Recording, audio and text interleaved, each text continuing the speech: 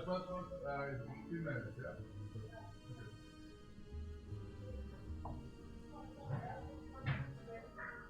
Wie bitte?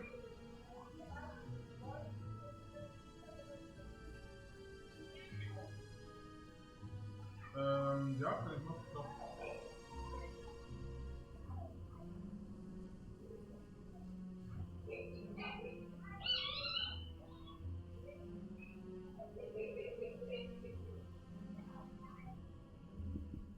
Soll ich kalt oder was? Nee.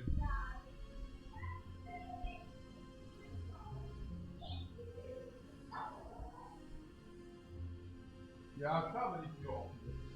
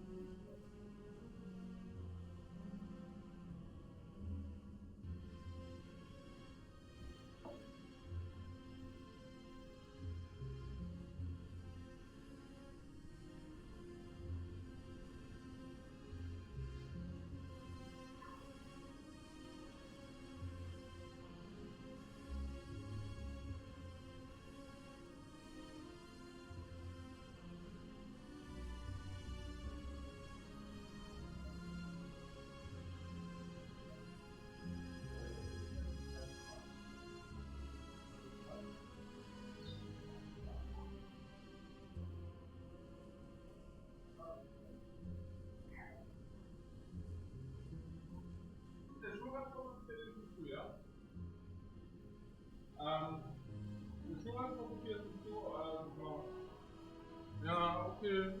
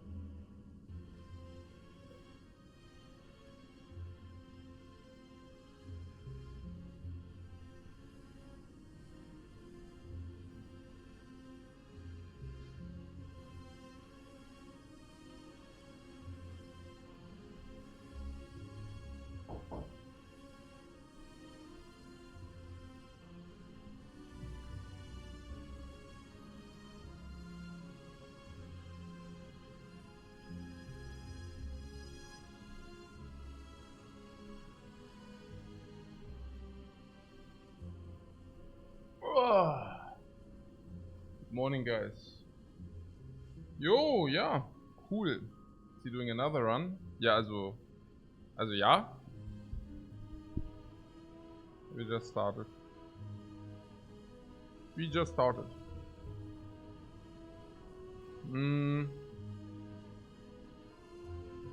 So.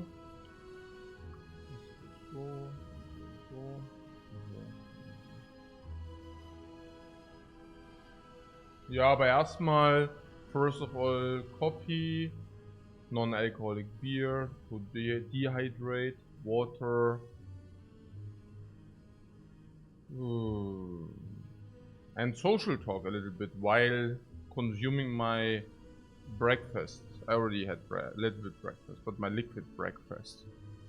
So, what can we do? A replay of yesterday's run? A replay analysis? A replay analysis? You mean replaying it? No, we can just do it in the screen. But yeah, sure, we can make an analysis. Absolutely.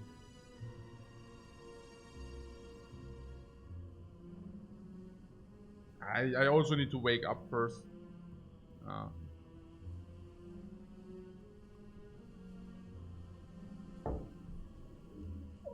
Still a little bit tired. Monomath says, we have had 2 hard runs in a row. Time for a nice relaxing one. Yeah, we had this run and we had this run, right? You know what came to my mind? I was thinking maybe give somebody else the runs where we were really taking a long time at the end of the 100, and maybe let somebody else play these and see how it works out. If other people are actually playing those seeds. Thomas, yeah. Yeah, I actually thought about a little bit softer variant. I mean, we can also give them to Hamas, but I actually thought, like, you know, like somebody who, for example, I don't know, whatever plays. Like, I was thinking maybe I can give them to Paparato or something, or to somebody who, like, plays them. For my curiosity. And what is my curiosity? My curiosity is, are these seeds really that hard that you needed that? I mean, some are actually only hard because the decisions were hard and then we had too much HP. Not yesterday. Yesterday it was a close run. But I think this run, it was rather about not doing the big mistake, you know. Like I think this run is not very difficult. It's difficult to delete the 10% where you just fuck it up. Yeah. If you have 28 max HP, you fuck up one time and you don't die, and you fuck it up a second time and then you die. And but obviously, if you do not even fuck it up a first time, a single time, you're never in risk of ruin. Yeah. So kind of in this way, but yeah, maybe not. Who knows?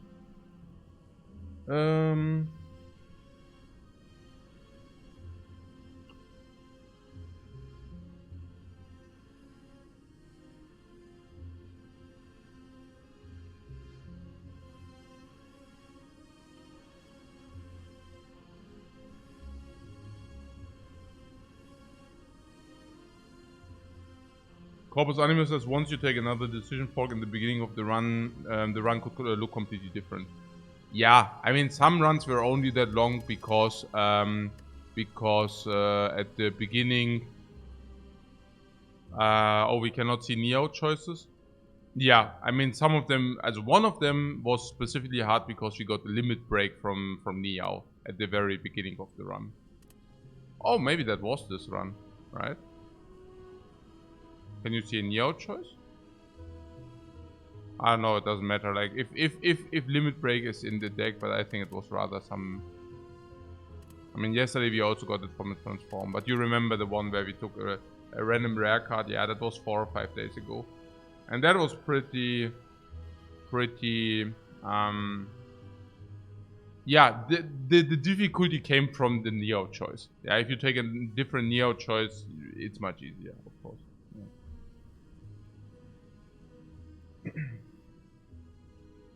But now I was just thinking about, I mean, as you know, the first half of this sample were also fast games, so around 2 hours per game.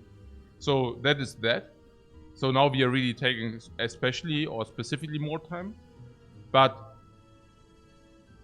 it's also that I do believe, I mean, look, I was wondering,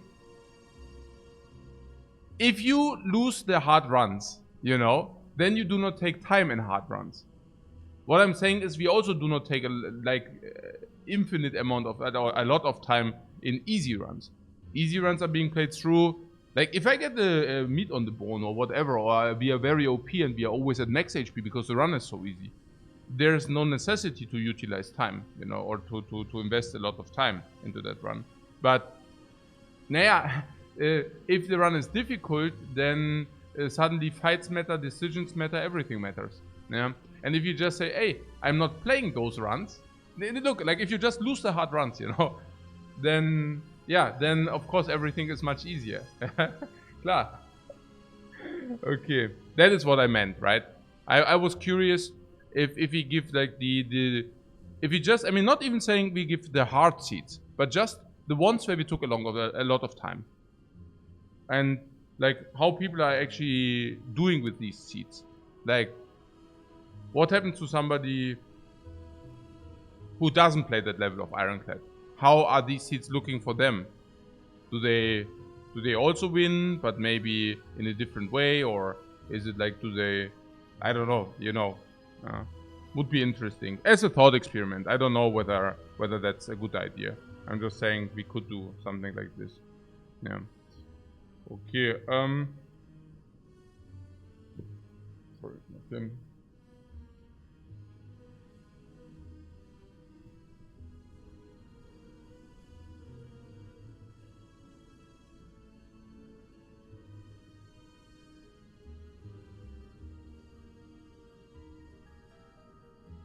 Planaging says you're wondering if these are the 4-to-1 or the 2-to-1 differences.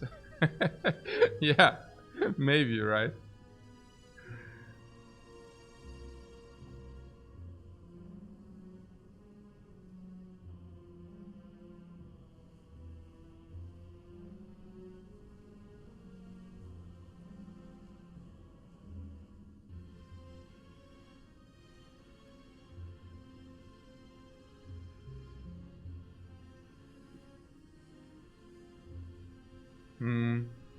For many sides we might would found 2 seats, we need more time, but I would have liked to see if you would have made the right decision with shorter amount of time in these, like yesterday, right? Honestly, probably yes, because of pattern play. Naja, sometimes the pattern play is equivalent to the good decision. So I think we were at the event with 15 HP, and the question was, okay, do we press the scrapping ooze, or do we go into elite fight? And I think pattern play is that you just do not go into the elite fight. Naja, you have 15 HP and you have a Nob or Lagavulin being faced. So you have a risk of ruin, which is not little, and you already have late game corruption. I think the 5-second decision is not to go into the elite fight.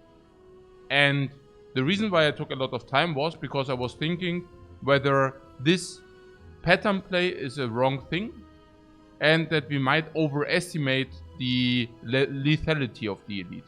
Yeah, but if you want to do something like this, it takes a lot of time, because we said something about if you die in 10% of the cases, it's break even. So now we need to calculate all draws in order to figure out, or all eventualities in order to, because it was very close to 10%.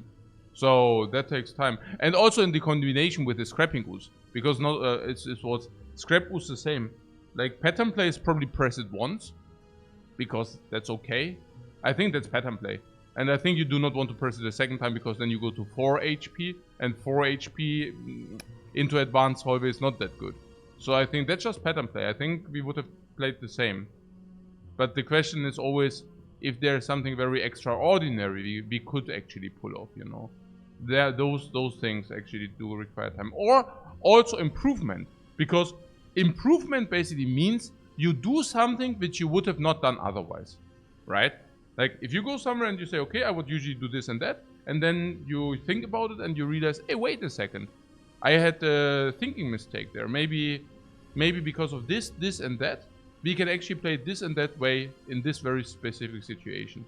So if you think about it, also I would say pattern play with mediocre situation awareness, we can just skim through the Spire, not a problem. With no time taken, 1.5 hours per run, 2 hours per run, easy, really. I think what takes the most time, also like of course besides the chat, right, answering questions and reading the chat and social time, is situational awareness. To basically adjust the knowledge we have onto the very specific run, because the payout tables change every floor. Yeah, and that, yeah, it's basically situational awareness, which takes the most of the time. No, this is non-alcoholic. It's never a beer.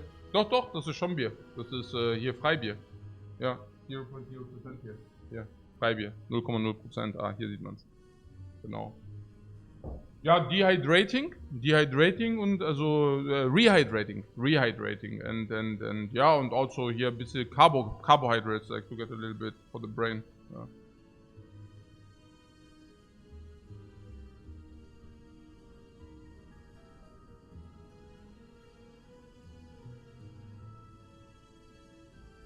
Hey Jellyfish, thanks very much for the sub, man, and good morning.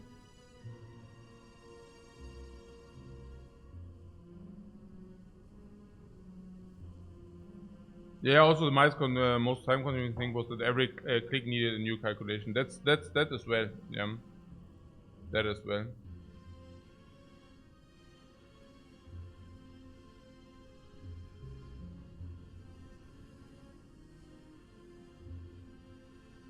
Yeah, also advanced monster fights are more difficult monster fights. The first 3 fights of Act 1 are easy, and the first 2 of Act 2 and 3. So, the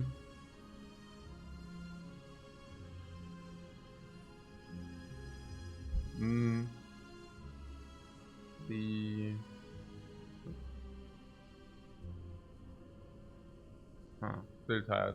I forgot what I wanted to say. Oh yeah, about the beauty of these runs. Also, you know, all these people are always thinking, okay, seed, and they are always so unlucky. And now we realize, hey, actually, yeah. I mean, you can get really unlucky with the Ironclad, and then you will lose your run. But not because you misplayed, but, you know, because the run just dealt you too much garbage. But those are very rare. Yeah, those runs are very rare. So, like, basically, yeah, nearly never. It's every 7 runs or such, you get a run where you can really say, okay, I could have literally done nothing about it. Like, literally. So, very seldom. Which is a new call, which is not the old perception of the Ironclad. The old perception of the Ironclad was, hey, like, okay, like, if maybe I don't even know, like, people were perceiving that as the weakest character or what. Now that I think about it. I mean, after the silent buffs, yeah? After the silent buffs.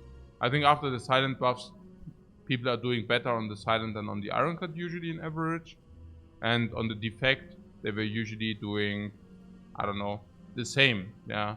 Also, if you're a very good player, you do the same on the defect as on the Ironclad. And just because, yeah, I mean, we thematized that thing, yeah. So, Anton says, today I'm definitely doing better on the Ironclad. Yeah, but you're also watching this stream. Now, I think so, yes.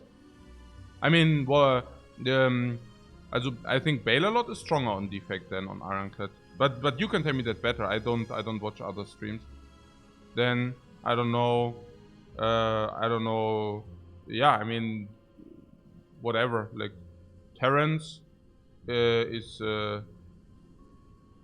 you tell me. Like, Bailalot, Terrence, how are they doing? I think. Ja. So. Ja, defekt have like the weakest consistency. Ja, genau.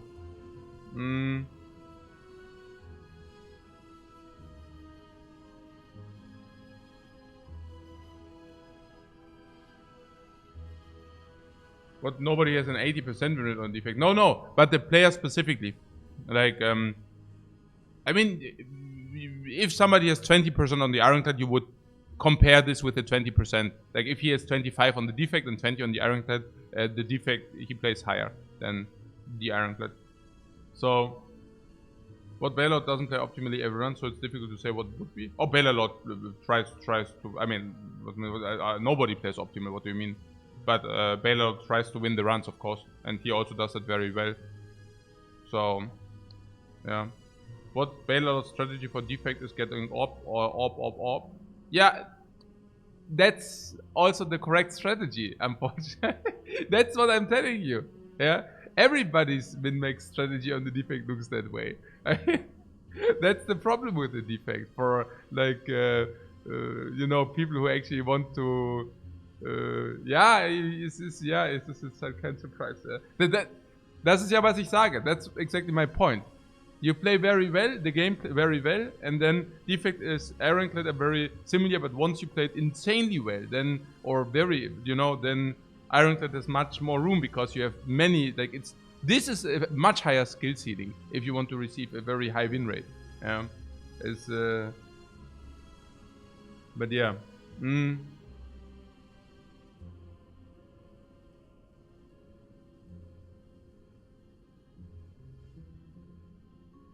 But yeah, my point was simply it's not that in the, like, it's not, you know, that the delta between those is usually not very high, and this is just so interesting that, yeah, basically this, that people were not thinking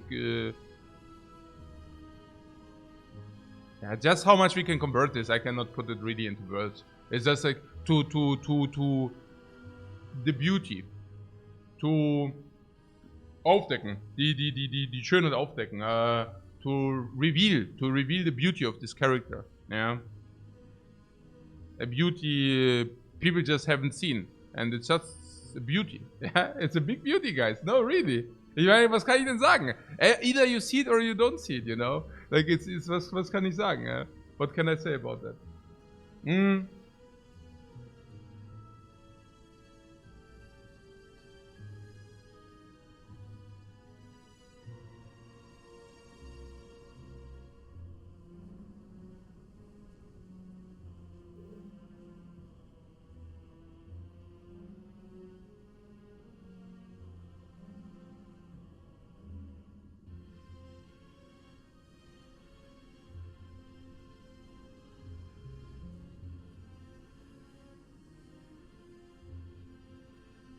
Yeah, but see what SPW says about the defect. Our win rate is absolutely, is absolutely competitive on the defect. There's no problem about on the win rate. There's a problem about my mental sanity if I play the defect.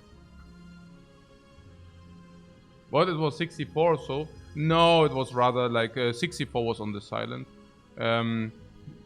But tendency going up on the silent. So I would assume the silent being at around 70% if you revisit it. But otherwise it's around 65. It doesn't really matter to me that much. The defect we played, I think, at 56. But also, I mean, no, excuse. I mean, no, I think 56 is also very good, by the way. Yeah, it's not insanely good. It's like, but the thing about the defect is you play defect insanely good, insanely well. Maybe you're at 65. You know, it's something in this magnitude. Like on a big sample, like not on a small sample, on a small, like always, right? I mean, we are talking big sample if we are talking win rate. So if you're playing defect really, really well, then you're probably looking at 65. And we did like our first sample. Also our very, very, very first sample, we tried to force attack builds, and then the second sample, we were just playing the usual orb thing. And with the usual orb thing, we were at 56, which is good, which is a good result, but a decent. It's not very good, but you know. And I hated it. I hated it so much. Wow, like it was so stupid. Yeah, like also the fights, how they feel, you know. Sometimes you just die because you die, you know. It's like, ooh, Yeah, because you didn't draw your powers early. Or also the fights which you were just OP. Let's not talk defect. Let's not talk defect. It brings bad memories.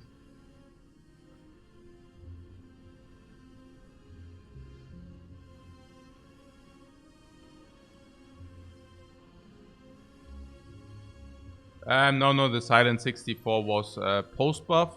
We played exactly 100 games post-buff, and those were 64. And before buff, we had 56.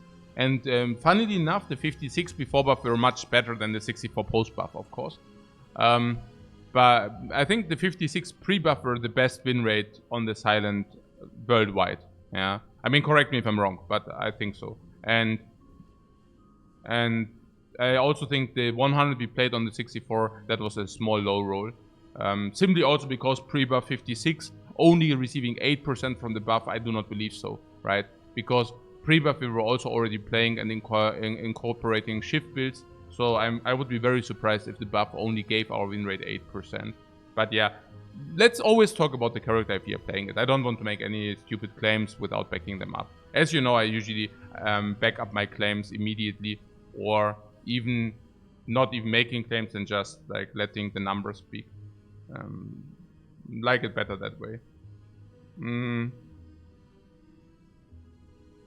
Yeah, and this stupid lightning orb RNG. Holy moly, like the Act 1 fights with the lightning. It really brings back bad memories, guys. Hey, this lightning orb thing. Oh my god, man. I remember now. Yeah. Act 1 lightning orb fights. Ooh. Maybe the sole purpose of the boss swap is that you do not have to play with the stupid lightning orb RNG.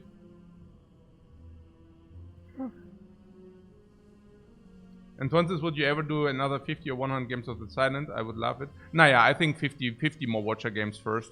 Because, yeah, of different reasons. My biggest reason is I really want to see whether our gameplay changed, not gameplay changed, but just how much our understanding of the game changed from the first 50 games on the Watcher. You know, back then, those were literally my first 50 Ascension 20 games on the Watcher back then. And now we played so much. I would love to see what kind of perspective we would have nowadays on the Watcher. Really interesting, that one.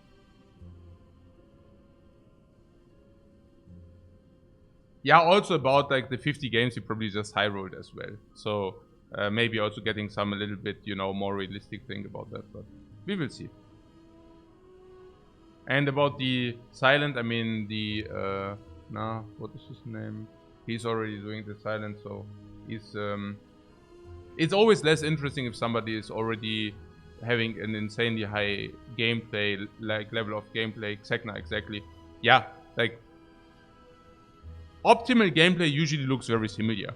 Yeah, so if I would, even if I do not watch Xecna and I just try to figure out what optimal gameplay on Silent looks like, it will probably look very, very similar to Xecna's gameplay, because like from my understanding he's playing the Silent on an insanely high level, and the higher the level of gameplay, the more similar it does look like. So if Xecna would be a perfect optimal agent, he isn't, but if, yeah, and I would do the Silent and would also be a perfect agent, our gameplay would look exactly identical. Yeah, exactly identical. Like nothing. And so the better you get, the less interpretation is that there is. And of course, if somebody already kind of try to min-max that, right? Then, and he's doing it well, then it looks very similar. And then it's not very that interesting any longer, you know, to revolutionize a character, for example. Yeah. And Twan says, I like the Watcher gameplay-wise, but man, the suspense isn't there. Another day, another win. Yeah, that's what my wife also said.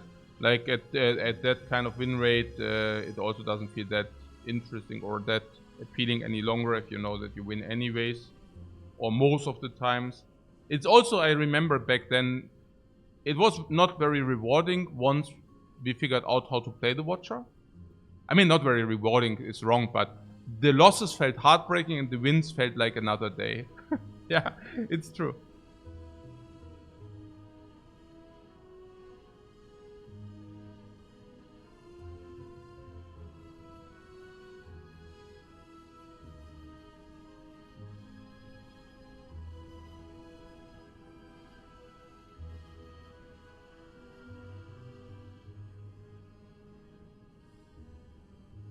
Hmm?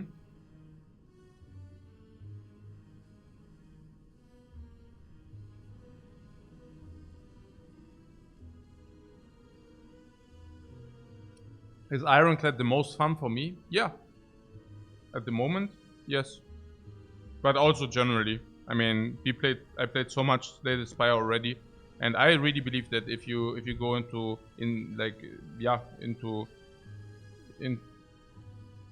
the more understanding of the gameplay you have, the more interesting the Ironclad becomes, and the less interesting the defect becomes. Yeah. So if you are just starting off with the game, just play the defect, because you will probably, after 1,000 hours of gameplay, you will probably never enjoy the defect again.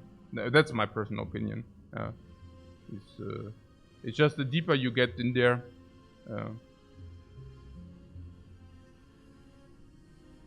How about we continue on the wait screen instead of the run history screen? Interesting. But we have a very good conversation here right now, right?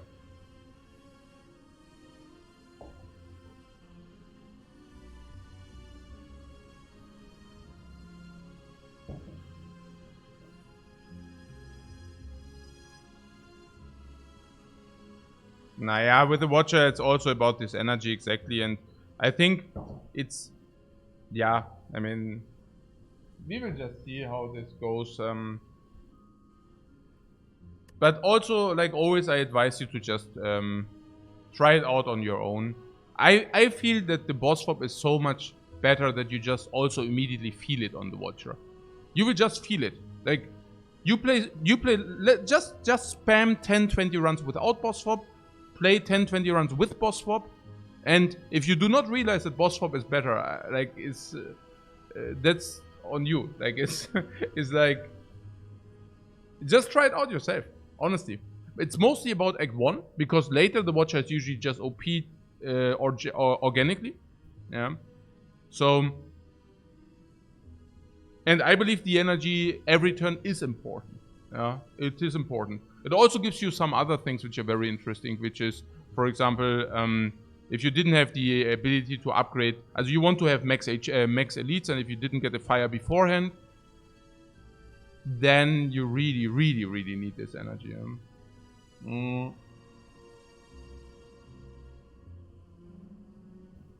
But transform to defense is super sick on Watcher, you don't know? Yeah. But if you do that only with like remove, like losing 7 HP. And I'm not even sure whether it's so super sick. Yeah, because transforms can also low roll you. The Watcher cards are very polarized between garbage and insanely good. So, yeah.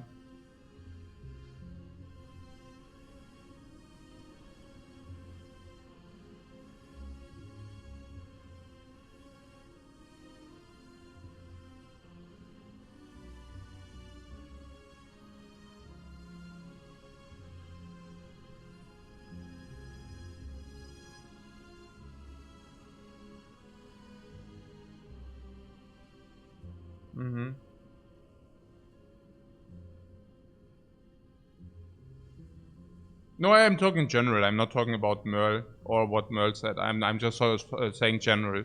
It's really general. Just try it out yourself. There's really nothing more to say about that. Yeah.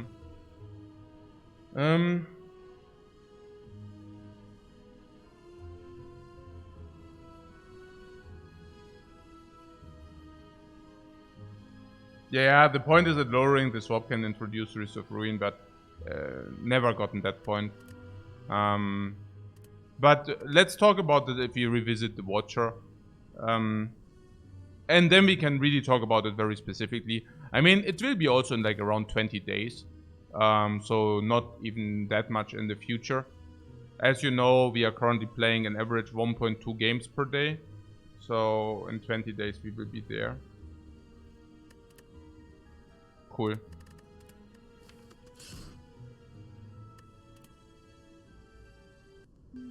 Hey, and your color, what's up, man?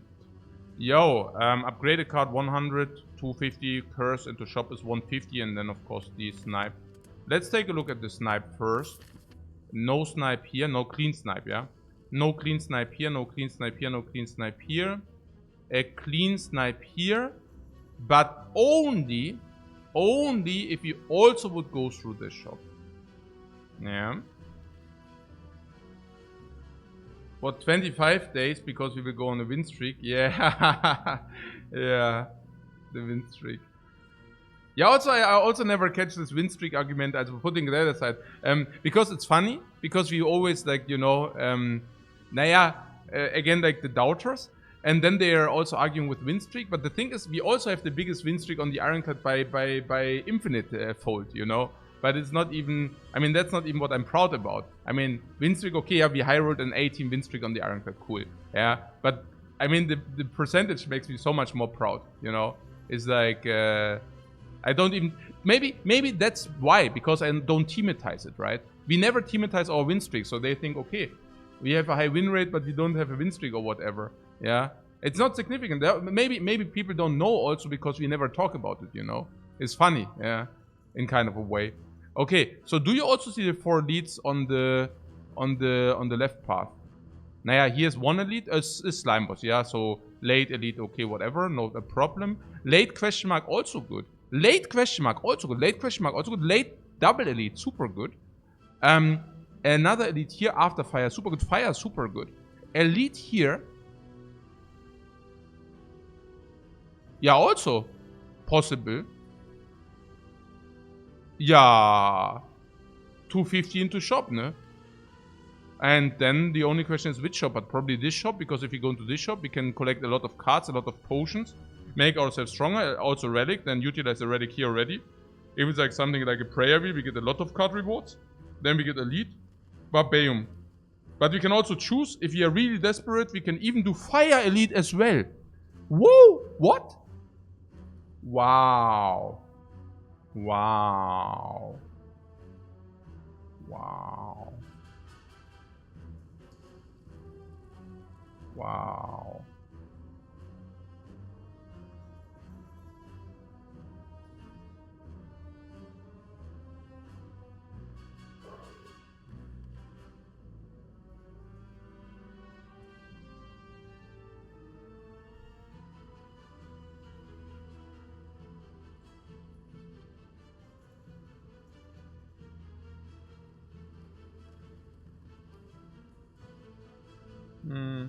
It's an insanely nice pass. It's insanely nice. Yeah. What? Somebody said win streaks are equally important. Yeah, but that's what I'm saying. You know? I mean, on the Watcher, we have an 18 win streak which is open. Yeah, so that's probably 25, 30, whatever win streak.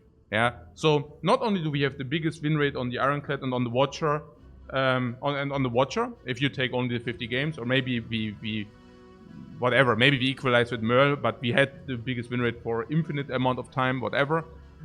But also do we have the biggest win streaks on Ironclad and on the Watcher, whatever. We have also 80 win streak open, so these are also there. So you could even take the win streak, which is nonsense, right? I mean, I always trash talk win streaks, but I'm just saying maybe people are not also even aware of the fact that we are not lacking in this area as well. If you would even take this area as any kind of measurement, which would also be stupid if you would do, but you know, yeah.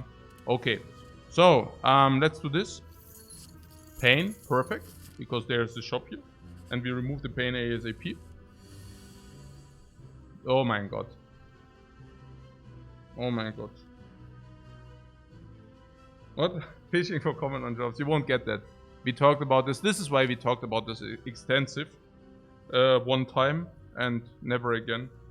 Okay.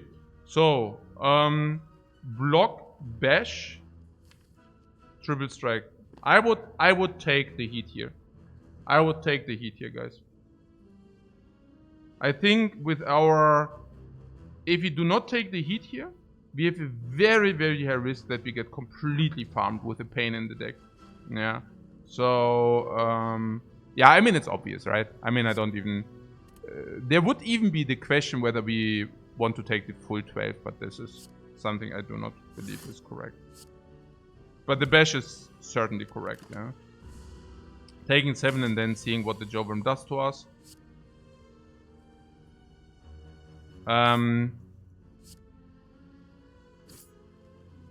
Yes. Yeah, what can I say? It's a freaking Jawworm, man. I mean, that's what happens, halt. Yeah. Freaking... Okay. Poor. I'm not even thinking that wasn't clean. I think that might have been really clean, yeah. Yeah, the perfect strike, Thunderclap in Flame is clear. In Flame, yeah, klar. Isn't close, yeah. Okay, now we are at the shop, and there is freaking Ginger Battle Transit there. Interesting.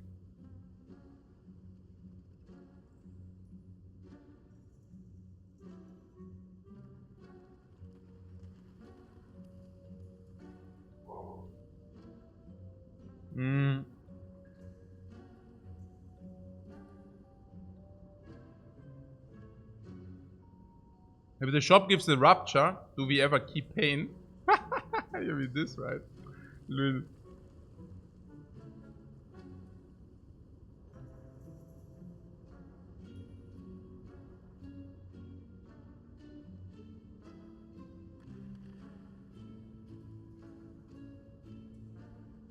The Boot. Nein, nix Boot.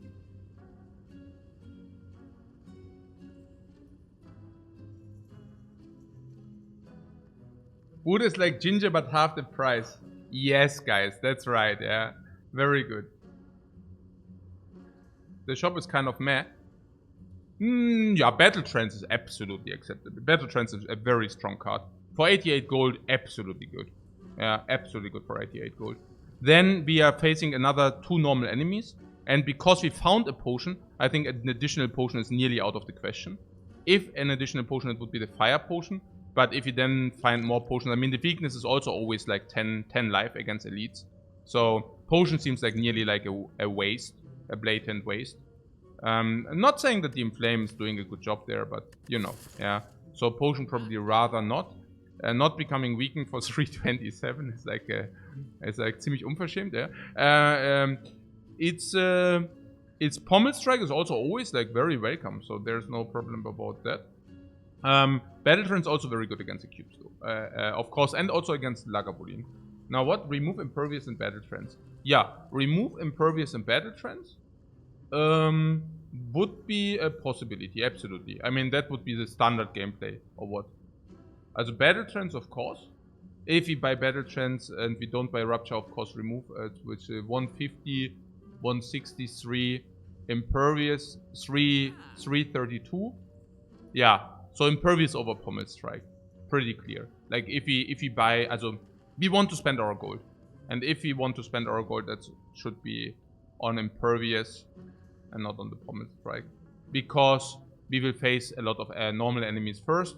And against normal enemies, you want front load. And Impervious is like the incarnation of front load. Yeah. Impervious seems like win more this early. Yeah, if you ask the Nob if he hits you in the face and you can play an Impervious, that's sometimes pretty cool. You also never take 3 big hits then. And against the Lagavulin, it basically blocks you an entire turn for 2 energy. If you are looking for that. That would be the best gold usage. Exactly. Yeah, that would be the best gold usage. What I would really be curious about, literally, is this Rupture Pain thing. Yeah. And this is something, yeah, we would need to probably talk about a little bit longer. Because if we are wrong, we could just throw the run right here and now. So if we want to go down such a path, we should be really certain about what we are doing. So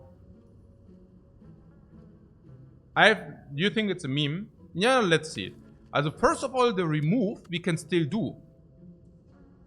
We just remove something else, you know. Like, we can remove a strike. This stays in our hand. This stays in our deck. So what does this mean, this staying in our deck? Well, it means that we can convert life loss into something like Rupture Strength.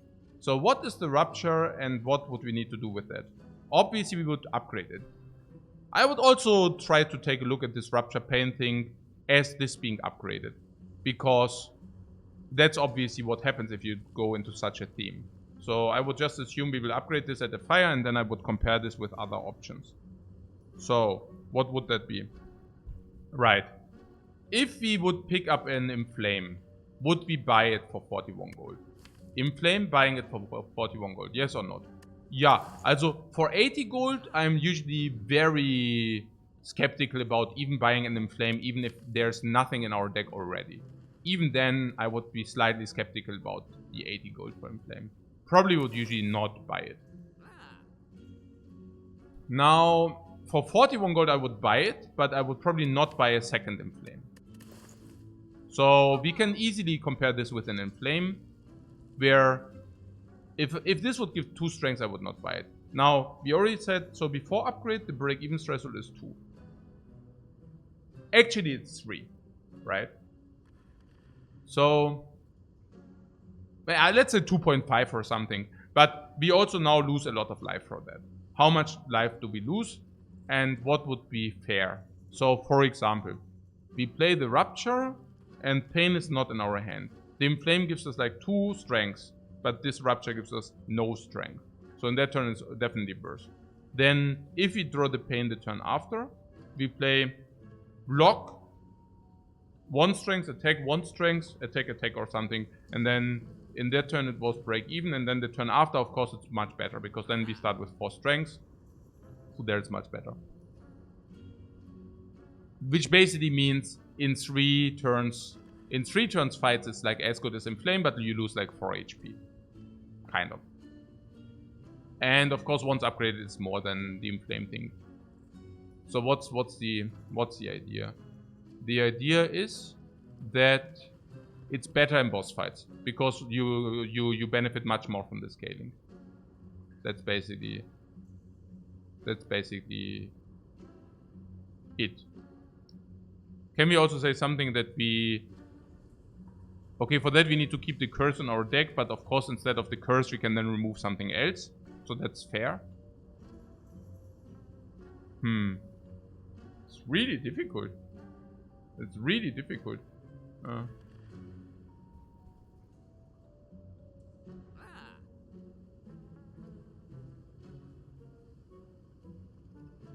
And then there's also something about Battle Trance Bloodletting, also works with Rupture. So if we get Bloodletting, we can pick that again.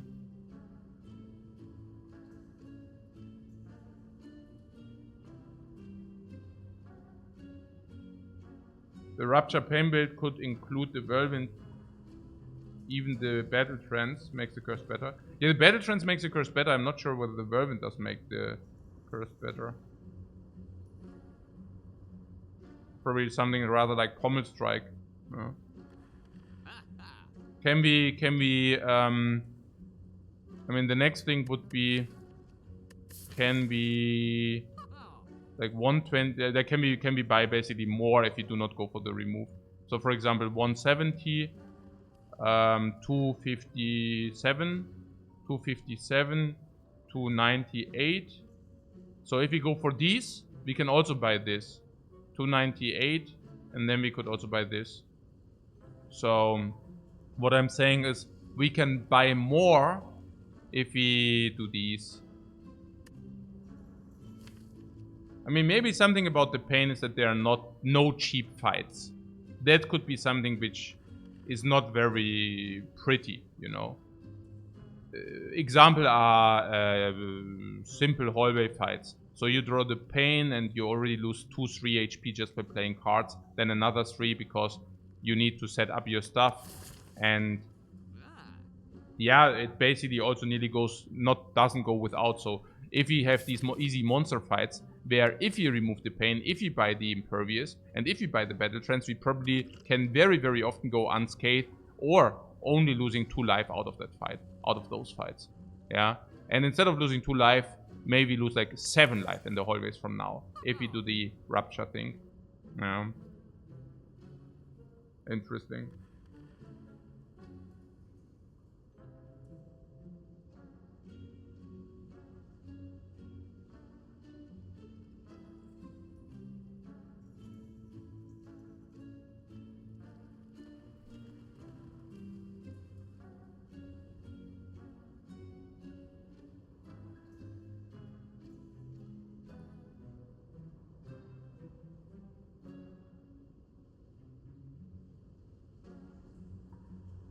You do not think it's an option facing 3 normal enemies now? Also because Rupture, there's also something about this elite, right?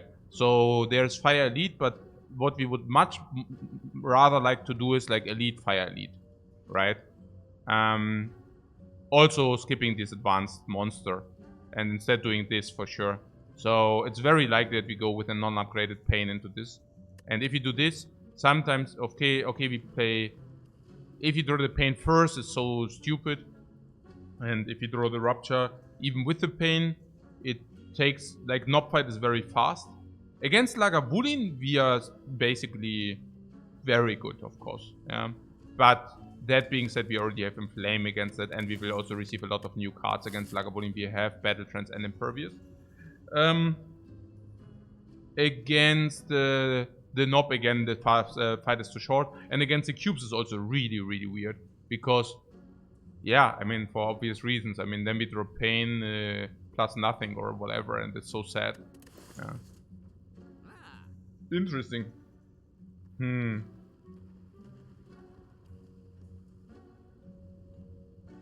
what about the future?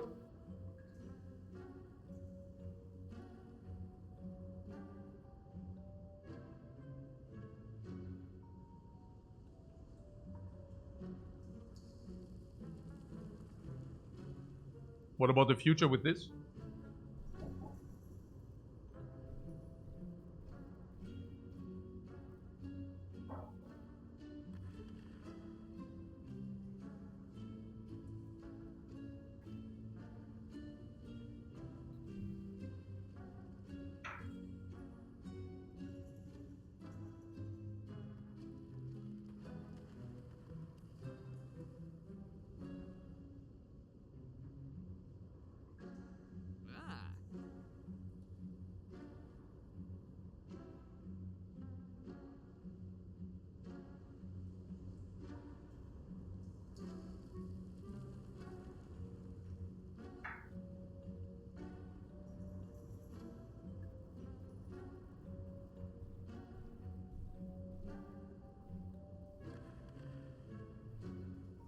We are losing HP in all fights, right? Yeah.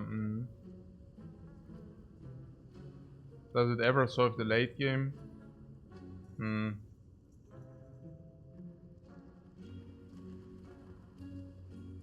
You also think Pain and chip damage will outweigh our sustain this early?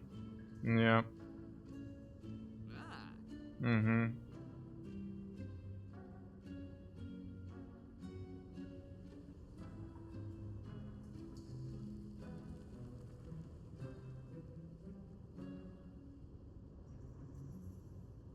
Duran asks, can it be the case that there are two archetypes that are entirely valid with high win rate that diverge at this shop and with optimal play both win the run with similar probability?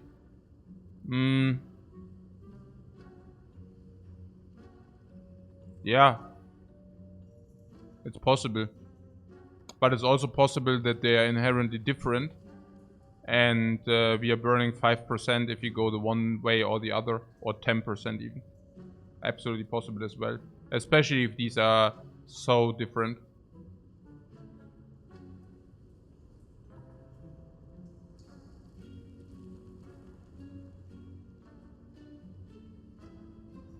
Yeah, it's not only about Rupture, it's also about... I mean, now we concluded that that this combo does solve the fights. Like, does solve the boss fights. And if we, for example, find meat on the bone, we can basically meat on the bone through the acts. And then we have Rupture Pain for the boss fights. Honestly, if the boss would be Hexaghost, I would just happily take it now. The boss is Slime Boss. But the boss, if this would be Hexaghost, we might have a problem with the layer. I mean, probably not, but you know, Rupture would solve that. Also, we could use the burns to gain strength as well, but yeah. But probably, yeah. So we are not doing it, yeah. Rupture of the first card reward would have been so interesting.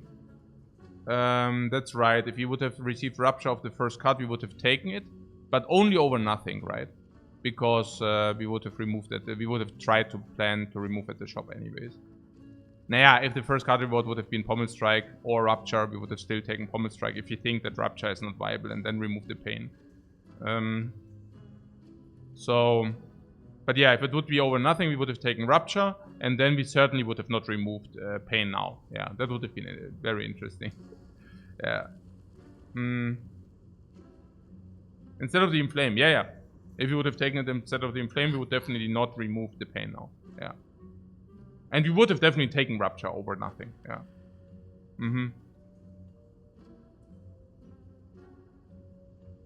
The run is 100. So if the... Yeah, okay. That's what you're saying. Yeah, klar.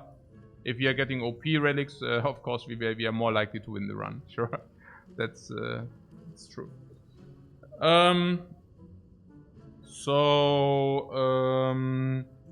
Honestly, if this would be Hexagos, I would probably still remove the pain and just buy Medikit. Probably. Also good. So we don't want pain. Yeah? Do I see that correctly? We don't want pain, and we can remove it now. The remove on the pain is also much better than the remove on the others, to be fair, right? Simply because, I mean, what kind of fights do scale into infinity and beyond? Lagavulin, not even. Nope, definitely not. It's not even about the heal. Like, what? Helix? Helix. Nee, Helix is not even that good. It's Instance Burner, guys. It's Instance Burn, which is so OP. Helix is not really strong on the Ironclad.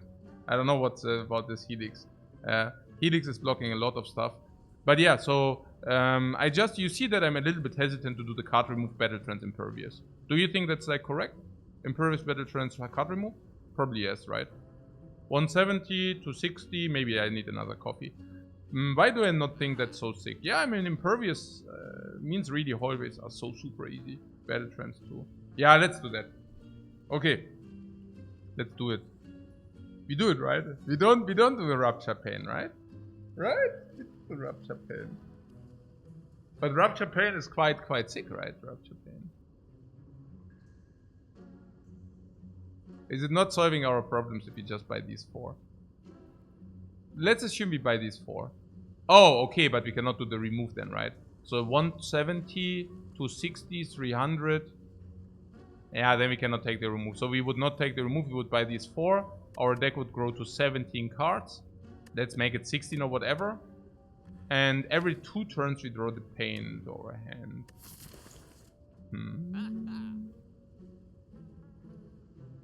Is Relic expensive? That feels not good, but I think it's right here. Yeah, also over Medikit for sure. I mean, Medikit is usually quite lousy. So, yeah, I don't know. I mean, also you're saying Rupture is really like a bait, yeah? I mean, can we get baited into 6 to 8 extra strengths and then farming our enemies? But the draws are just too inconsistent, right? The draws are just becoming too inconsistent. I mean, we can even Impervious to block in. So if you drop, for example, first hand Impervious and Pain, we just play Impervious. And then we get Rupture into 8 to 10 strengths. What we could... Rupture, Battle Trance, Impervious, remove. How much is that? It's too much. That's the thing. That's too much gold. That is too much gold.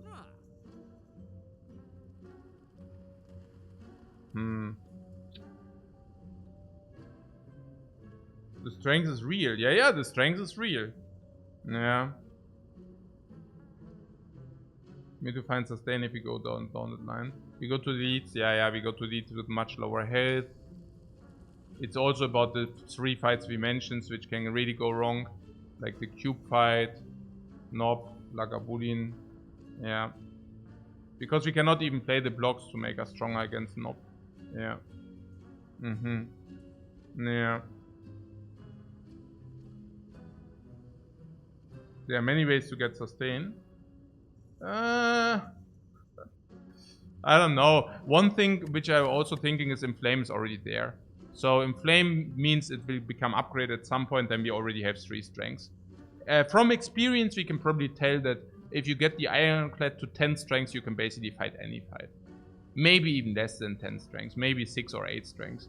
So we are 1 additional Inflame or 1 additional spot weakness away from being a lot of getting a lot of strengths. This reminds me on a spot we had with the Demon Form 3 runs ago. And there was a spot. There was the decision whether to take the demon form or not. And it would have been correct if we would have not had spot weakness in the deck already. And because we had spot weakness in the deck already, spot weakness were actually covering the fights we would have been bad in otherwise. Where the demon form could have helped us otherwise. Right? And I see a very similarity here. Rupture will help us in very long fights where we need a big scaling. But the Inflame is already in our deck. You know, there is a card in our deck which is already doing that for us. No, I think we do the conservative. It's also that I have the feeling Battle Trance Impervious makes us so good against some other fights too. Inflame is already covering Lagavulin a little bit, but also cubes a little bit in coordination with the blocks. And Battle Trance also cubes. So leaves the Knob. So only against the Knob we are not insanely potent. But that's about it. So Pain a Wall. If you don't want that, we could also buy Whirlwind and Pommel Strike. But Whirlwind is not even worth it probably. And is gold ineffective. If we could buy Pommel Strike and Medikit, I would actually think about that. But we cannot. Yeah. Pommel Strike is interesting. Oh, actually, also question marks or what? No. This, and then there are some question marks. Okay, so basically for 6. No, not even. For 3, 6, 9 in the shop. So better to spend the gold here. Yeah. Yeah. And Impervious opens Body Slam. With Impervious, if we buy the Impervious here, we can pick Body Slam if there is only garbage otherwise in the pick. So if it's a garbage Body Slam, we can probably pick Body Slam. Yeah.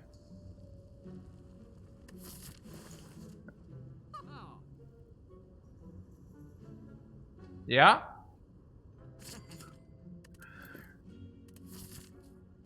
I really do not like passing Pommel Strikes that early. But one thing which also speaks against Pommel Strike is Battle Trance. If the run is not so terrible, what? It's not too taxi, we could try the Rupture line afterwards. Ja, but now Pain is out of the deck. Nein! Was ist denn das für ein Kackdraw? Hey, oh, ja. Hey, oh, Mann! Das gibt...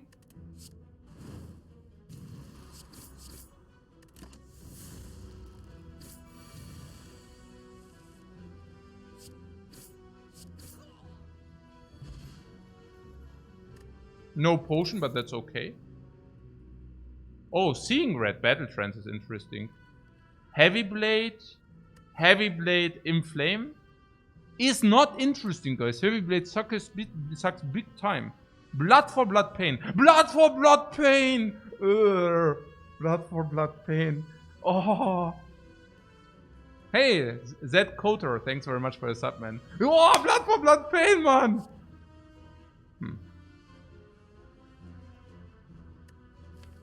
And here, not upgraded. We cannot even upgrade it. It's counter synergetic with Inflame. It's really sad. I see Seeing Red. Usually before Knob it's like a bad idea. But in our case, I can see this doing in the first iteration against the cubes. Just straight up positive. After Battle Trance, straight up positive. Against Lagavulin, straight up positive. The only downside is against the Knob. And even against the Knob turn 1 is straight up positive. And only if you draw it turn 2. If you draw it in the kill turn, it's also positive. Only if you draw it. It's clear. I think it's very clear here. Seeing Red. Yeah. Very clear.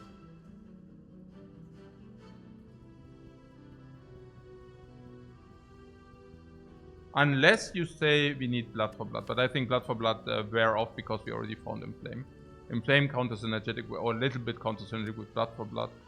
I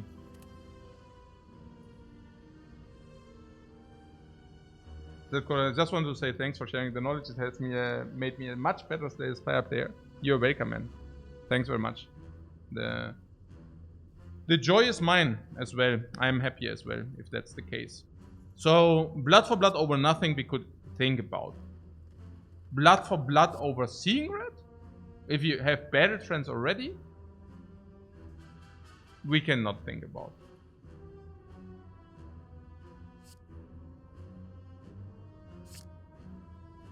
Yeah. After the run, we can definitely do the seed. Okay. Attack. Bring 6. Yeah, I mean attack is clear, right? Then we can bash and strike even.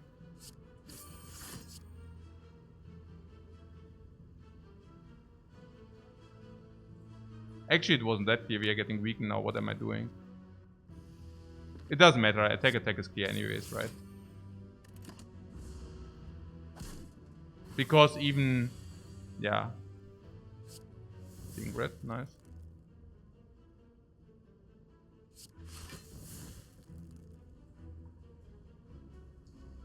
This guy never attacks next turn. But we can just kill it and then kill next turn.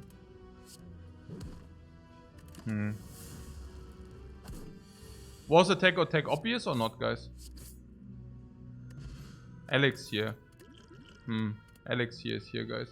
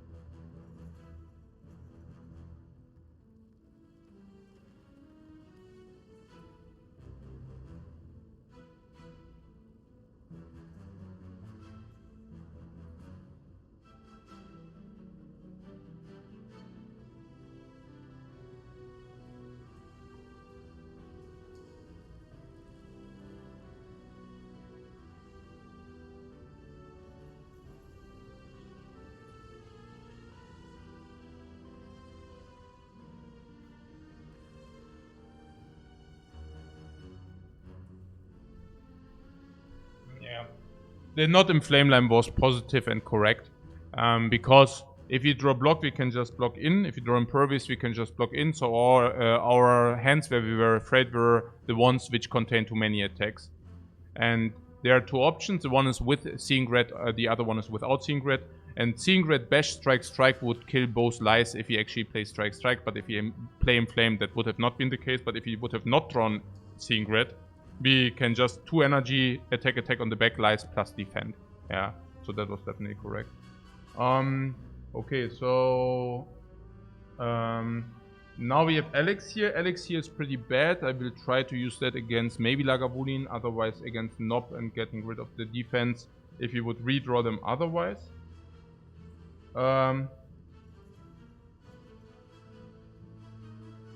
What this is always Shockwave, you say. Yeah, Shockwave is very strong. Also can be set up against Lagavulin, can be set up against Time Boss for weakness and vulnerable. Also 2 energy card with a Seeing Red even better than beforehand. Sword Boomerang would be possible because of Inflame. I would probably take this because of the Inflame, but of course not over Shockwave, that is. This is an advanced monster fight now.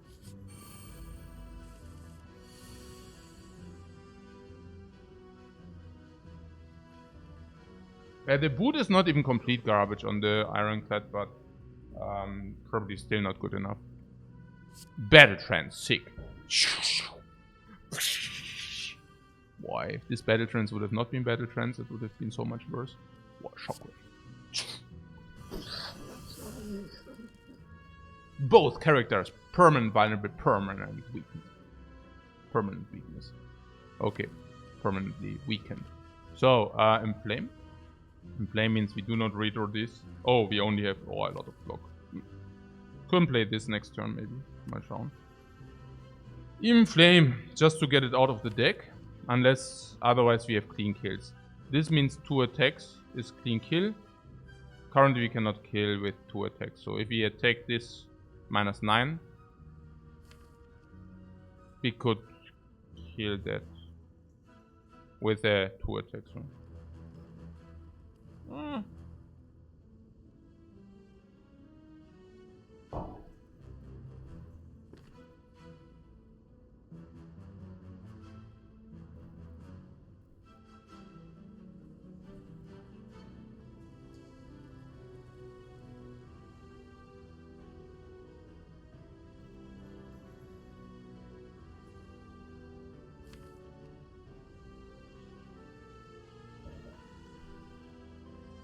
Also, what is the idea? If we attack this for 9, we have the option to kill it with double strike next turn. Double strike block, for example. Now, this would attack us for 12 then. And if it attacks us for 12, that's not good. Because if it attacks us for 12 and we only block 5, that's not so cool. Otherwise, they would both attack us for 8 each.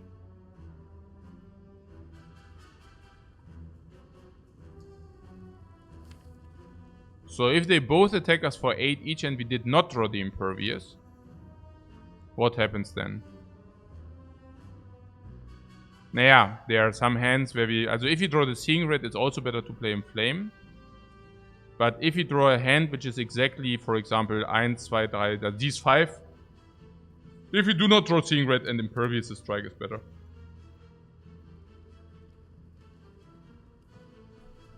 And otherwise it doesn't matter, right? Because if you really draw Seeing Red Impervious, we can probably manipulate them low anyways. Or what? Is that true or not? Es ist schon ein bisschen interesting.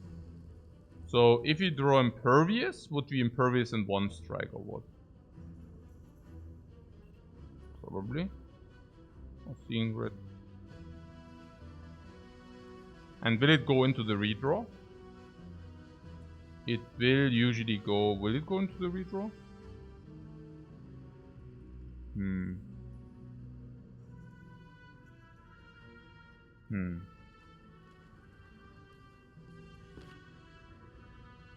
I'm confused.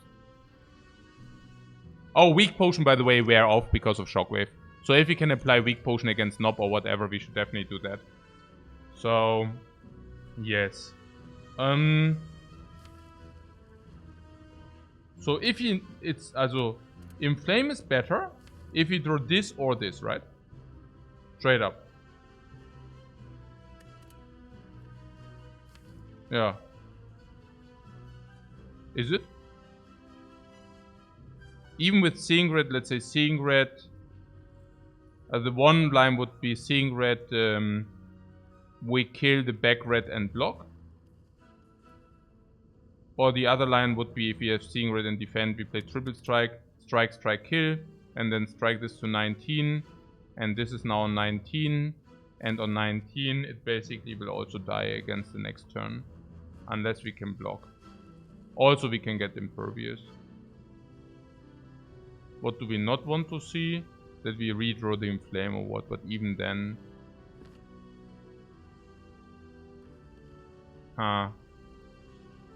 This is... Okay, what am I afraid about? That we draw Seeing Red and Impervious, huh? Or that we draw Impervious alone. I mean, if you draw Impervious, I would really like to play Impervious and something. And this something could be... Okay, but if this something is basically strike, would we play Impervious strike? And then the next time, if this attacks and this doesn't, we can just kill it. If both attack, we can kill and block. And if this attacks and this doesn't...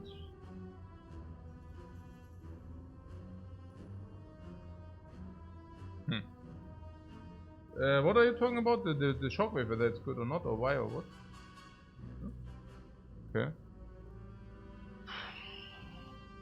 Das ist so tough, Mann. Warum ist denn das so tough? Ich verstehe es gar nicht. Es ist, warum... Die Ratten, die haben mich schon öfter bekommen. The Red Fight is one of these fights which I remember to be difficult. Because it's really... yeah. I remember to be difficult calculation-wise. I mean, I could just spam. It's a very dangerous situation we are currently here because I'm really about to just spam this. Because in short term it's better for sure. And long term, I have the feeling that Battle Trance bails us out anyways. So let's do this because it's just short term better. because it just hits the thresholds. Yeah, pretty sick. We really didn't draw Impervious and Seeing Red and really did the superior play. Wow.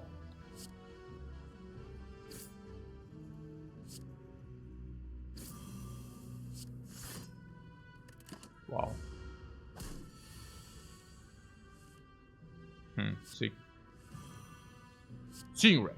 I see. So red for you.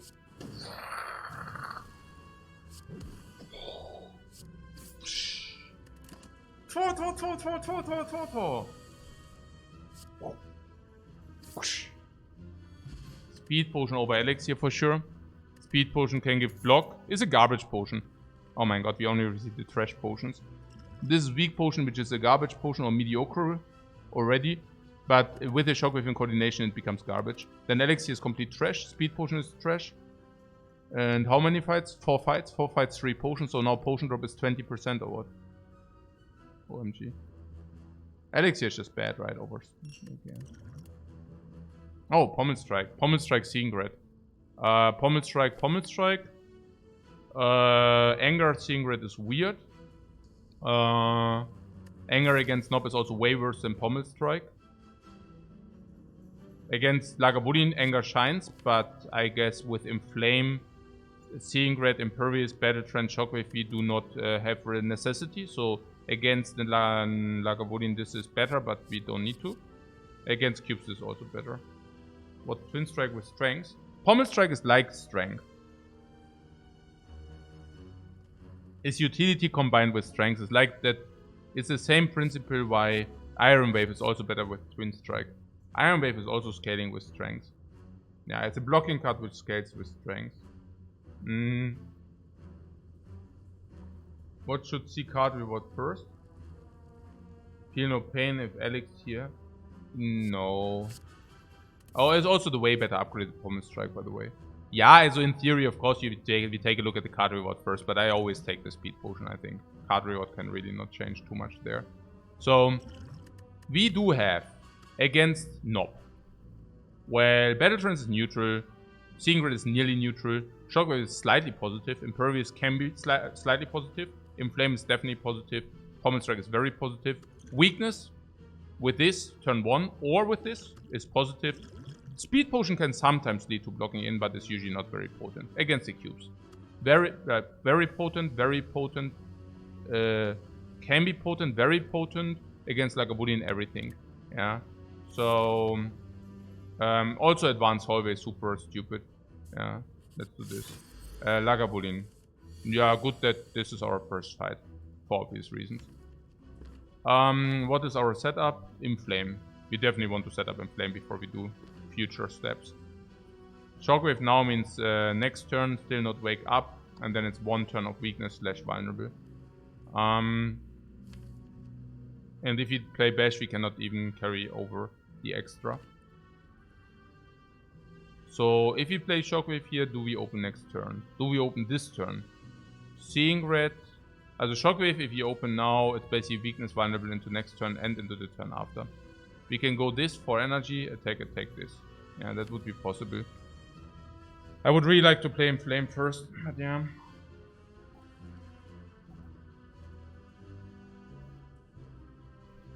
I guess we don't need the weakness if you also have Impervious. Impervious can also be used to block the future big attacks, by the way. What seems too good to pass up? You mean the Shockwave or what?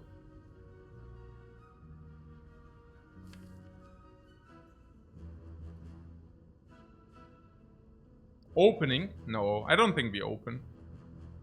I think... The question is, do we play Impervious on a 15 damage turn? No, probably not. I probably keep Impervious for the second circulation. Can Shockwave now and extend with the potion?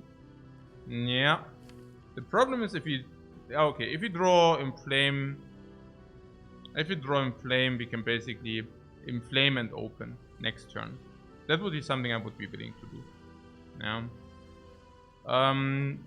The draw of Inflame next turn is... not unlikely. And yeah, that's probably good. Then we use the energy this turn. Next turn we open. We probably open no matter what, by the way. This increases the vulnerability chain. This is also damage. And okay, in the worst case, we don't get the... Yeah, I do this. This is a lot of...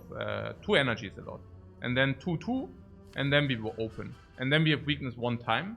If it's 20 block, we can still play this. If not, maybe we can think about this or just not at all. Or even Dexterity Potion into double block. Dexterity Potion double block also looks like a possibility. And then we get Seeing Red back. I like that. Let's do this. That only works if our hand is suitable. But this hand is of course very suitable. So let's do it. Here we basically got exactly what we discussed. We basically increased the vulnerable by the amount of the shockwave we already had. So that's super cool. Battle Trance Impervious.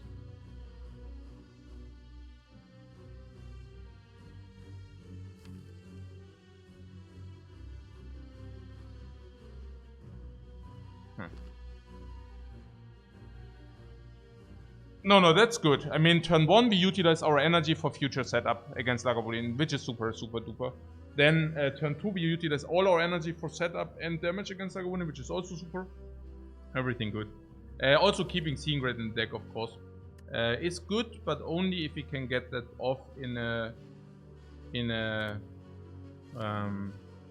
yeah. It's good, but only if you can get it off in one of the block turns, because otherwise you can probably not play enough attacks. What double strength and block? What do you mean? Double strike and block? And why don't you want to deal more damage? This is 4 more damage. What's wrong with that?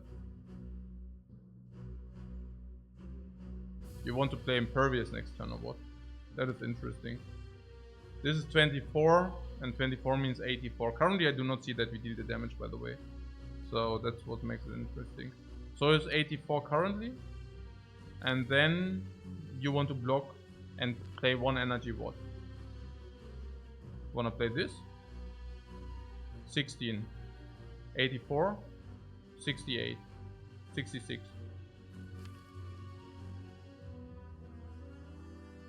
No what? 84, 16, 68. Yeah, 68 in block, okay. And then there's empty turn. Still 68 in block, now vulnerable 1. Empty turn. 68. What do you want to do? Bash? Bash 15. Strike 27. 68, 27, 41. And then what? Then you can never kill. And you get hit into the face for a lot. And I mean it. Like, a lot.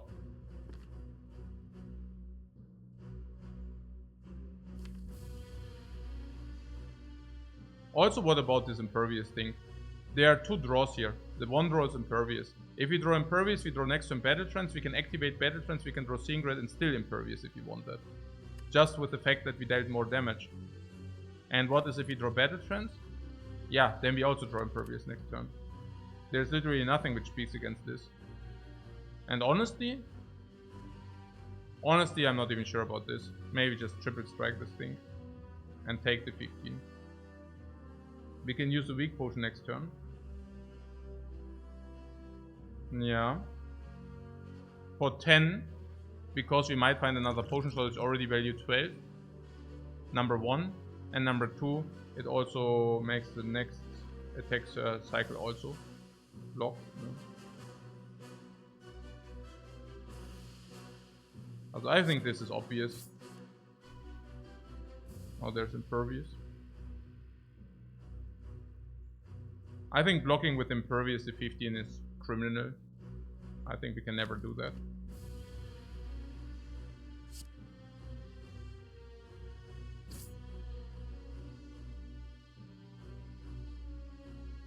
We can block 5 or we can deal the 12.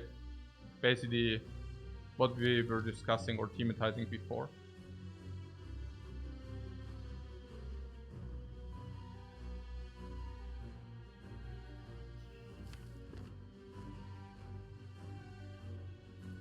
The thing is, we draw next turn 8 out of 14. And there is a world. Okay, we usually play double block, Impervious, or double block. I don't know. No, if we get this, we would double what we are on debuff. Yeah, no, sure. But I'm just curious about the next turn where he hits us for 20. And if we draw double block, would we use dexterity potion and double block? But then we definitely want to also go into the next circulation because we can play impervious. Yeah.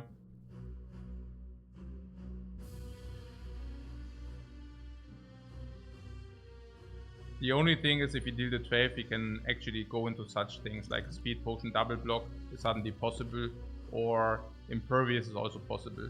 And if we do that at 68, then we probably deal another 12, so this 56 next turn, yeah. And then there's the off turn vulnerable, 56, and this is 15 plus 16. So, and Seeing Grid will also be drawn. Okay, let's see. Next turn is always block 2 energy. We can actually very clearly say it. We can always say we block for 2 energy next turn, whether it's double defense with potion or whether it's impervious is pretty much the same. So, we will have... Let's assume we are blocking here, okay. So this is at 80 of course, and we will put it to 68 for obvious reasons. Okay. Now there's the off turn. It's still at 68. Now, I mean, if you draw the Seeing Red next turn, we can just use it next turn as well, yeah. But if we didn't, okay. But let's see here. 68. So this is 15, and this is 16, 31, 68. We said 68, 31 means 37. Okay, so that's 37.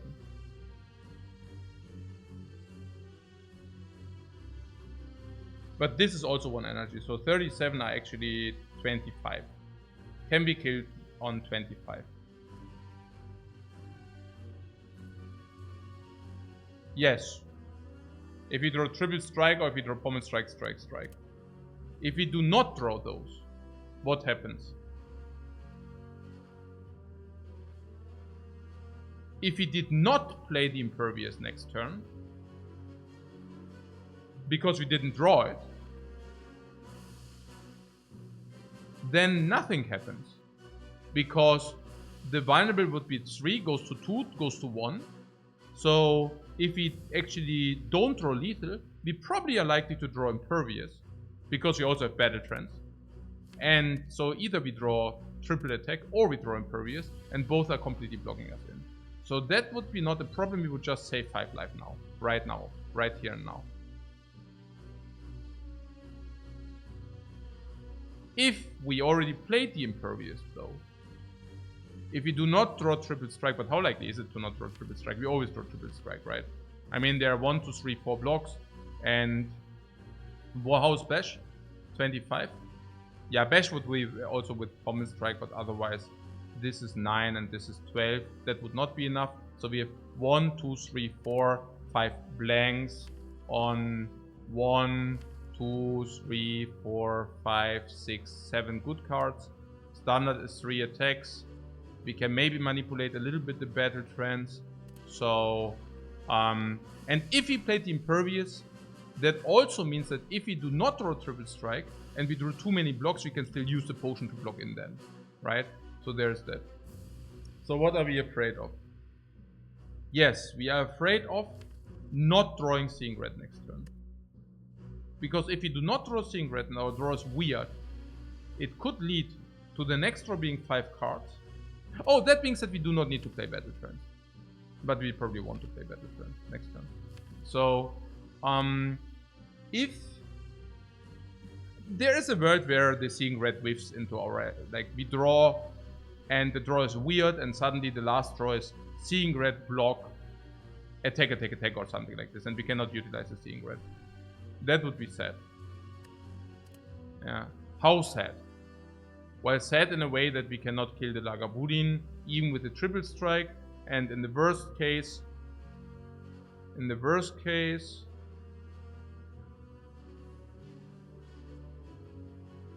we take 17. Yeah. And then there are also the times where we do not draw, but with this we always throw the block. So if you use the strike here, we are basically hedging. We are basically hedging I also now calculated with the bash, like which we play, but I'm not even sure. I mean, that was 15. If you play double strike, it's 24, so it's 9 more. But obviously, he's not vulnerable. Is that also possible? Of course. I mean, 25 would be 16, or 26 would be 17, and then we can also kill it with the same, in the same way. So, long story short, if we do not draw Seeing Red next turn, we will probably suffer around 14 more, and Seeing Red in the next draw, 4, 14, 8 cards, 50-50. So probably the Seeing Red alone probably makes this strike here already mandatory. Yeah.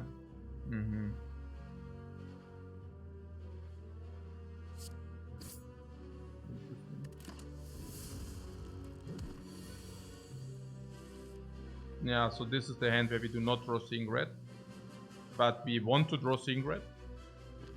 Oh, there are also the options where we do not draw, where we draw Bash and Impervious. If we draw Bash and Impervious, we should also play it this way. So what was with Seeing Red? Yeah, by using Battle Trance, we just came towards Seeing Red. And Pommel Strike. If we draw the Bash, how bad is it? Not so bad, we might just redraw the Bash in time. Do we? Not really, but we also want to get to Battle Trance faster. Oh my god. Keep in mind that this Battle Trance doesn't change the distribution, yeah? It doesn't change the distribution, guys. That's clear, right? It was just if we draw Seeing Red into this hand, we can use it. Yeah, so we had to do the Battle Trance. Okay.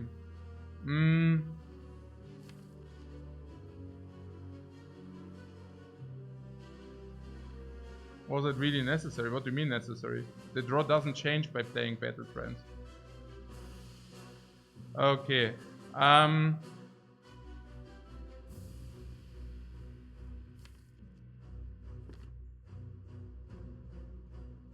Yeah! Not so good now, huh? So we go, it goes 56. 56. We play these two not Seeing Red. 56, this is 12 plus 16 is 28. 56 go to 28.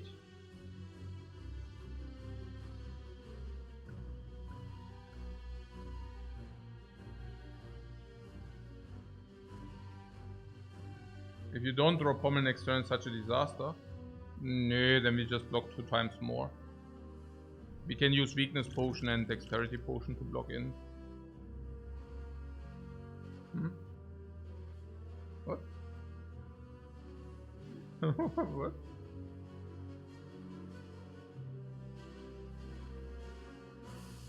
What's happening here? Okay. So what's up, guys? I didn't even understand this message, guys. Okay. Literally. But yeah, okay. This is bad.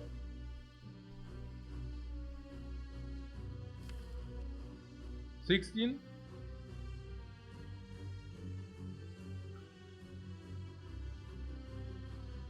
That's 12. 28. What? He was following since 5 years. So it's since 7 years. Okay. Yeah, good. Yeah. That's a pity. 28. 42.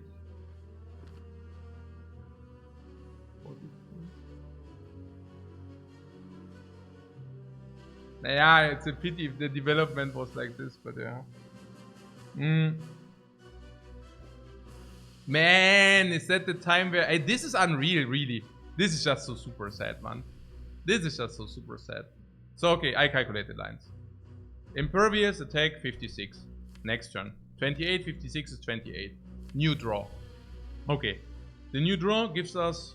I don't know what it gives us. I only know that the Lagavulin will attack for 20. Can we block in for 3 blocks, for example? 1 defend is 3 block, but if you use the Dexterity Potion, of course, it goes to full block. So we could do a full block, which uses the speed potion, not very effective. Can we do something like a double block into attack and then kill the turn after? Yeah, I mean, we could use speed potion, could do a double block, and then we could play a strike, for example. Let's make it a pommel strike, because I'm pretty certain the pommel strike will appear somewhere. And that's 9 damage. 9 damage on 28. How is that? 9 damage on 28. 9 damage on 28 is 19. So now it's on 19, and 19 is exactly not killable, unfortunately. So that's a little bit sad. But good news, we do have Seeing Red in the deck. And with Seeing Red, we can basically block and attack twice. So with the Seeing Red, we can actually do it. And if we draw the Seeing Red in the first hand, we can play Seeing Red, block, block, attack, attack, and then we definitely also can kill. I could see that.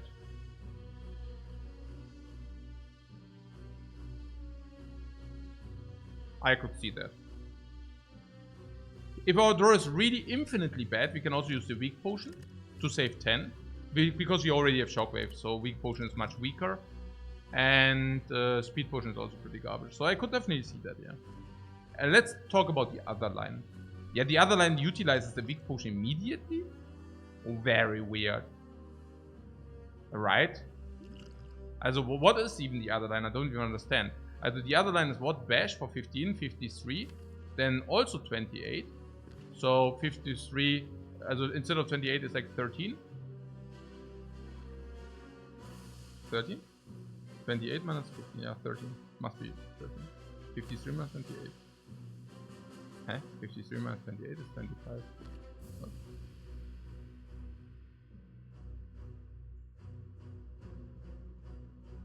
Ah, because we didn't deal this. Yeah. So then it's on 25 and vulnerable.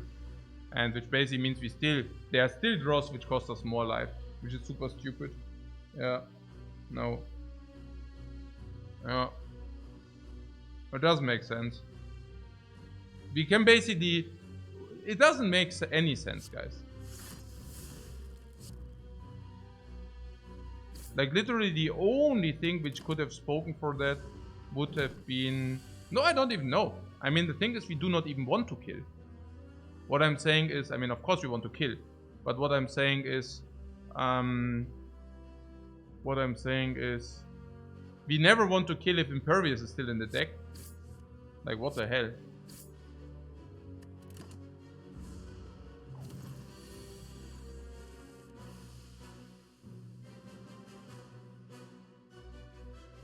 Oh. Huh. Okay. Okay.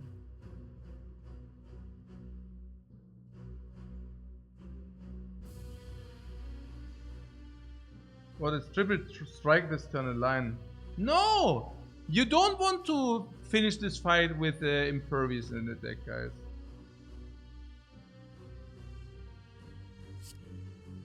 No, that was probably perfectly executed. Yeah, probably executed perfectly. Like, probably, yeah. As most likely. I mean, we did the calculations. And, yeah, no, this is just like a little bit unlucky, maybe. Also happens sometimes. Yeah. Ich meine, so, yeah.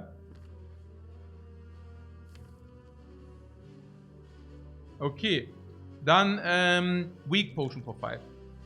Weak Potion, because we have 20% potion drop, is probably worth 6. As we can use that for 6. How is it for 6? Against the cubes it's also 6. Against the knob is more than 6. But only if you didn't draw Shockwave turn 1. And if you drew Bash as well. Would you play Shockwave if you can play other stuff? Maybe, maybe not. Weak Potion against knob might be good, okay. Yep.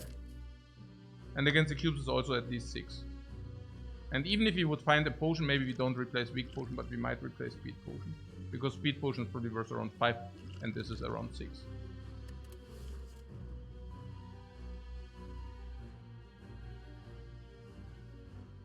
Yeah, what is our upgrade? Shockwave against Lagavulin is a good upgrade, but that's gone. I don't know about that knob, because if we play this, then we block anyways. I'm not so sure about this weak potion. For 6 HP, I think I do that. Against the cubes, it can never save more. And against the knob, it could save more, but how much more? The knob, against the knob, the weak potion is 8 if he hits us 2 times. But only if we do not use the Impervious for blocking purposes. And only if we also did not draw Shockwave turn 1. Because if we draw Shockwave turn 1, we play that. And then the weakness is there anyways. Yeah. Pommel is the upgrade. Yeah, not seeing red probably. Impervious is over blocking already. We just faced Lagavulin, and Bash is weird because of Shockwave, so Pommel needs to be the upgrade if you do an upgrade. Yeah. No, I would probably save the 5, yeah. There are also some other enemies where we could save 6 with this. Rather unlikely. That this saves us 6 is very unlikely. Simply because we already do have the Shockwave. That's like the argument here.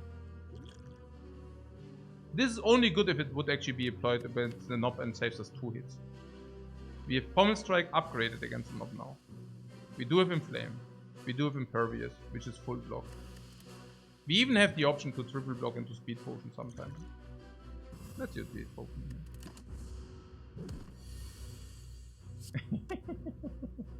here. Yeah, but we couldn't break, by the way. Yeah, man! No! No! Yeah, but Potion!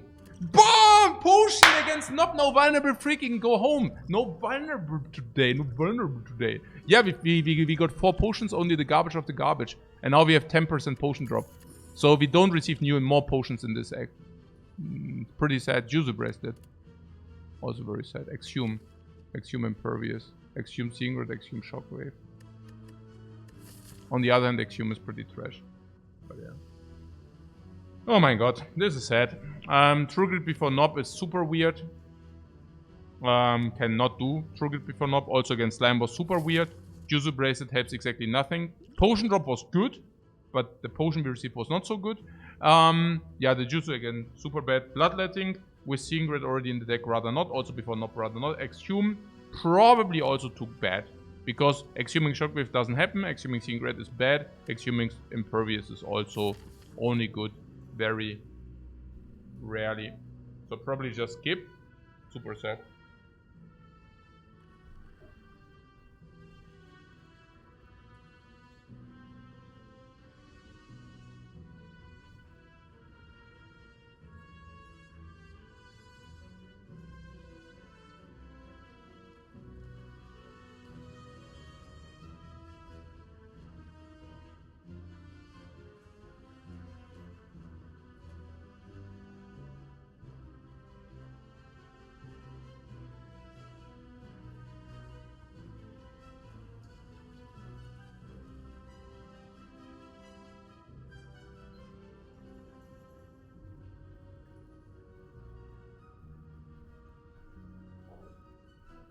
I could see bloodletting without Seeing Red, right?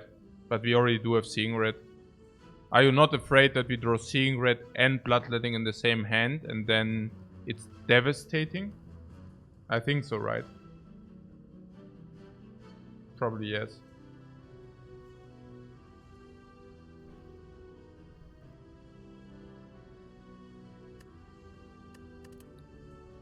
This is important. I fixed myself another coffee before making this decision. But because this run is also very, very... Honestly, this run is also super in danger. It might not look like this right now. But we will not find any more potions. Please keep this in mind. We now have potion drop 10%. That is basically the... We will... Yeah. we have a relic-less, potion-less, health-less run now. In this act. The bad news? There are 3 more elites to come. We are very much in danger here.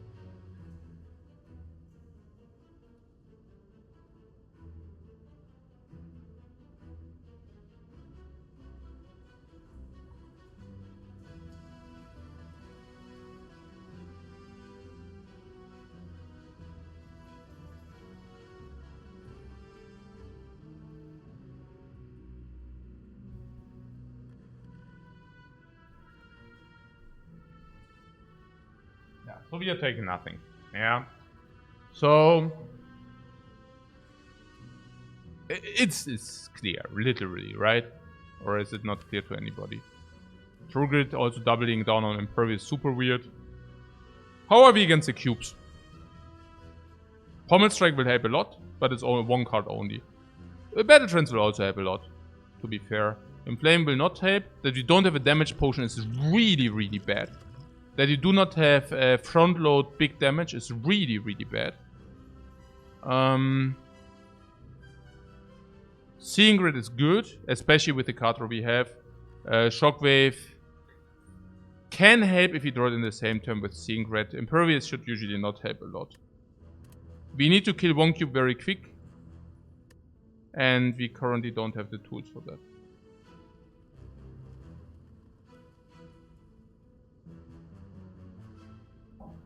True Grit improves the card quality though.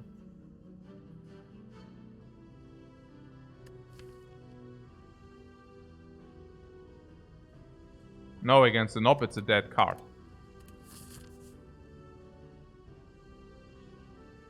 It's never rest, right? Pommel Strike, we go here. How much do we lose? 30? Probably. So we go to 6. Maybe if we use the Speed Potion, we don't lose. Maybe we can convert the Speed Potion for 5. We probably go to 6. And then we go to 12. Here. If it's not, we don't take so much, by the way. Most likely we don't take. Because we have Artifact and this. And then we go here and we go here. If it's Lagavulin, we probably go to 2. Otherwise, we also go to 2. To 8. Then we heal. And then we can do this. And if we are dead here, we can go here. Okay. So... And the Pommel saves us 5 in the cube fight. Yeah, for sure. It saves us 5 in the Knob fight. For sure. And here it saves us another 5. So we can take the 22 or we can upgrade Pommel. But the Pommel alone will probably make a difference of 10 in these two. So probably once we are here, we are 10 life lower because we upgrade the Pommel. So we have the upgrade Pommel for 10 life sitting there. And I guess once we reach this, we nearly got the Pommel upgrade for free. If you want to say so. But to take the this and no, Axiom is really bad here.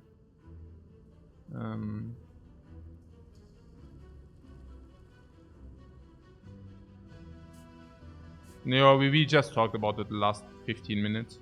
If you want to watch.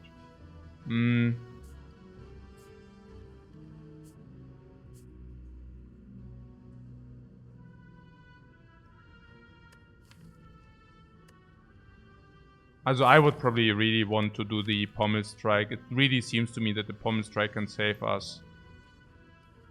Yeah, also against the cubes it saves us more than 5. Against Knob it can also probably be around magnitude 5. I wouldn't be so... If this is like a Bullion, we shouldn't be afraid that much anyways, right? This is like a Bullion, it's fine. If this is not like a Bullion, it will save us another 5. So now we are 10 life lower here. We are 10 life lower here. But if one of these will heal us, then the 10 life is of course super duper hyper investment for the Pommel upgrade. Is Inflame ever a possible upgrade?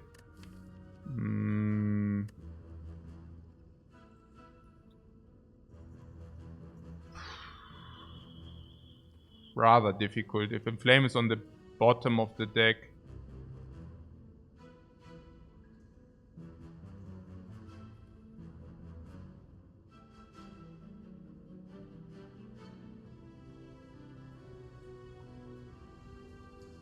it's very difficult, the Inflame upgrade. In order to make the Inflame upgrade the Pommel Strike upgrade, also against the Knob, you would need to play at least 4 or 5 attacks in order to be okay with that. Turn 3 we still take, we took the damage. We could Inflame, yeah, early, yeah, no, that's probably possible. And now you're saying against the cubes. I hear you. You're saying the Inflame might be better. I mean, against like a Wooden, the best is Inflame, of course, but maybe Inflame is better, yeah. If you are against the Knob, if you draw Inflame turn 1, it of course is not only a little bit better. Yeah, also with the Battle Trance, we nearly have a 50-50 for the Inflame. And It's true that Pommel Strike, if we can already spend our energy, Pommel Strike isn't better. And this is spending energy, also a lot in turn 1, but also maybe even in turn 2. If you do have nothing else to do, we always do the Shockwave, right? And even in the last turn of the knob where we play Battle Trance, we also spend our energy. So we don't really... This is only +1. And if this goes down turn 1, it's really plus a lot, yeah? It's plus 2, and then +2, 3, +5, so +8 already, where this is only +2. No, it's true. And if this goes turn 2, it's still better. Only if this goes turn 3, it's worse. But even then, not necessarily depends on the situation. And against the cubes, this is not even the extra card draw. We do not even want to go into the shuffle that early. Whereas the extra card doesn't matter. In like the extra card doesn't matter that much. The extra card doesn't matter way less because of this. This against the cubes, of course, deals like 1 strength more. Yeah, it is relevant. We also always want to get it out of the deck, which basically means we always play it against the cubes as well. And then... Yeah, no, probably. Because also Inflame Attack is usually a very option. 2 damage. Then the turn after, like probably 5 damage in total. Don't want this. And then the future is like 3, 4, 5, 6, 7 damage over 1 and draw. No, we could do that. What cubes shouldn't be tough? Also against Lagavulin, this is of course infinitely better. What cubes shouldn't be tough? Cubes will be absolutely tough. What are you talking about? Why should cubes not be tough? Also, you don't have potions to... Yeah, I mean, I already explained it. Against the cubes, the most important one is to get the 1 cube down very quickly. Very quick. And we are just not having the tools for that currently.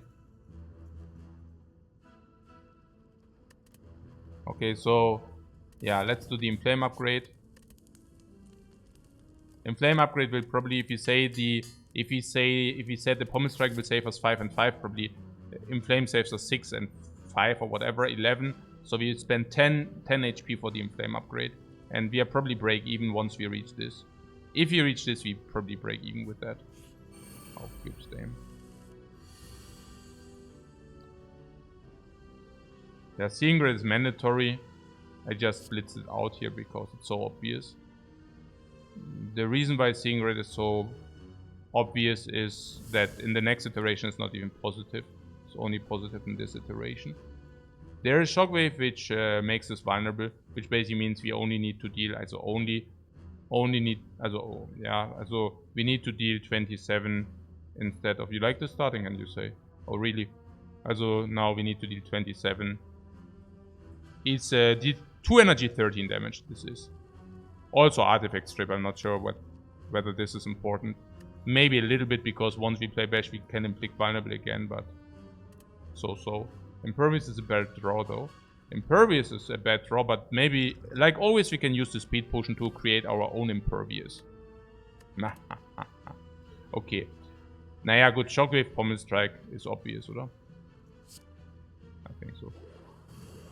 Need to do that, right?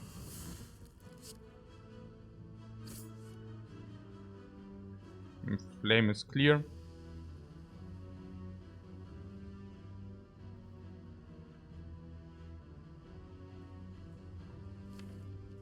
We need to get it out of the draw. We need that all our attacks deal more damage. If we play the Inflame here, we even have a chance to kill this cube, the sentry. Unfortunately, Double Strike isn't doing it, so that's really sad. But Bash Strike would do it, then we would take 10, then we would take another 10. I have to say for that the cubes are not a problem, they are pretty much a problem, guys. I really wonder whether we should have taken the 22.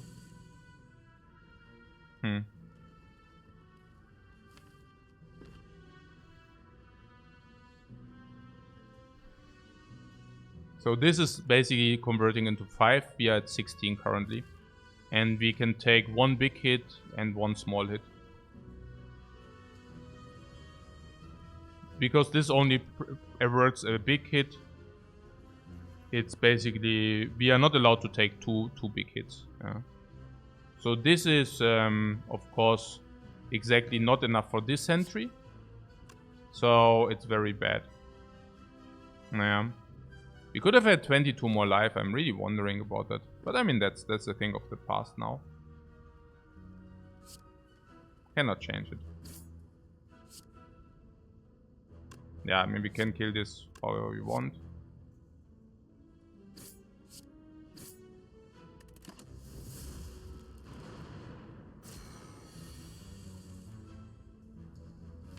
No, there's defense in the draw.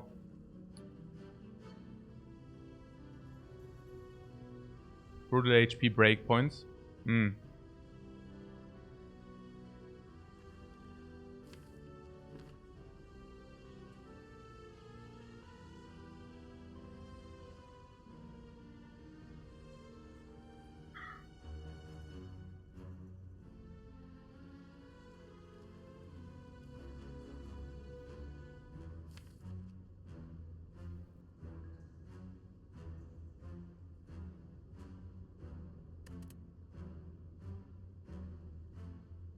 You guess this is our chance to use the speed potions.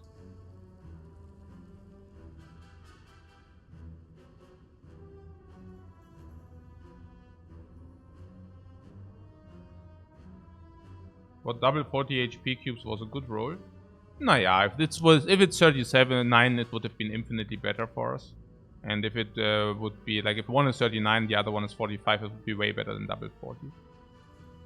I mean, yeah. What speed potion is basically a 13 damage fire potion. Yeah, and you want it or not? I mean, but yeah. And the Spire slays you instead. Yeah, also the thing is, again, I mean, we could have also rested, no?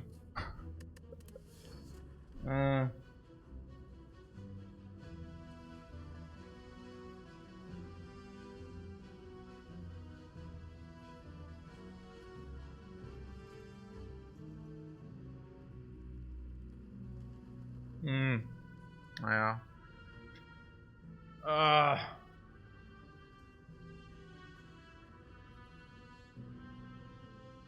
Oh mein Gott, ey. Oh mein Gott, ey. You're losing so much value if you... Oh mein Gott, hey. Mann, warum haben wir denn nicht gerastet eigentlich? Aber ey, das ist halt echt so... Oh, scheiße, Mann. Aber Rest ist halt auch so... Oh, das ist so tough einfach.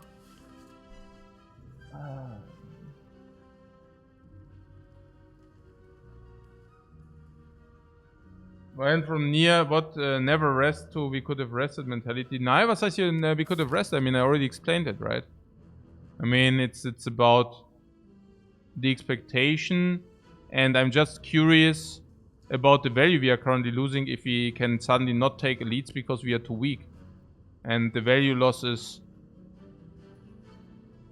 unfathomable, honestly. The value loss is unfathomable if because we didn't rest, we can now not take the elites. Oh my god. Yeah. Hey, actually, oh my god. Oh my god.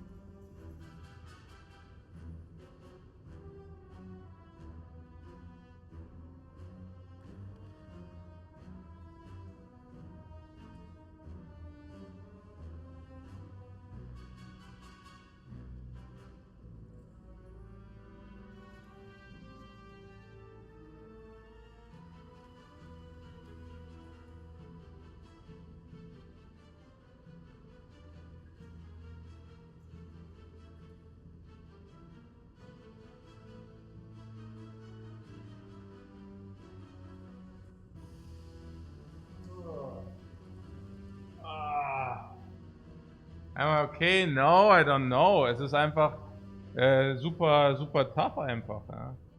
Es ist time for a break. Need a mental break here, really. Like, is this... I mean, it's so tough. I mean, you make such an important decision, and you go here, and the Inflame didn't do anything in this fight right now. And we could have just been at 38 as well, you know? And that's just, like, very sad. I mean, not saying that there's 3 strengths. I mean, now when Vulnerable wears off, I mean, obviously we are not unhappy if we bring this to 27 and then Triple Strike can kill it instead of not being able to kill it with Triple Strike. Might be the difference of 5 life, which we also assumed, you know. But it's just yeah, I mean, our life is in danger, and I don't like that. And again, like, even if we go to, for example, 1 into 7 or something, or let's say 13, and if we can suddenly not take the elite, I mean, this question mark, to put things in perspective, is around 100 gold. And this elite is like 300 gold. And it's like 350 if we wouldn't lose life. And if we say it's like a Boolean, and we say, okay, it's really crazy, honestly. I mean, if it's like a Boolean, it's very difficult to contest that with the loadout we currently have. If we do not find a potion, we might just brick, but usually we only lose like 10 life and we heal back 6, so probably like a Boolean fight is 300 gold node. And if we cannot do that because we didn't rest, we are losing 200 gold. And again, like, if we get through, maybe I should have taken this, like 22 life is like around 100 gold. And if we are here and we have 10 life instead of the upgrade, we have 50 gold instead of the upgrade, which is 100. So we are like minus 50 gold if we go here, and it worked out very well. But if we go here, and for example we take too much life loss and we cannot go here because of that, we lose 200 gold, which basically is, I mean, maybe not 200 gold, because if this is not a cube fight, also we basically also avoid the cube fight, but maybe, let's say, this is 150 gold better. So if in 1 of 4 cases we cannot do that because of this fight, then it's already way better to rest. And we see that here, that this is already such a bad fight, goes a little bit into this direction. And then there's also another thing about the HP, of course. Like, if this is Simmering Glide or something, the 50 gold also go away, if you want to say so. And last but not least, there was also something about, of course, the chest. That if this is like chest or something, the 50 gold also go away. If this is Simmering Glide, okay, like Wing State Statue, maybe it also goes a little bit away. Now this is something we need to do, of course, latest. But of course, if you get healed, we secure the 50 gold. But also the same goes, of course, even if we lose life here and then we lose a lot of life here, so that if we cannot do this, yes, we have 50 gold more, but if we do the bad decision here, we need to do this over this, is also losing us gold. So honestly, I don't know. I think, yeah, probably resting. Also, given that we do never find potions, kind of. Against the Nob, I'm pretty certain. I mean, we were prepared to take 6 to 8 in the first hit, and then the second hit also always happens. We might avoid this, but also there were some ways to deal a lot of damage, like this and this or whatever. But if we take 2 hits, it's also... yeah, we were hoping that we take 20, we lose 14 in total, and here now we take 20, also now here we take 30, and maybe potion. I don't know. I think probably rest better. Yeah, I should have thought about this a little bit longer, I guess. I mean, in the end, I don't know. It's not... Yeah, I think whatever. Yeah. It's the Ascension of here. Yeah. The speed potion can never be a better one here. But, yeah.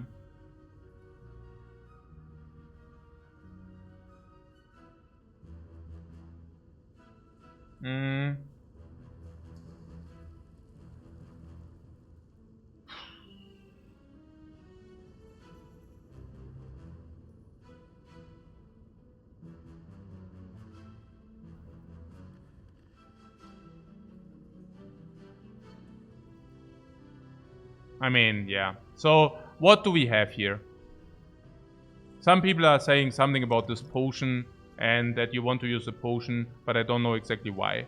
So you want to use a potion. Yeah, why? Next turn is 1 block guaranteed. So you want to put the 26 on this guy, right? Because 26 is a threshold. You spotted that, right? You spotted that 26 on this cube is the threshold to bring it to 18. And then we can double strike that down. And double strike would mean block, attack, attack, and then it kills this. Or block, block, attack 1. And then we wait 1 and then we can still kill this, yeah? There are some things about not being threshold with pommel strike and bash, but double strike would be a threshold there. And because we draw guaranteed defend next turn, you don't want to put the 26 on the back one, because even if you would draw strike, or pommel strike, that would be exactly bad. So if you do that, yeah, I mean that looks clean, right? What is the downside? The downside is that we lose the potion.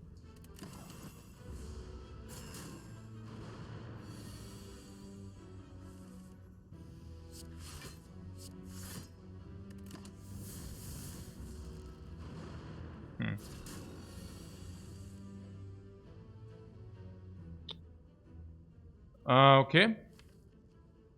So this wasn't pretty.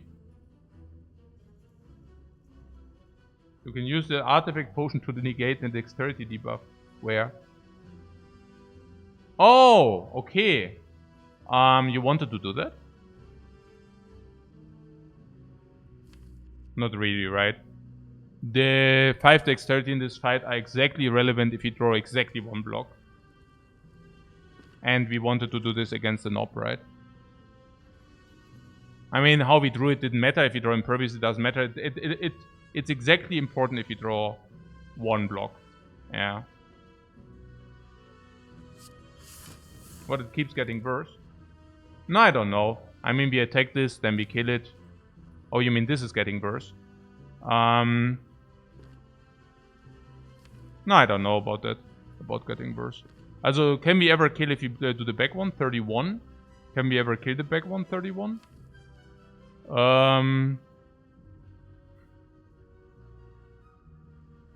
Yeah. Pommel strike, strike, strike.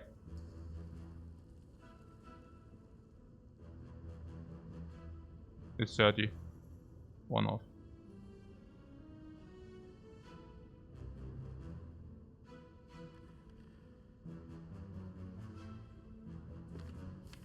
What, wir okay? Ja, okay, now, ja, klar sind wir okay now. 18 plus 11 sind 27. Oh, yeah, strike the front one, bring it to 9, and then kill it with another strike or something like this. That would be the clean line. I mean, we don't want to ever let this attack again, right? Unless we draw exactly both blocks in the one turn that this actually does attack. Then we could attack now the back one. But I'm still not sure what we do about the front one. I mean, the front one definitely needs another strike at least. If we do the front one... What, we are at 6? What do you mean we are at 6? Also we attack this is 9. And then the question is, what do we want about that? What do we want to do about that? Would we ever not put this to 9? Because then we could now attack the back if we plan to ever not put that to 9. But I think... Even if you draw Battle Trance next turn so, the turn after so, and then we go into redraw again. So even, let's say, 8, okay. Then extra draw, okay. Now we kill this, yeah? No. Next turn this attacks, okay. Now we kill this. Next on this, we have normal draw. We attack this. But then if this attacks, and then we have less dazes if we actually killed it on the way. So would we kill this or not? It also depends on what our draw next turn will be. But usually yes, right? Also there are definitely merits to play it this way. There are definitely merits to that. Battle Trance. Yeah, Battle Trance definitely does happen. We cannot spend our energy right now. So Battle Trance definitely does happen.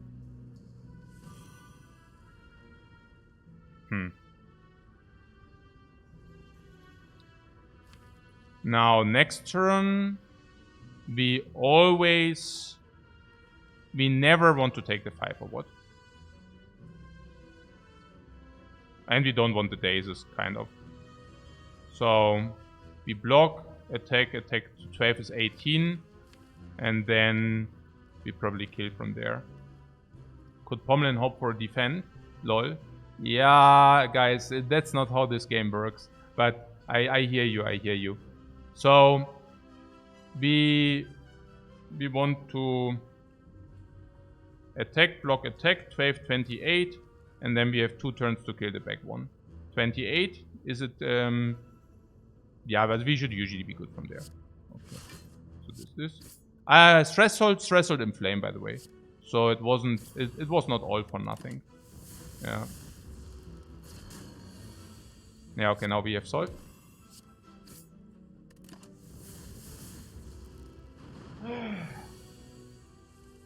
Very stressful. Power! Tungsten rod. Ah, not so good, right? Not so good. Interesting. But we get another relic. Power through. Now I would have liked to have the medikit. Power through very, very, very strong against Lagavulin. It's the one energy block we want against Lagavulin. Against the Nob, usually not so good, but with Artifact we can actually use it against the Nob as well. Yeah. Pain, Rupture, Tungsten Rod. Yeah, good that we didn't go for it, right? Then we would have needed to skip the Tungsten Rod now. Yeah.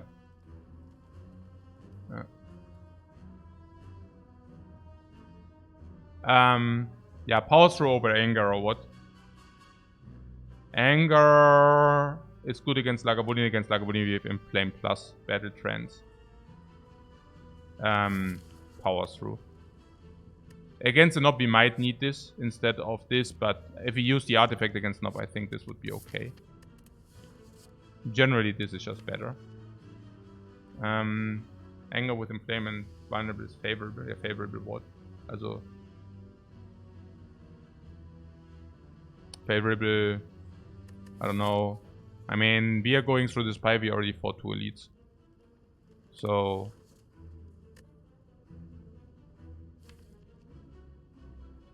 favorable in a way, in contrast to the power through. Also first of all we need to decide whether we want to go for this elite or not. If this is Nob, we have Artifact Potion. The first of the 7 we go to 10. And then it will head for 16, which is basically 15. And we are at 10. We will get another relic though. So against this attack we will need to have at least 1 block. Whether we like it or not. And this 1 block could be power through. Very simple. I'm also thinking about the energy expenditure against Nob, where usually if you can spend your energy against Nob, that's pretty good. Not saying that anger speaks against that. Against anger, seeing red speaks against anger. Against Lagavulin, of course, anger is not bad. But power through is also very potent against Lagavulin. Against Lagavulin, keep in mind, we will probably have him weakened, most likely. So he will hit for 15. And power through is just for 1 energy, completely blocking that off. Which is like super duper. Especially if we go with Inflame with Vulnerable. Something vulnerable this, something vulnerable this. And then these are 13, so 40 each turn, 3 turns. 1 open, 2 in the middle, 3 for kill. If we can block in between, we have also Seeing Red. We can block in between +1 attack, and we have power through, block in 1 attack. I don't think that anger is what we want there. With Inflame, might be manageable if you get vulnerable down early. Yeah, I mean, basically the same, right? Seeing Red, Inflame, Artifact. They're also Impervious, always blocking full is interesting. Power Through could also, you know, if for example, Nob, right, he attacks for 16, we play Power Through. Now that blocks in. And the turn after we can play Impervious. And then it is a small hit again. I mean, yeah, you know.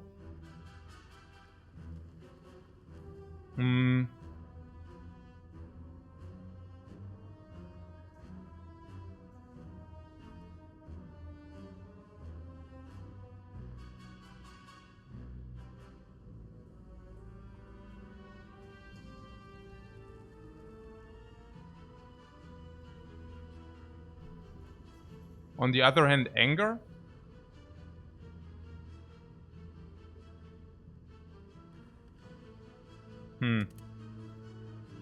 Anger is a card which is break even in Act 2. At the start of Act 2, probably this becomes break even. Do we have any reason to believe it's different than break even? This might elevate it a little bit stronger than break even. This doesn't change the output so much. This would change the output a little bit to positive. This changes it a little bit to positive. This is of course negative. So probably at the beginning of Act 2, this is break even. And now what is our current situation against slime? Anger is of course usually good. It is damage. We can play it after Inflame, so more damage. Currently it's actually the best damage output in our deck, to be fair. And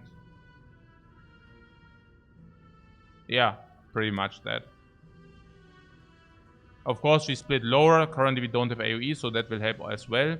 And if you draw 5 cards later, even if we play Seeing Red probably in the first iteration against the slime boss. And if we draw Anger in the second iteration, we probably draw Anger plus 4 different cards. And these 4 different cards, we cannot even play all of them. So Anger is certainly positive. At the beginning of Act 2, this is break even. Against slime boss is certainly positive. Against the cubes in the first iteration is obviously positive. In the second iteration, not so much. So maybe we really need to get a little bit of a picture. The power through is weird against slime boss if you do not. I mean, we probably still want to block in against the slime boss, against the first hit, because I mean maybe we can activate him if we are lucky. But otherwise we would need to block in, which is possible with Impervious and him being weakened.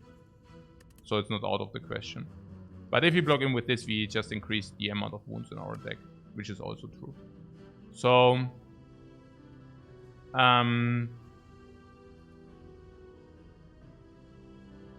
okay. At the beginning of Act 2, this is break even, meaning 0 gold. At the beginning of Act 2, this is at least 50 gold. Probably rather 60 or 70, because fights are faster and because we are about to pick additional solutions. What additional solutions? Evolve for more card draw.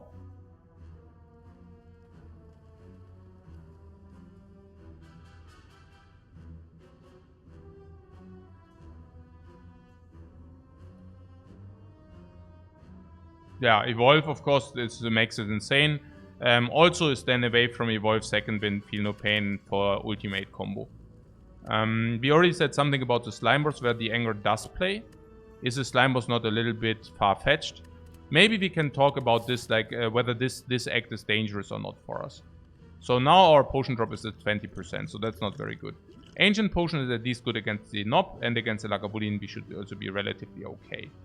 Out of many reasons. Against Nob we will have a hard time. Our life total is also low.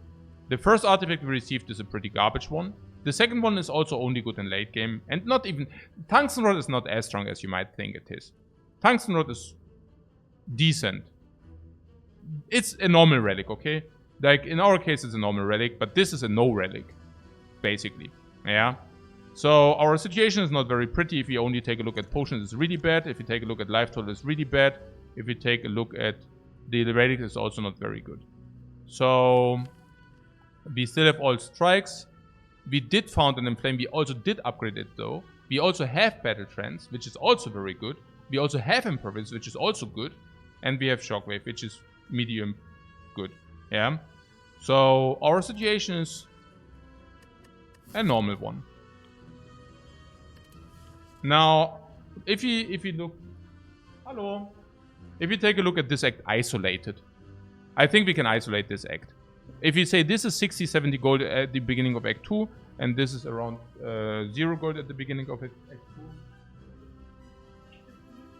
2. Nee, wieso?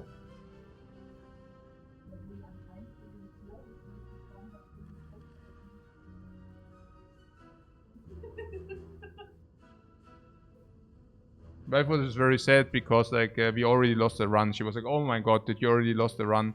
And I was like, "No, why?" And she's like, "Yeah, because she left the house 2.5 hours ago and the floor is like single digit. The number of the floors is single digit." And I was like, "What?"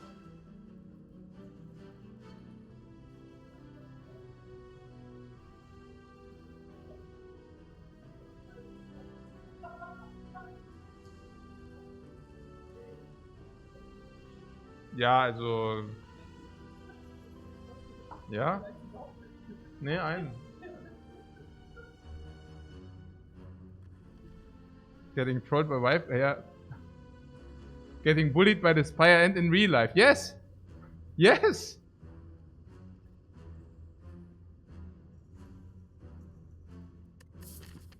Okay, so what I'm saying is if you are First of Ruin, I'm willing to take a look at this isolated. Yeah? How is it against Lagavulin? Against Lagavulin, Power Through is a full block for 1 turn. Is that always true? No, it's not always true. It's only true if the Lagavulin is weakened. Otherwise, it's nearly a full block. Yeah? Otherwise, we can combine it with Defend to full block. Or not. Yeah, that's up to us, of course. But it's decent. How would an Anger be in this case? We can put 1 more Anger into the deck, of course, if you play it before the thing. For opening purposes.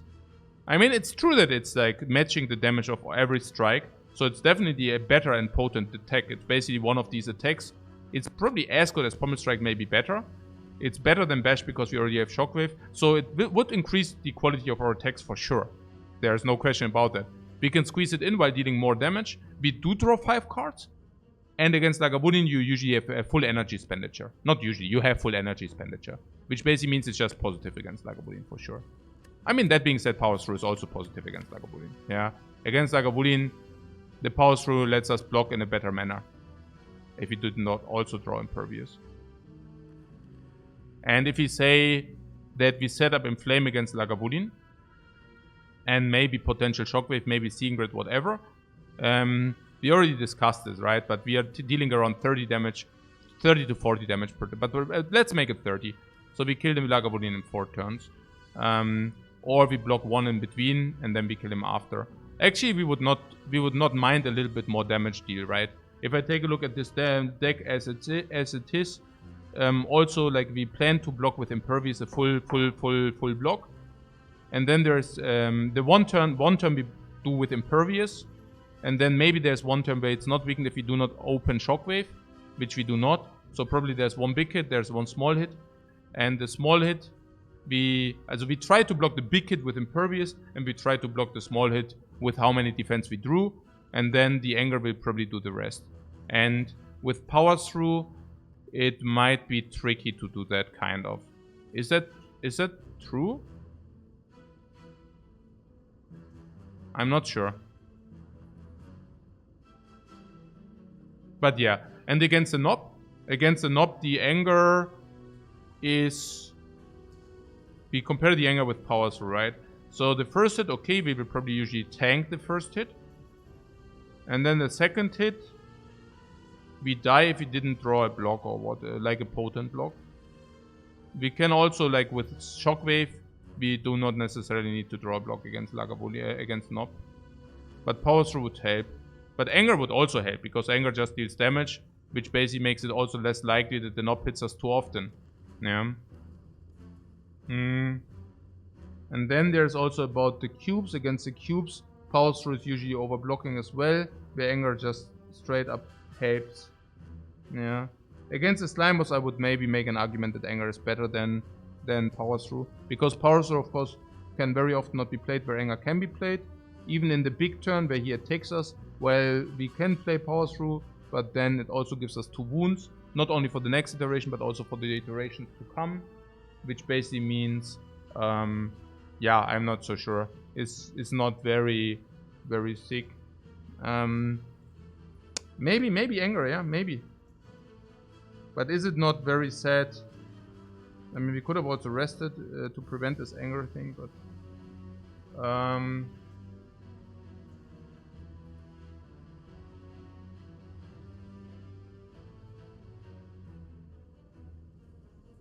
I mean, we also have Battle Trance.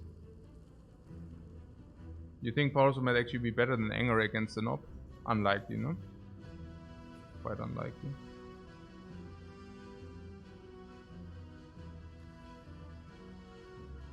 We use our energy, so maybe we should just play Anger. Yeah.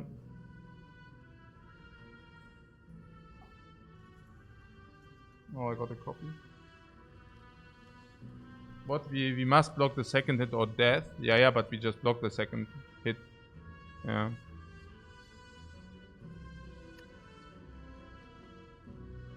Enables impervious too, yeah, genau.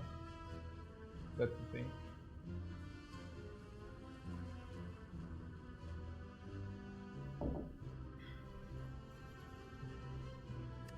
Or what do you mean second hit? How much is the second hit? 16. So we need to get Shockwave into the second hit.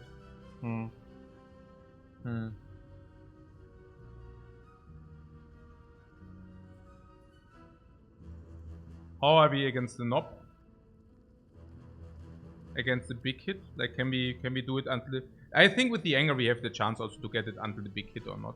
I mean, for example, bash, strike, whatever. Let's make it 20 this or whatever. And then 20... yeah, okay, 20, 20, 20, basically 60. If we have normal damage output, but there are a lot of things which increase the damage output. Inflame increase damage output, Shockwave increase damage output, Secret increase damage output, Battle Trance increase damage output, and Anger also increases damage output. Yeah.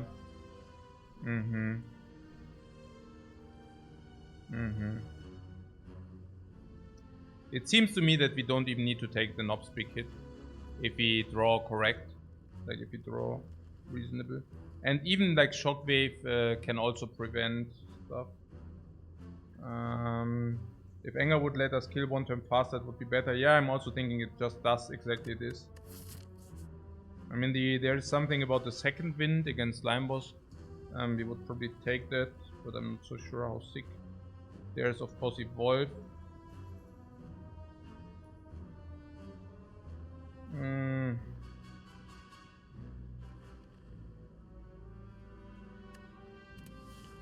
I mean, the power through for me is like, also, by the way, without support, the power through is just a bad Shrug It Off. Like, I prefer to pick Shrug It Off over power through early in the game. Oh, against the cubes? Yeah, this was Overblock and Wounds, and Anger is like killing the cube. Yeah, I guess we take Anger then. Knob is death with one awkward draw. So you would not try to fight Knob, or what? Is that what you were saying? There's one relic we get. So we are basically saying that the short term is better than the long term, yeah? Is that what we are saying? Also, impervious power through does not fit. If impervious and power through be drawn, we basically overdrew block. If that's an argument. Interesting. I guess with our attack density, it's also better to have another 0 energy than a 1 energy. But yeah. If we say this is as good as Shrug It Off, this is probably 50 gold, usually. Yeah, maybe 50. Yeah, before not probably 50, whatever. And this is... can easily be 80 gold, depends. But yeah. So... also I take this and then we go into Elite, is that correct? We say Knob is too often death or what? And Lagavulin is also too often death? I mean, against Lagavulin, keep in mind, we have 1 exhaust, 2 exhaust, 3 exhaust, 4 exhaust, which basically means we guarantee impervious. So we basically never die. We only die if we... yeah, we basically never die. So against Knob, we die under certain circumstances, but not very often. And then we always go at least to like around 10 HP. And then even like Sensory Stone we can take. And depending on whether they heal us, we can also go here or whatever. Interesting. And we also get the relic. So I take the Anger now. Yeah! Yeah! Yeah! Whoa! Whoa! Whew! Whew! This is a tail, guys. Whew! Oh! Oh! Oh!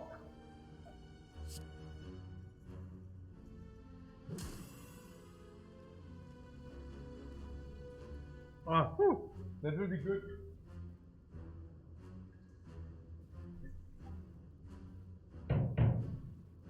Oh! Yeah! This was so good. That might be the highest value lizard tail I ever got. Yes. Yeah.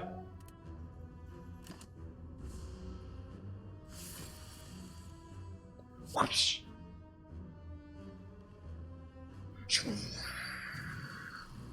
Whoa, wow. If we go now, we can actually shockwave. We can actually shockwave into, like, huh? Yeah, but that doesn't matter. No. Nah, if we go now, it's weird, right? If we go now, we drop block. We cannot even spend all the energy.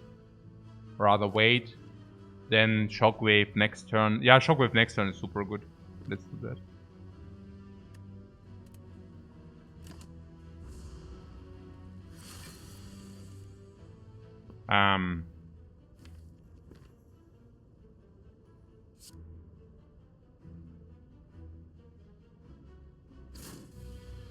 It doesn't matter, we have anger. If this would have been power through, it would have been so sad. No power through! Yeah, man. Yeah, wieder anger. Yeah, battle trance halt. Battle trance then give us seeing red. And we want to proceed to impervious 2. Oh. Yeah, shockwave is must. Is 10 block. Yeah, I mean, it's obvious, right? Is it obvious? Yeah, it's pretty obvious. It's also 3 vulnerable.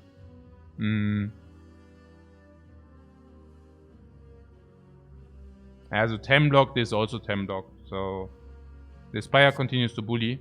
Yeah. Anger again.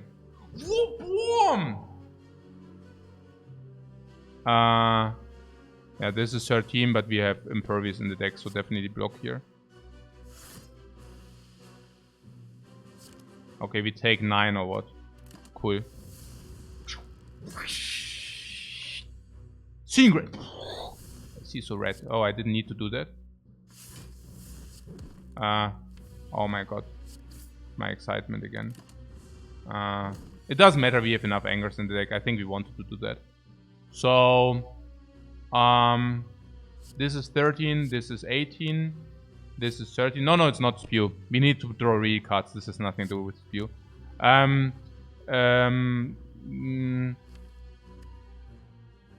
Yeah, so many angers. Pommel strike. Can also draw this. Strikes are worse because we have battle trance and 4 angers. So strikes are certainly not positive.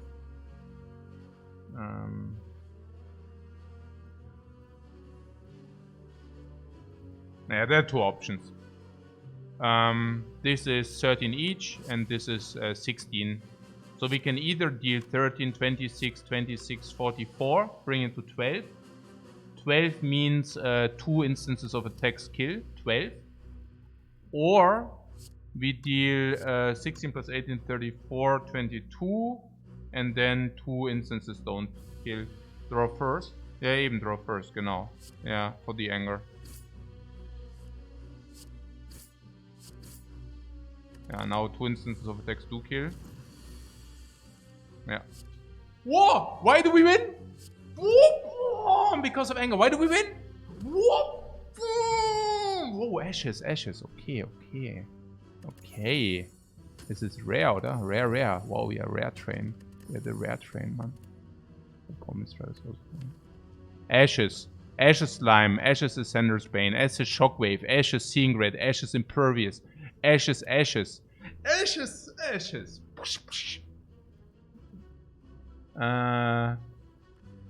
Yeah, tungsten combust, right? Yeah, you spotted 2 guys.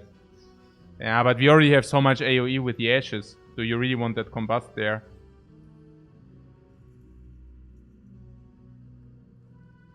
Oh, what a good fight, by the way.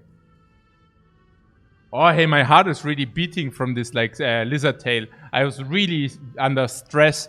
And once I saw the lizard tail, the entire stress relieved in a split second. And this entire stress relief really, like, freaks me out. It was really, like, from 150% tension to, like, 10% tension with one relic. I was really wondering, okay, what kind of relic could help us? And I was thinking, if this is a pear, or if this is, like, if this is a mango, this would be amazing, you know? And then there's just, like, here, bam, 38 HP, or, like, 40, 50 HP. Okay. So what combusts ashes is a lot of AoE. Yeah. But I think what the guys are pointing out is that the combust... I mean, not losing HP from the combust is basically making this... Yeah, pretty strong, most likely. Oh, we already have a strength source though. We already do have a strength source though.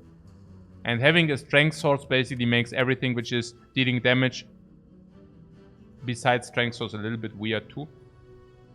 Havoc, by the way, is Havoc is upgraded, by the way. I could even see putting upgrade on Havoc, because currently our upgrades are not very powerful, right? No, maybe, but it's a maybe because if you also draw Battle Trance, it's not that powerful, but maybe Pommel Strike, of course. Okay, Impervious is also something we want to do at some point. Shockwave is also something we want to do at some point. So I think we are not out of upgrades. Yeah, we are not out of upgrades. We also haven't faced the Knob yet, so maybe Havoc is not the best idea. That being said, I also don't think we have that many problems against the Knob. But yeah. So... there's Pommel Strike, there's Combust. Now you're basically saying, hey, Combust. I mean, Combust is also an absolute viable pick against the Slime Boss. It's so powerful against the Slime Boss, it's crazy. Right? It's crazy. It's like insanely powerful against the Slime Boss. Like, ultra sick. Yeah. Against the cubes is also ultra sick, of course, especially if you do not lose any life. So I can see that. It's also AoE into Act 2. Literally. Yeah. Also very good against the Gremlin, the two little dudes. It's very good. I mean, also like the combo is not to be overseen. Tungsten Rod, Bombas. Yeah. Yeah, let's take it. We can. It also is a non-reoccurring AoE, so we have it, we play it once, and then it's out of the deck. Yeah. No, I can see that. Yeah. Nee, it's okay. I will also be able to roleplay this card a lot, so I don't mind about that too. Pommel Strike, we also already have one. It's not even that insane with Inflame. Of course it gets better, but not insanely better. And of course it bites with Battle Trance. So, I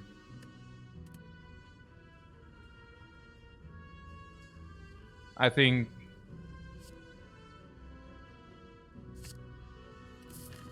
it's really potent.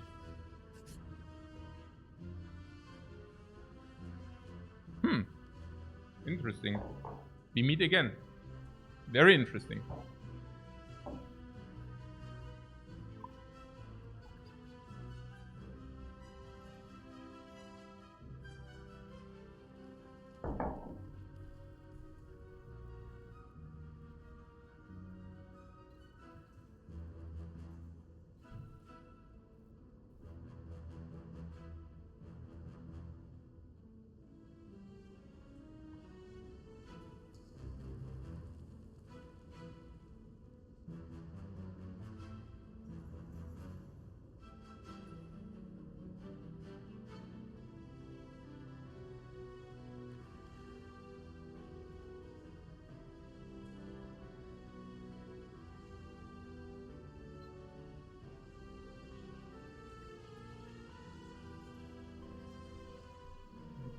Artifact Potion is worthless, but Anger could be bad now. Why? Number one, every card which exhausts just received a pure upgrade. Our deck has currently 4 exhaust cards, which basically means 1/4 of our deck just received an upgrade, making Anger falling off, of course. What else? We needed the Anger as a solution for the Slime Boss beforehand. Now we have Combust. I'm pretty certain that because of the Combust, the solution... Also Combust is as much a solution against the Slime Boss as Anger is, if you want to say so. Not exactly true, but yeah. So, we also already faced one enemy. Yeah, we also got this against the cubes. Against the cubes, yeah, same principle applies. All that being said, I still believe that Anger is positive. Maybe not. Maybe not. Also at the beginning of Act 2 is like break even.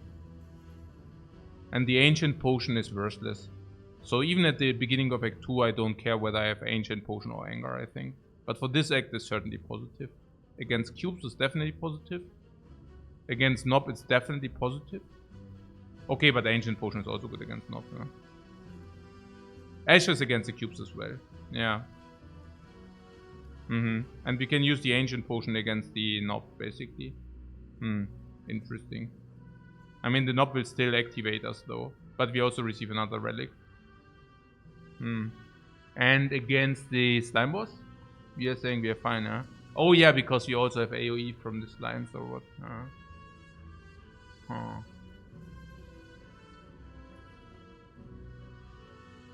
We could just get rid of anger too. No. Kind of in a way the anger did its job or whatever. Very interesting. What's the mob we would have to fight if you attack here? That would be interesting if attack would actually fight against Rambit. But attack is basically not giving you the relic. Which is not in our interest to say, at least. Yeah, it would be very bad. So...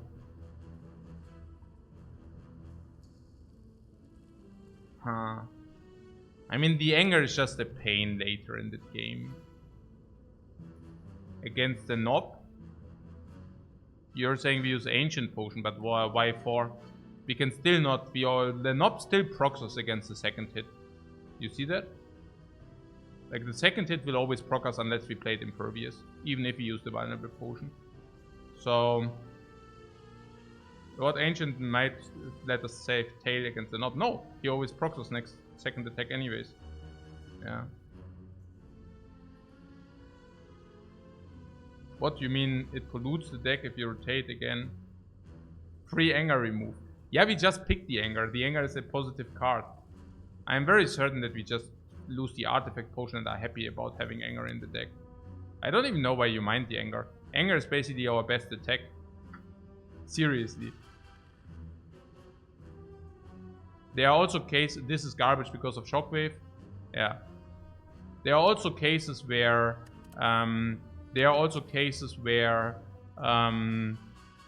where we do not find the fourth energy and then anger is just super duper. Yeah, anger is a great card. Yeah.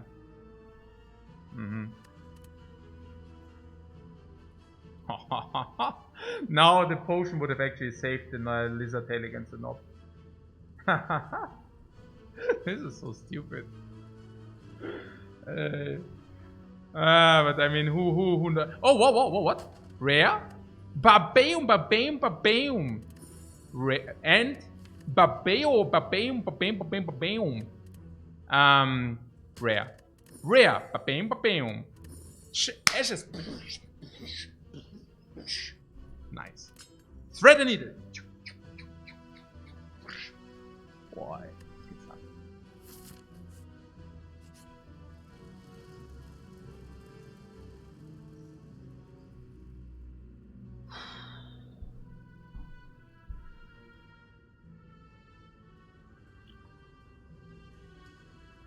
Naja, it's like 11 to 1. It's actually 10. 120. It's 12 to 1. It's 12 to 1.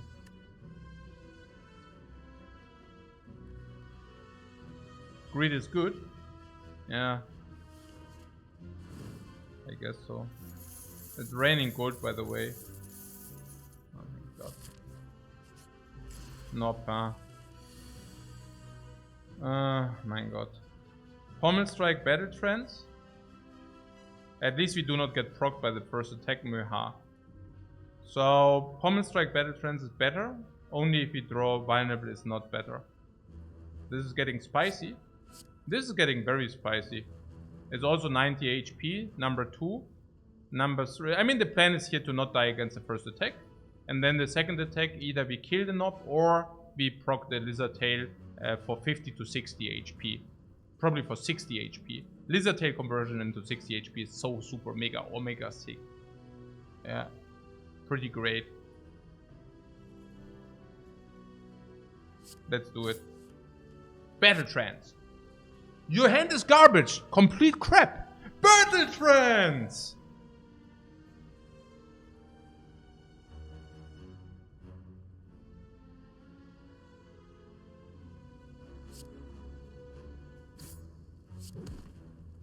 Yeah, so seeing red is 3 damage. We definitely do that. Stingray ist negative, ja, positive, ja, ist 3 Damage. Also negative, ja, ja, klar, also ist 3 Damage halt, ne? From ashes to dust. Dust.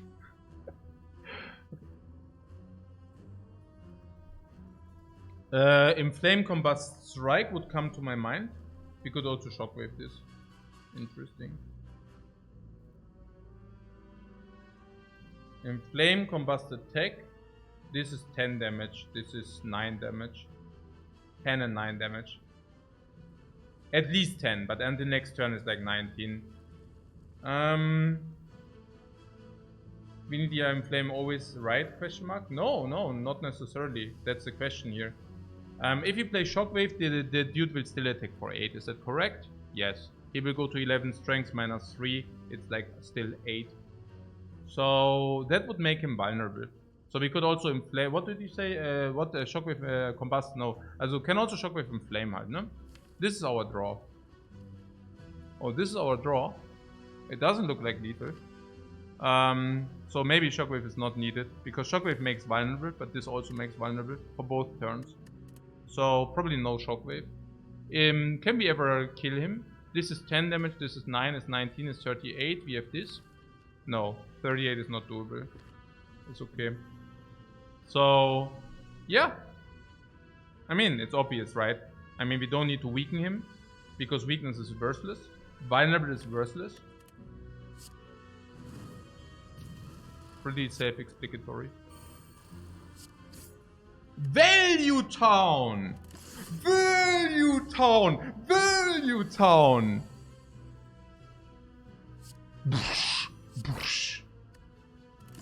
Value Town again! And boom! Lizard Tail, the best Lizard Tail in the history of Spire, coming up now! Barabachuka! Bam! 60 dab! 60 bam! Ja. Oh, Bottle Flame, so schlecht, oder was? Weak Potion? Weak Potion against Slime was maybe 10, usually bad. Hemokinesis, 15-1, not bad. Cleave Sever Soul, Bottled Flame. Sever Soul against Slime boss, but I don't think we need it. The Bottled Flame. We want to draw Shockwave. We want to draw Impervious, we want to draw Inflame, we want to draw Singret, we want to draw Battle Trance. We do not want to draw Anger early, we don't want to draw Pommel Strike early.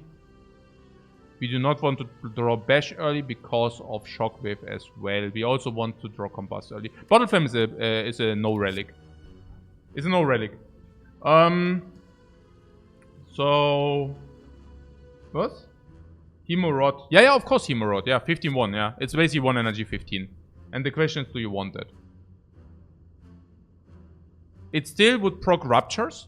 But keep in mind that the Combust doesn't proc Ruptures. Unless we pick a second one if we take Rupture. What I'm saying is we would never pick Rupture. For exactly that reason. So the Hemokinesis is like flat. It's the 1 damage, like 1 HP is probably irrelevant. Because you take 1 HP, but there are also relics which give you 3 block then. Sometimes you can use it, utilize it with cube. With a cube, sometimes. We do have incentive to take the cube. And the cube is like the thing which draws you cards if you take damage. Because we have an infinite anger against heart. Because of Tungsten Rod. So there is not a 0 incentive to take the cube of the Ages. In order to inflict and solve the heart with anger. We can do that. We also already have strength and vulnerable for that. I would not be averted against this. Especially because on 3 energy we are fine. Because we talked and discussed about that staying on 3 energy is fine thing. What's my point? My point is that that the 1 life loss I would just ignore. I would take a look at this card as being 1 energy 15 damage. That's how I see this card here. Yeah. 1 energy 15 damage. Maybe it's 14. It's a slight downside. 1 energy 14, how is it? As good as Anger. Better than Bash. As good as Pommel Strike. Way better than these 5, of course. So we would increase our attack quality by a little bit. Combust. Combust is way better than the Hemo. For sure.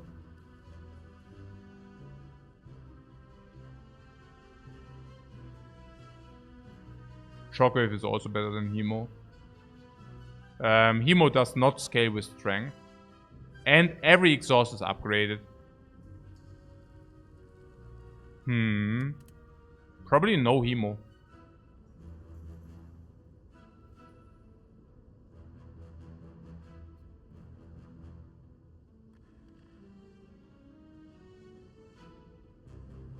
What? Sever Soul is Ashes combo. Yeah, second wind is also Ashes combo.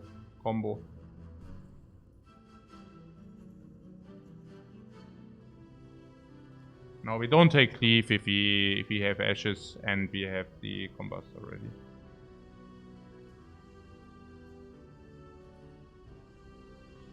Bottle the Pommel Strike for the upgrade later.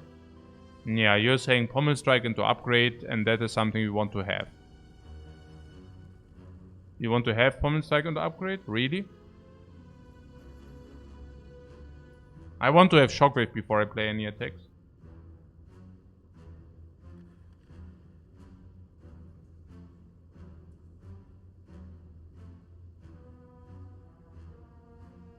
You think it's positive to bottle the Pommel Strike and upgrade the Pommel Strike?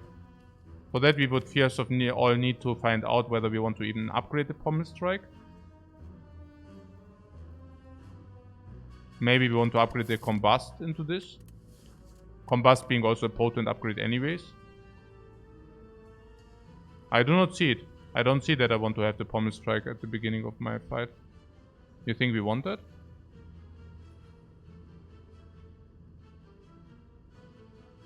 I want to upgrade Combust first. It's way better in against Slime Boss. It's way better in Act 2. The next upgrade probably goes on Impervious because of duplication.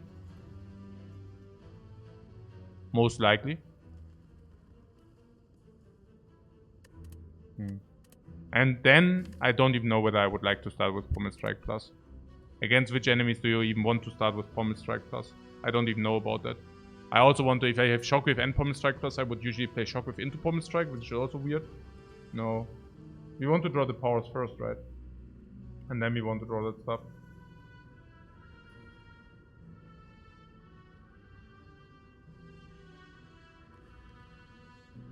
We get a little bit of more cards into our hand or what? I don't know about that.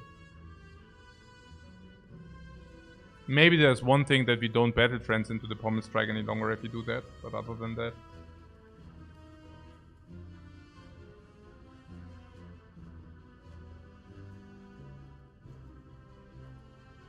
What 2E4Y says 1 energy 15 damage is relevant until start of Act 3 though. No.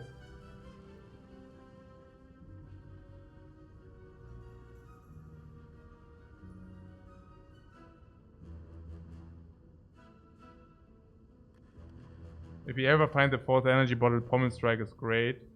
I'm still thinking about like getting the chest of infinite draws. So, and even on 4 energy, I'm not even sure how sick Pommel Strike Plus really is. I'd rather want to have it later in the draw.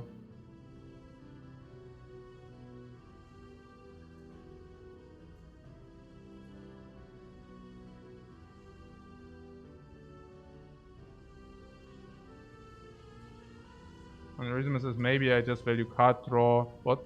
Card draw too much? What? I don't know.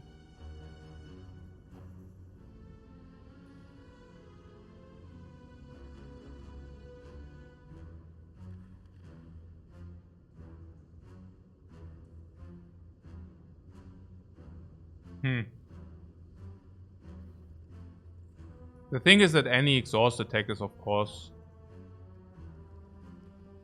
I mean, 1 energy, 14 damage.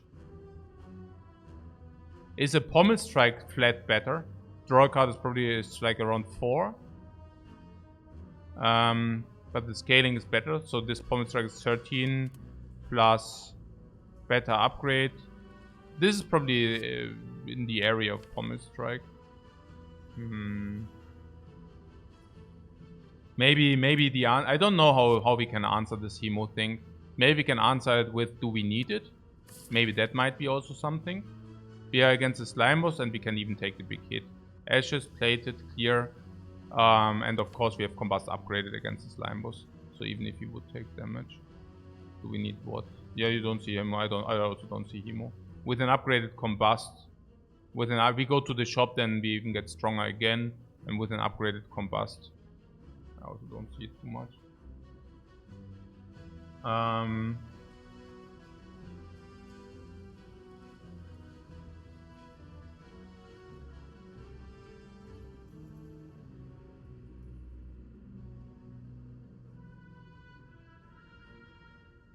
You don't think you need it, but it will be positive in Act 2. The 14 damage for one card. Positive. You mean because these are 6 damage? Okay.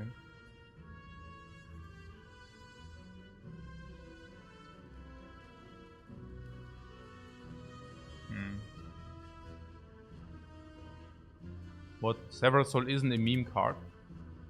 Sever Soul is not a meme card.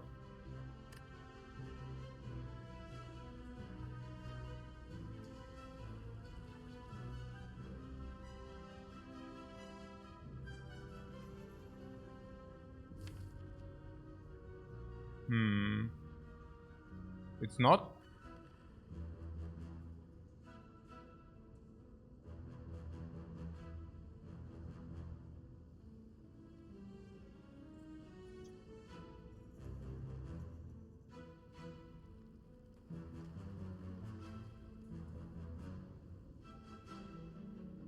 I guess it solves the Slime Boss.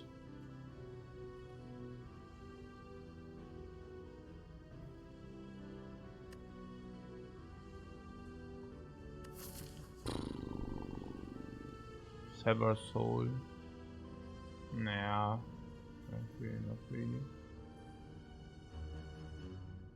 I mean against Slime Boss okay. How are we against Slime Boss? We have the guaranteed weaken, so guaranteed that we only go to 16. We have all these ashes, we can set the Slime Boss up for sure. We have Inflame, so we can also split him low. And if we split him low, the Combust is just like completely devastating. Yeah. We can even block in the big turn. Sometimes we can even split. We can even, yeah, I don't know. I don't really need this. So, Combust and, yeah, I don't. Well, what's this with Sever Soul? Sever Soul, so you can, you're basically saying, you're pointing out that exhausting the status effects with this is like good or something. That's what I hear. But it's just not very good, right? Because this is AoE, and AoE is kind of already solved with Combust. So, I am really thinking about the Hemo, and you're saying Hemo might be very useful in Act 2. Because the front load damage, which deals enough damage to the dudes, which we could not handle otherwise, because we have too many strikes in our deck. That's basically the narrative here. Which I can see, but we also do have good blocking game.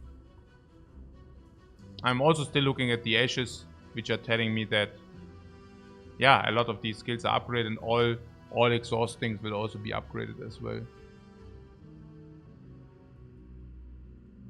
I really wonder, Hemo, we upgrade Combust, then we receive upgrade, we receive other cards. Once these are upgraded, Hemo, yeah, what?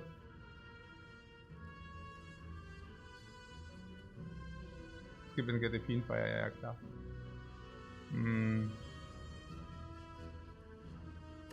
Yeah, maybe it's just time for a break. See you in 5 to 8 minutes, guys.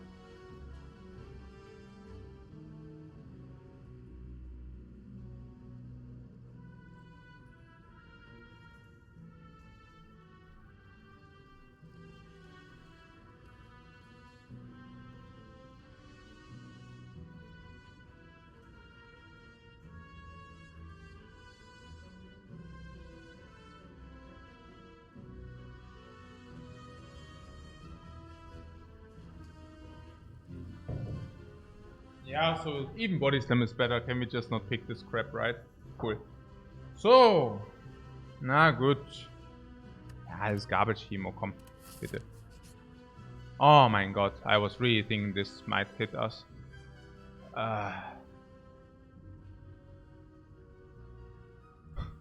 Yeah, we have to take it, and then we can rest. Then we can decide on the rest, right?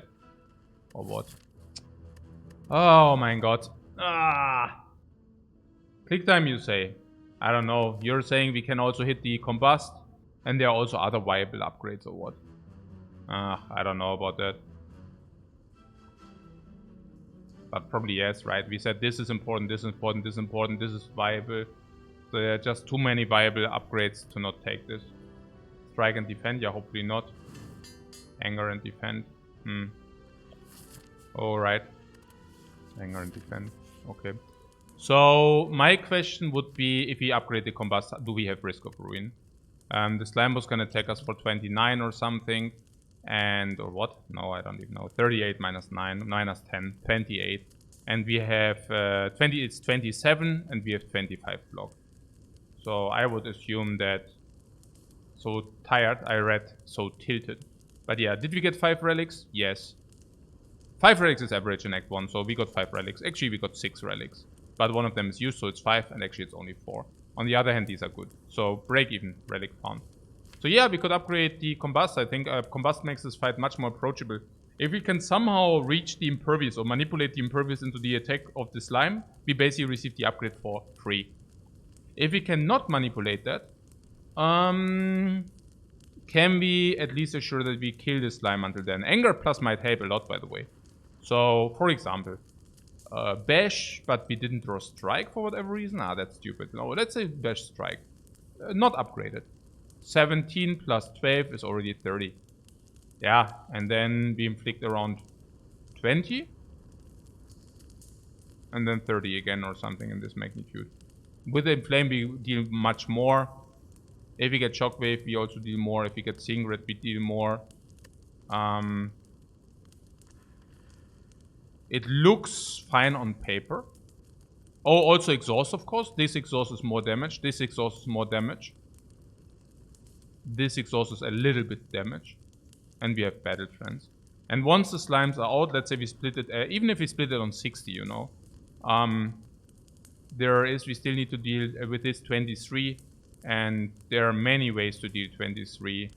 If you also can deal damage from slime exhaust. Yeah. Yeah. We will also have a lot of angers. Yeah. And we can even weaken the slimes as well. So even if they both attack us, we probably are still fine. Like let's say they attack for 18 and 12, we can weaken.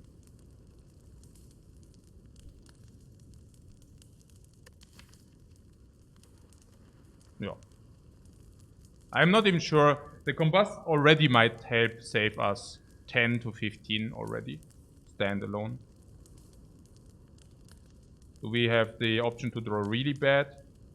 Yeah, but rather unlikely. And even if, I mean, again, the combust, 2 more AoE.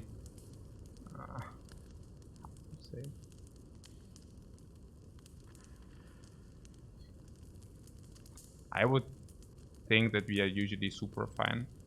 I mean, we can even manipulate into double block, can we not? Like against the slime boss, can we not manipulate that we, for example, also if we drew triple block, we definitely can do. Also then that's easy, but even double block, like if I have defend and defend, we can manipulate double block. 30 and 17, we take 10. Yeah.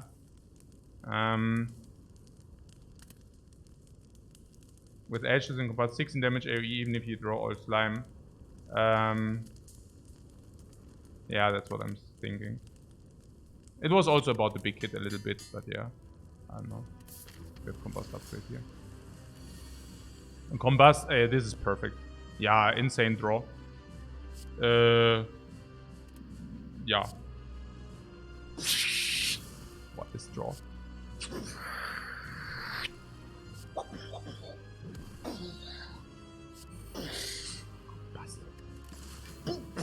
Boom! 7 damage. Next hand.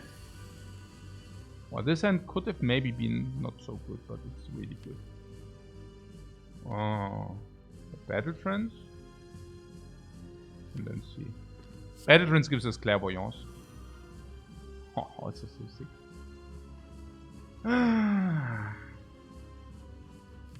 So this is the next hand. We probably can... Oh, wow. We can even block in. See. Maybe just block in then.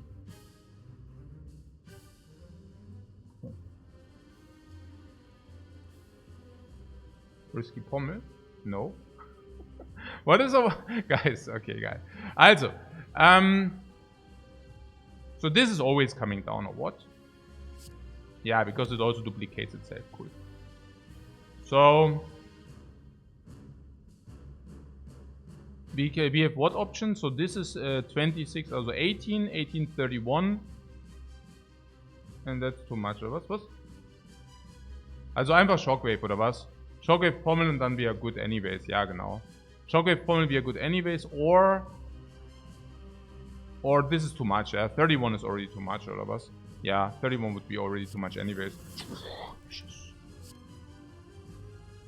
And this is 18. So it's 32. And that's perfect if you draw Impervious. And if you don't draw Impervious, it's also perfect as well. Yeah. Whereas I still don't know exactly, because with this we are forced.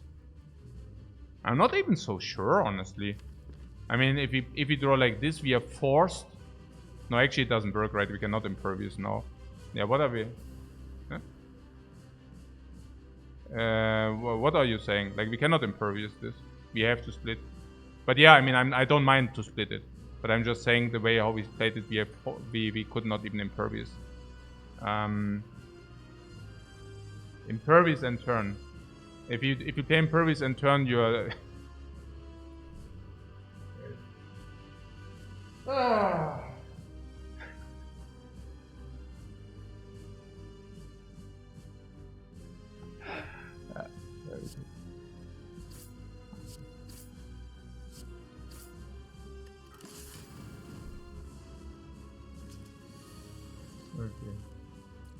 Good that we kept the Impervious in the deck.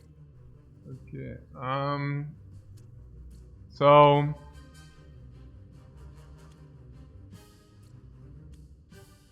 we basically committed ourselves into splitting with this play. I'm fine with that. I'm perfectly fine with that.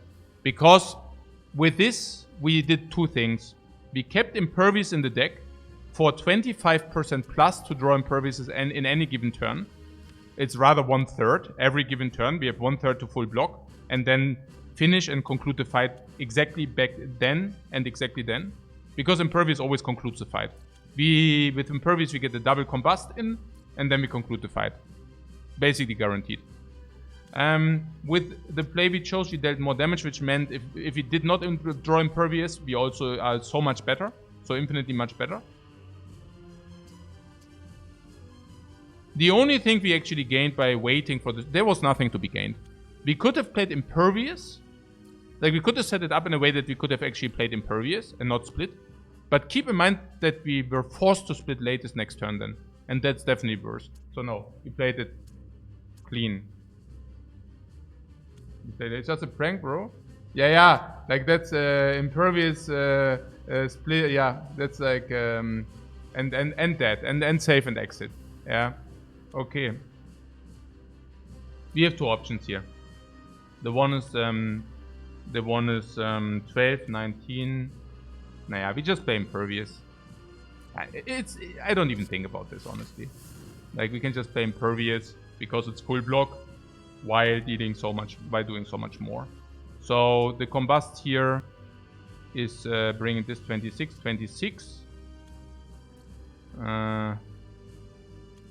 Oh, it's actually already splitting.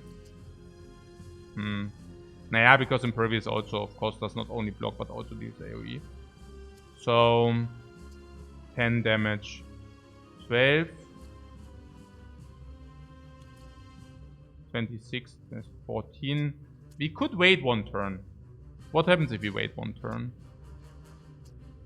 No weakness, no weakness. They go to 29, 26. And then we split them.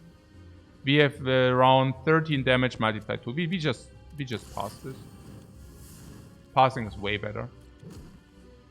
Because splits can also, we can just also use slimes, you know. We can always just use slime for dealing damage as well. In kind of a way, this is already kill, if you want to say so. Slime, attack. Attack, and then kill, right? Yeah, cool. Yeah, combust is pretty good if it's like dealing 2 additional, right?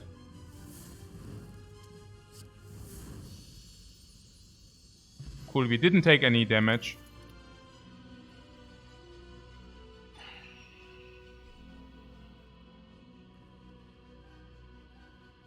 Okay.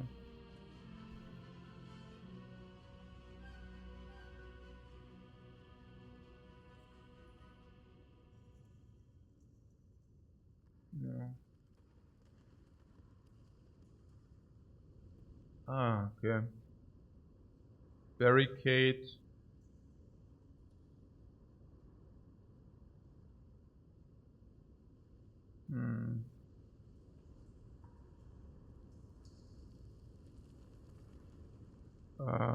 Reaper, exhume.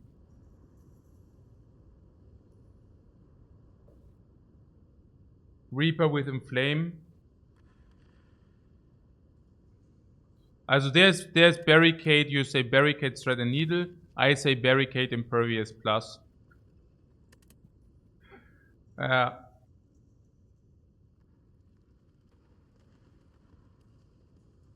Exhume is nonsense. I'll just say it already. I mean, exhume on impervious is not, it's like nonsense, like complete nonsense. Yeah, it's just a curse most of the times, and we don't have a quest yet. Reaper strength, yes, a little bit, but not infinitely good. Yeah, it's a little bit of a reasoning. And it's probably still break even as long as we don't find extra energy source. And you have Reaper Ashes. Reaper Ashes is okay. I would take Reaper or nothing, that's for sure. The question here is Barricade. I mean, Thread and Needle Barricade is a little bit good. Yeah, it's a little bit good. It's into Act 2 though. Into Act 2, Barricade is really bad. Strength Sack is usually exactly, it bites with Barricade. Strength is exactly the opposite of Barricade. Barricade, these little blocks, cannot get the armor up. No way that we can get the armor up with these little blocks. So the only thing we are currently having working for Barricade is the impervious, which is also usually fine. I don't know. Seeing Red is also good with Barricade. Yeah. Barricade is also a little bit bad with Tungsten. Yes. We already have Tungsten, so we can go Cube Anger against Heart already.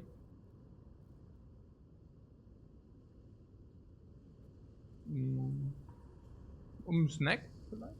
Ja. Ja. Ja. Ja. Ja, so eine halbe Stunde oder so vielleicht. Ich habe gerade schon Pause gemacht.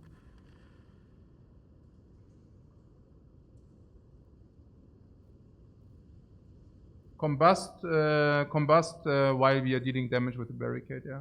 But Barricade is a pipe dream. Something also tells me that this Reaper is a little bit better, but I'm not exactly sure. I mean, the plated goes for and against the Barricade. I mean, Barricade plated, yeah, of course, but at the same time, we also guarantee that we always block every turn, right? So, I mean, it's also only 4. I don't know about that. And then what? How many blocks do we currently have? 1, 2, 3, 4 real blocks and impervious. 4 real blocks. Let's make it 5. Like around 25%. Not the big density, but it's okay. Barricade 3 energy into Act 2 is like usually very suicidal. Most of the enemies you can never build up block, even with the impervious. Against the Slavers, for example, you get like what Barricade Impervious, you got no block. Against Slavers, you never get blocked. Against Book of Stabbing, you also never get blocked. Against the Gremlin Lord, you get blocked, but sure. What your Metamorphoric have gotten burned too often by picking Barricade into Act 2? Yeah, absolutely. And we have too many strikes for Barricade. Yes. And also Strength deck. Okay, Strength and Barricade are not friends with each other. Strength and Barricade are like counter friends, you know? They are exactly the opposite. There's also Reaper. Reaper, but without extra energy is... okay. Without extra energy is still at least break even because of Ashes, maybe even slightly positive. But if you receive the extra energy, it's definitely positive or even quite positive because we also do have Inflame. And then with this, we can actually sustain ourselves back, especially because we do not have Sustain. I can see that. Yeah. Mm-hmm.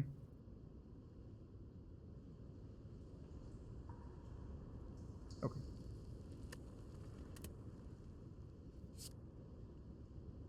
Reaper.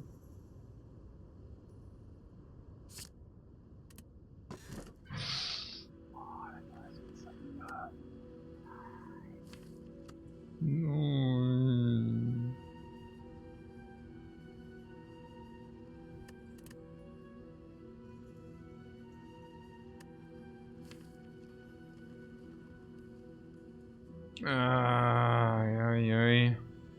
Barricade Snecko would have been a thing, but what? Yep, Snecko. Naja, we have Anger, which is -1. It's more than -1 because we cannot even play it, but it's at least -1.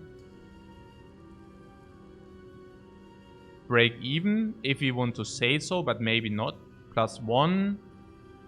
Break E, also +1 still, +2, +3 maybe. Also +3. Probably good enough. I mean, there's also Mark of Pain. It's very weird. I mean, the wounds we cannot mitigate whatsoever, so that's very weird. And we also want to get more draw. We also want to get into our key cards. The 2 energy cards are also more important for us, specifically Shockwave and Reaper. Yeah. No, I didn't manually upgrade. Yeah, I fixed Neko.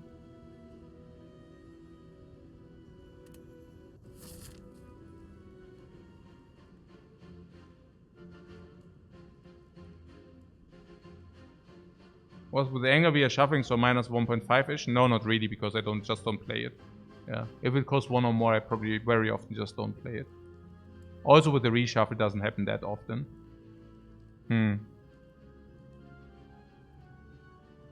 What relics are we picking over Snecko here? Yeah, the pure energy relics, yeah. Ripper, Hammer, stuff like that. Okay, so question marks first. Bites. 5 base strikes, I would take bites. Because we still have a remove on the Anger. Library is very good with Snecko. Red Mask Slavers are good. Curse, not so sure. Necro Book event is definitely good. Upgrade all base cards is also definitely good. So question marks are good. How are monsters? On 3 energy with carrying the Snecko, not so appealing. But we have front load. Shredder Needle is front load. Reaper is front load. Combust works. Impervious is front load. I guess whatever. What we have Tungsten, yeah, we have the Tungsten Rod. Yeah, but I was also wondering, I mean, this shop means we need to take Burning Elite. Okay, but you're saying we can also just go to this shop. Interesting. And we don't want 2 shops with 338. Probably. I mean, we can go to a shop and if there's Barricade or Corruption, we just like are insanely good. So just going to the shop to see whether it's Barricade or Corruption might already be worth it. I don't know. We go to a shop, Barricade or Corruption, we buy Barricade or Corruption. Barricade, yeah. Also Barricade okay, but Corruption is really game winning, you know. Then There's also membership card. There are a lot of high rolls where we are really good, but maybe not. Yeah. Like 2 question marks are always exciting with the Judo. Okay. Seeing grid for 0 energy. I can see that. So now we have blocks 5 and we have block 10 if we want that. Yeah, I guess that calls for battle trends. Can find a lot of things with this battle trends. Like Impervious, for example. We're definitely gonna play this Impervious here.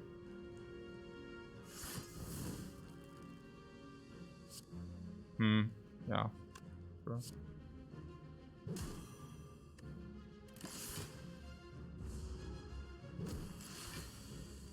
Combust for 0. I like that. Anger for 0. Yeah. Funny. But I guess we do it anyways. We only block 4, so we take 9. Actually, we only take 8. Yeah, Reaper without strength is a little bit tricky, but... And currently that's 6 life. And is 60, 54, 47. I'm just so afraid if we do not... I don't know. It's 6 HP. You think we get the 6 HP option again? Probably yes, right? I mean, our blocking game is quite lousy. But yeah. I guess with the Shockwave we will probably get the 6 HP again. The option. Ah, maybe that was Fury. I don't know. Plated and BAM! Tungsten! Tungsten! Yeah, 0 energy. 0 energy. Let's do it. Yeah, Shockwave for 3. Yeah. The ground scatters and you're weakened forever. And vulnerable. Vulnerable also important for the Reaper. If you redraw it. So there we redraw it. Now we are not frail, so we can block. Redraw it, but unfortunately if we do it for 3 energy, we deal 0. So what about Pommel Strike? Hey, Inflame would have been good. It's fine. Tungsten's also doing a very good job. This guy wants to know it. This is 12. I mean, that's obviously happening. And then this is 9 plus 9, 18. So we are a little bit off. Yeah, Combust is sick here, yeah, klar. Also plated, full use of the freaking thread and needle. So again, this is 9 and this is 9. Yeah, we have 25. What can I say? Well, we could have used a weak... no, that was never.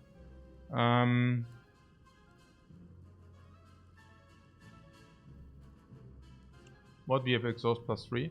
What it kills? What kills? What are you talking about, guys? So this is 8 and this is 13, so we take no damage. Yeah, I would like to take no damage. Yeah. Then maybe Inflame block. Maybe weakness 2. And then what? It's still a Reaper? What do you mean it's still Reaper? No. 9. We can do this or we can just keep it. But I think we can always do this. And the reason why we can always do that is we can always choose to not kill. Inflame 0 is super. Oh my god, no, that was bad. I mean, no, it's actually... What? Yeah, it's fine. So... I could have used Pommel Strike beforehand, but then we kill. This is 9, 13, 13 plus 7. So if we would have not dealt the attack, but then I was also afraid that we might, if we don't draw the block, I would have definitely killed here. So kill anyways. Guys, let's... Kill was in here? Are you just like writing anything? Yeah, we can kill or not, 50-50. Yeah, so if you just like are doing the guessing, I thematized it yesterday already. Yeah. Then this is not like some donkey stream where you can just write anything, and I enjoy that. But it's like, hey, like if you do something, if you write something, at least give a reasoning. Yeah. And I don't know, like if you have written like 3 or 4 times something which was just blatantly wrong, maybe watch first and then write. I mean, there's no paywall in this channel, but there's definitely something like a quality wall somewhat, which you can decide yourself whether your content is enough quality. But like just kill it anyways is definitely not enough quality. Yeah, what just kill it anyways? And what is the Reaper doing here? Crying out loud or what? That Reaper here is how much? Is it not 10 HP? And now we want to what? You don't want to take what? 7 here, right? For block 7, but Reaper has potential 10. Is that even true? And you're saying you're afraid because you don't get the value from the Reaper. So yeah, maybe just kill it anyways. Always 50-50. And now we regret that we did not play the Reaper beforehand, or don't we regret it? I don't know. We could have played the Reaper for what? For 6. No, it wasn't 6, it was 4. What? No, it was 6, right? Yeah, we could have played the Reaper beforehand for 6. But we didn't. Maybe we should have. I don't know. So...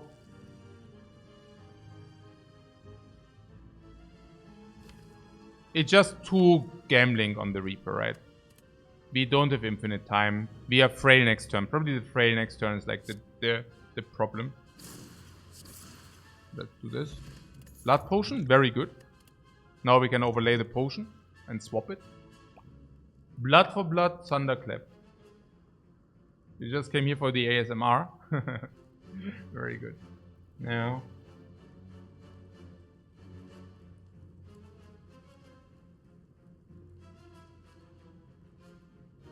yeah, it was 6. Maybe I should have just taken the 6. Maybe I was too greedy there. I don't know. But greed is good. I mean, there was a good chance that we just really get the 10, right? So... I don't know. It was very close. Yeah. It was very close.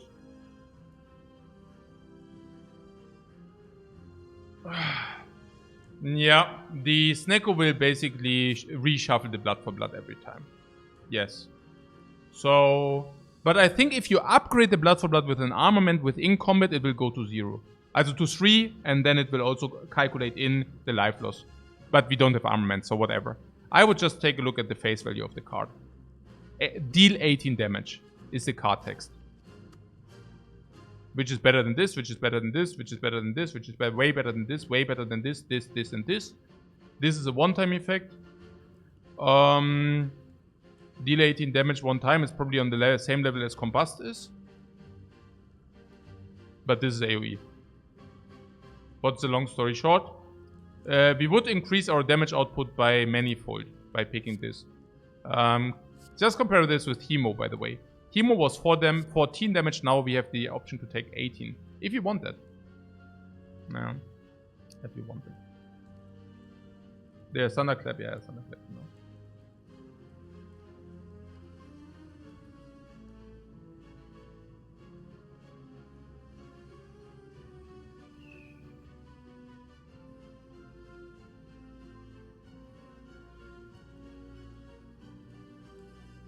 Oh yeah, right. If you trigger Blood for Blood, the turn where you have Blood for Blood in the hand, it will also go lower. So this is actually more than 18 damage. Because, I mean, it's not more than 18 damage, but it's cheaper than the Snecko. Because cheaper than the Snecko. You know what I'm saying. If you have a hand and would we take Bloodletting? Yeah, because we have Tungsten Rod. So we would take Bloodletting. With the Snecko and the Tungsten Rod. Now, if you have Bloodletting, in the same hand, or Offering, in the same hand as we have Blood for Blood, we would also sometimes take Offering. So, that would make the Blood for Blood effectively cheaper. And if you get, for example, Hemo upgraded, I also take, yeah? And if you get Hemo upgraded, it will also make the Blood for Blood cheaper. I keep that. It's worse than Carnage and Bludgeon, but it makes it stronger right now. Yeah, it's on the same level as Carnage. If you think about it. Yeah. Because you can also reduce it. Yeah. It makes us quite stronger right now. Yeah, it makes us quite stronger right now. I was afraid that this might happen. I don't think we can take it. We have Reaper, and Reaper reaps us up, so that already speaks against apparitions. Sometimes we cannot play the apparitions, then they just disappear in thin air. So, and we have even Blood Potion, we are effectively nearly at full HP already. And again, we have the Reaper. So, I don't think we can ever take this. Ashes Synergy. Right.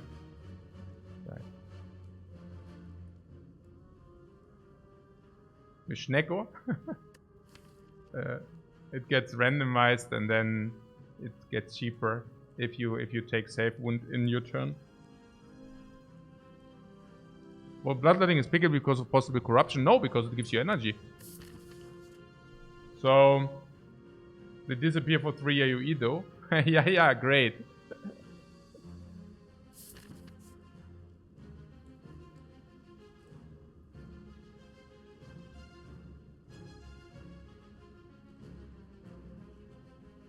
Hey, honestly, I think we can really go question mark, dude. 3% chop, 6% chop, 9% chop, 12% chop, 15% chop, 18%. Huh?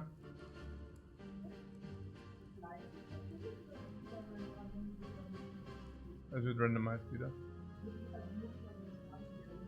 Ja, aber wir haben das gepickt, weil das einfach viel Schaden ist. Also ist es eigentlich ganz gut, wenn das gerandomized wird. Ja, genau.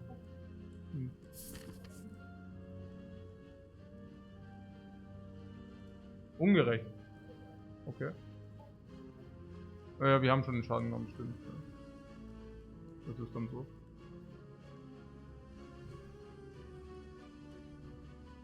Lifecoach doesn't like that it randomizes again.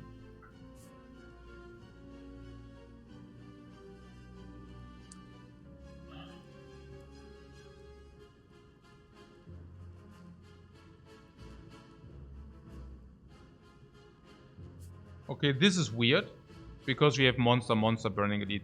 Early burning elite with this Neko is like one of the ways to suicide a run. With double advanced monster also really bad. So it seems to me that if you want to do something like this, we would like to go into monster and to shop. Can spend the gold. I think it's a very effective gold expenditure. Then we go question mark. There's elite, but we have AoE. We can even opt into question mark again or fire. However, fires not very good. Okay. Then there's one elite here. No late elites though. Okay, that's a little bit weird. What about the question mark path? Question mark, question mark, question mark. Fire. Fire, how are fires? We can upgrade. I don't know. No upgrades, right? Oh yeah, Impervious is a good upgrade. Shockwave is also an upgrade. So we could. Dick. Upgrade. Elite. Upgrade. Elite. And then we just go here. Maybe we get the shop, maybe not. If we don't get the shop, we just take more shops in the last deck. But weird, because then we don't spend the gold in the shop. Did you say something about bites? Not really. It seems that it's okay though. I think bites should be positive. As long as we have 5 strikes, bites should be definitely positive. So, what's up? Library for demon form is also always... for cards? Nah. Let's use the bracelet, yeah.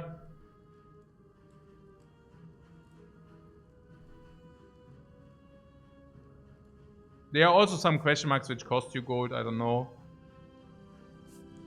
We also increase the chance to get the chest, which is also pretty cool. A lot of events.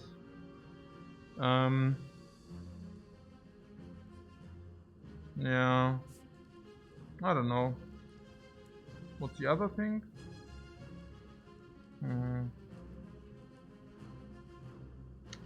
One normal enemy, 2 fire, 2 normal enemies, and like this is like 1 normal enemy only. 1 normal enemy. Risk burning elite without shop in Act 3. Yeah. That's what I'm saying. Yeah, it's tough.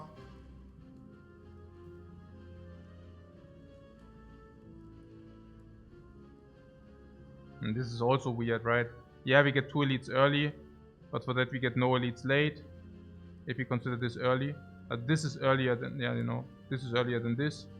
We get a fire before, it's better. Here we have a shop, but here we have question marks. One of farm 3 elites, you mean this, yeah? Then we lose another question mark. Cluck, cluck, cluck, 1 elite, cluck, cluck, 1 elite, 1 elite.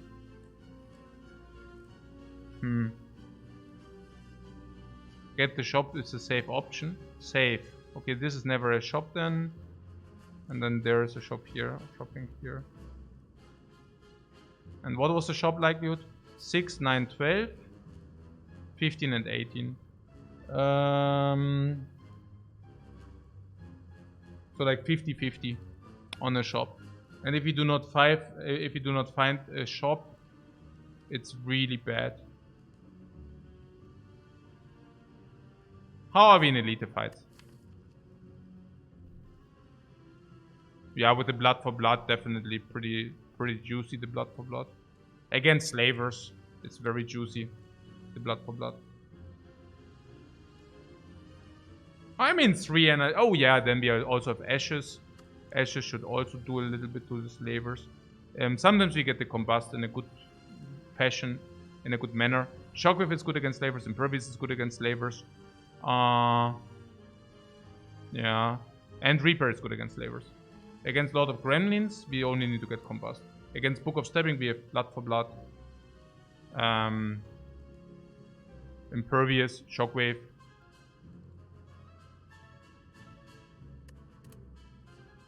I'm not even like the biggest fan of vampires. Vampires are usually super potent, but having Reaper already, we basically gain usually 6 to 8 sustain at the end of. Possibly we can stall into a little bit more sustain. I mean, I would still take the bites, yeah, but it's not infinitely good. What about the upgrades? The upgrades is pretty sick, right? Book is also super sick. Elite for rare cards. I'm just thinking that the value of question marks is so insane. And if you get the shop, this is so infinitely much better, yeah? If you get any shop in the question marks, it basically means we got more question marks, we got more time before elite. It's we took less advanced enemies. It's like way, like infinitely better, yeah? And if you do not get the shop,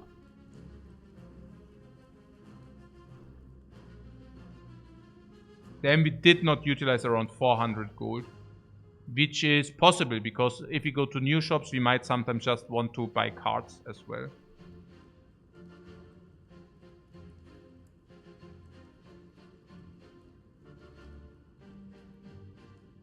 Both apparitions seem good. No apparitions we don't take.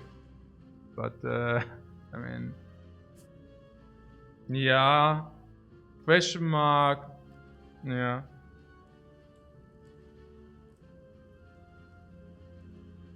Yeah, it's also the early elite. I don't know. I don't even know how sick that is. It's not even that the early elite has such a good rare card drop. Library is sick. Upgrade all base is sick. Vampires is sick. Red Mask Bandits is sick. Yeah. Yeah, Ritual Dagger is sick. I mean... We also only take 5 from the Ritual Dagger thing. Knowing Skull is sick, because we also take less. If this would be Knowing Skull, we can even completely utilize Knowing Skull into shop. Even that, you know. Oh, if this is a gold event, if this is Shrine, 250 gold, we can also go avert into this shop. Yeah, that was definitely better. Yeah, we take that. And we currently are running around with 5 non-upgraded strikes here. Yeah.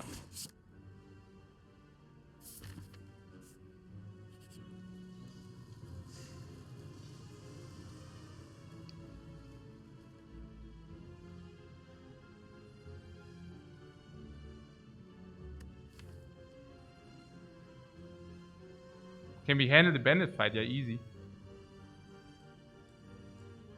Yeah, we just got 5 bites because now we remove anger. That was the idea of it. Worth it? What is worth it? This? Because you're saying the next 2 removes are not on bites or what? No, what? What are you saying? You're saying the next remove is on the anger, obviously. And then there's another remove on the pain, basically. The pain is not bad with the bites, why? 5 bites straight with anger remove is sick, yeah.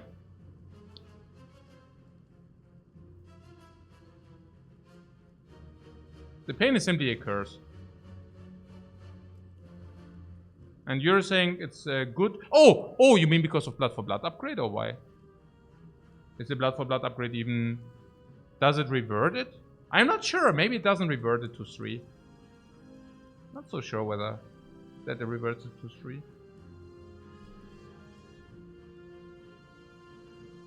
But it's definitely reverting the Seeing Red to 0. You don't think it reverts? Right, if it stays on 2, it stays on 2, right? But the Seeing Red definitely goes to 0. So having the in-game upgrade on the Seeing Red would be super sick. Like if this actually hits this, would be super sick. So is the next thing an upgrade? A real upgrade? We do the real upgrade on the dagger. And the extra pain. Yeah, upgrade changes the cost when it's beneficial, yeah. Unless you have something in the hand and corruption, whatever.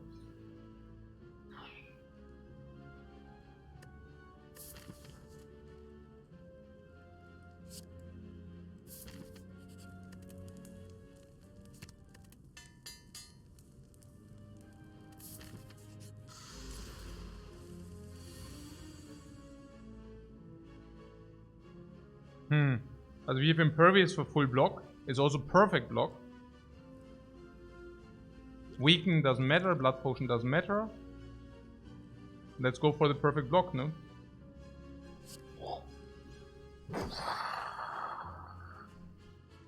And AoE damage.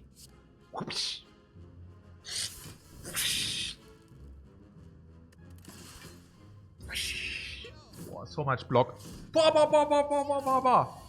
Wow. And the Reaper got upgraded. Not that we needed that. Seeing Red for 0 energy. Nice. Well, this is crap.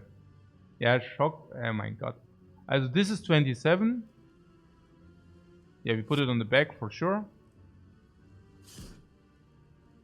So what is this? Reaper.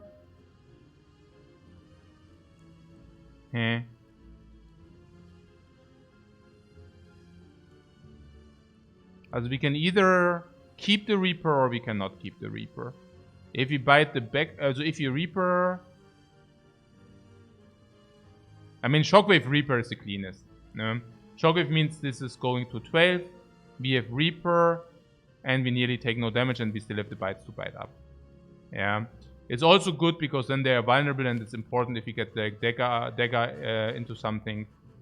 Yeah, I want to do that. I like this.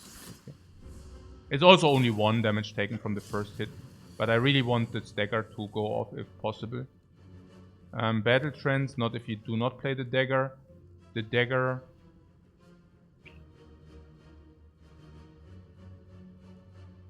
We have bites, we don't need Reaper, yeah, exactly. And we also have the blood potion to drink if push comes to shove.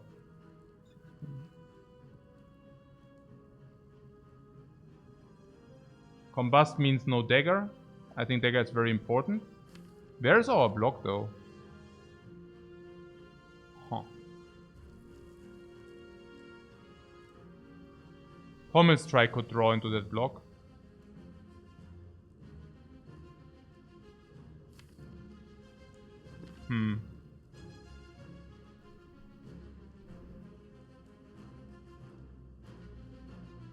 Other play would be just to play the Combust, but then we take damage. Inflame is getting Inflame out of the deck. Would also be pretty good. Maybe Inflame Bite is probably the solution we are looking for. I like Inflame Bite. Yeah, I like that more.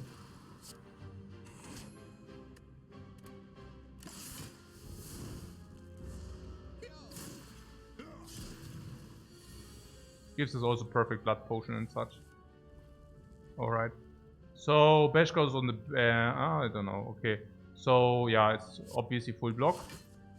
And now we can decide. Good stuff that we have these bites. So what do I mean with we can decide?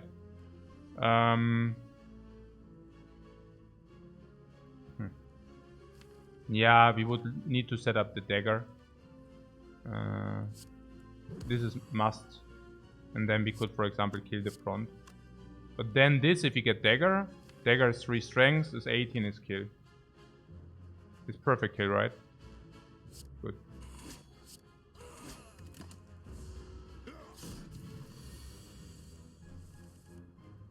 It's 3 energy. And this is why calculating things is important. Yeah. Oh, beauty! 3 energy, we have 3 energy, 27 damage, we have 27 damage.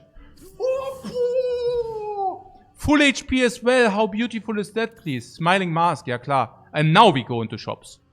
A lot. Well, actually not, because there is no shop. Okay. Armament. Armament not upgrade is not very good, right? Don't want that. We want expensive cards, not this.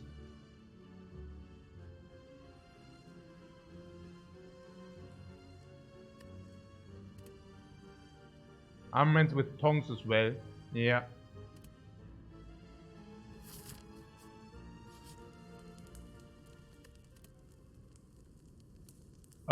Impervious, in case we get the duplication, Impervious is like of utmost importance. Shockwave not so much, because we also always play Bash whenever we see it. And we might just pick another Shockwave, and then the Shockwave upgrade is also complete crap. Oh. That we could bite ourselves up was really cool. Love that one. Shuriken, 3 attacks, no? Yeah, 3 attacks being played in our case, very unlikely. We also don't go for mass attacks with the Snacko. So, rather not. I think we go for big damage chunks. We don't go for Shuriken small damage chunks. So here... yeah.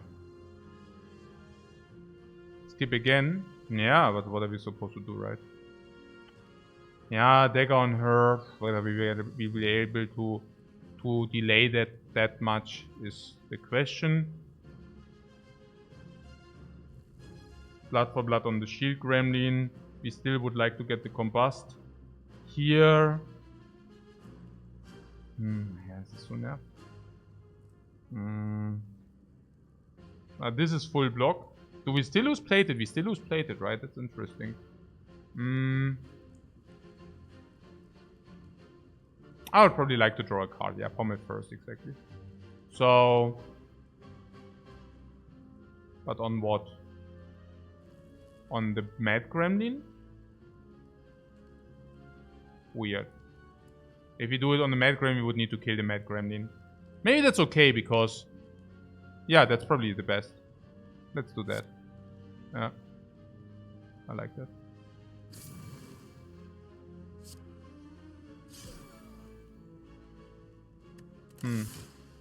Because she doesn't attack for big, and if she does attack, it's actually in our favor. Okay, but she does not attack, but we get combust. For 0! Boom! Combusted in! Yeah, perfect. Inflame should also be very good. I mean, very good, I don't know, but good enough. Full heal again. 10. Yeah, on this guy. This. Goes to 8 then. 8 is actually a bad number. Oh, no, actually it goes to 5, never mind. Cool. So...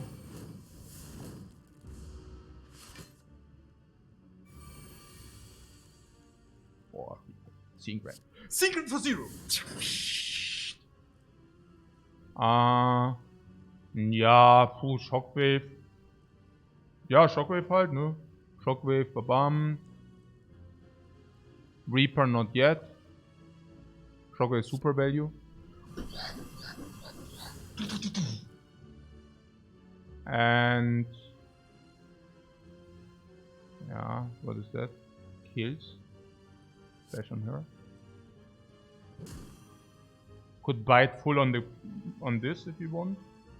And then keep the Reaper. Because Reaper is AoE, so maybe you just want to keep the Reaper. I really like to keep the Reaper. Combust! Yeah, not done yet. Yeah, because she attacks. Wow. Okay, 0 energy. Let's go. Yeah, maybe we can get the dagger in. Who knows? So bite for free I take. Ritual dagger we want to keep. Blood for blood is super sick value. Ritual dagger is still not enough. Just barely. So let's do this. Yeah, just barely. We will wait for it and then we get it. Yeah, that's not a problem. We continue our journey. Battle trends into dagger. That's for sure. Pommel strike. Something bite is not possible. Can impervious, but we can also block with impervious. The dagger is damage enough right now. It's 20, it's 30, which basically means we need this if we want to definitely be able to kill with the dagger. Oh, actually not. Actually not. We get... okay, that was wrong. Nah, never mind. Nah, yeah, because we get this combust thing. So, that was... that was wrong.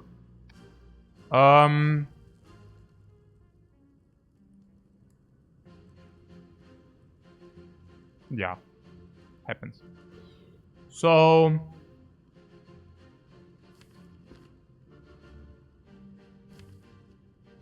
how wrong? No, it was okay. It's not the worst. So... there's bite on this. Plus defend or something. Yeah, I can do that. Bite on this. Oh, we don't have defend. It doesn't matter. It's good anyways. Whatever. I don't know. Got a little bit confused there. I really wanted this dagger. Crap. Ja, das ist halt jetzt, wenn du Garbage spielst. Naja, gut, okay, das war auch jetzt ein bisschen Pech natürlich. I mean, it's also not a given that we do not get... whatever. Hey. It's here. Yeah. I'm not even so unfortunate about like the life total. It's more about the dude. What, not taking Reaper there seems greedy? No, we have full HP. There's nothing greedy. We have 41, the bites bite ourselves up to 48. So we basically have full HP. It's just that I lost the dagger. That I lost X instances on the dagger. And the thing is, I was also not prepared for not drawing the dagger. I mean, our deck was consisting out of 20 cards, and we were prepared to draw 15, 16 of that. So I probably wasted 1/4 of an upgrade on the dagger. 20, 25 gold. I really need to pay attention. Yeah. Would Dark Embrace make sense in this deck? Yeah, Dark Embrace is a card with Snecko, why not? Before Corruption is weird, yeah, but not with Snecko. You can get either Corruption or you can get Second Wind. Has been playing really fast these few floors. Yeah, yeah, it's true. Naja, I mean, it was okay, but... yeah, the deck upgrade was really high. I mean, I was happy enough that we get the elite. Where's the we get the bottle lightning. So the question was, we can bottle a skill.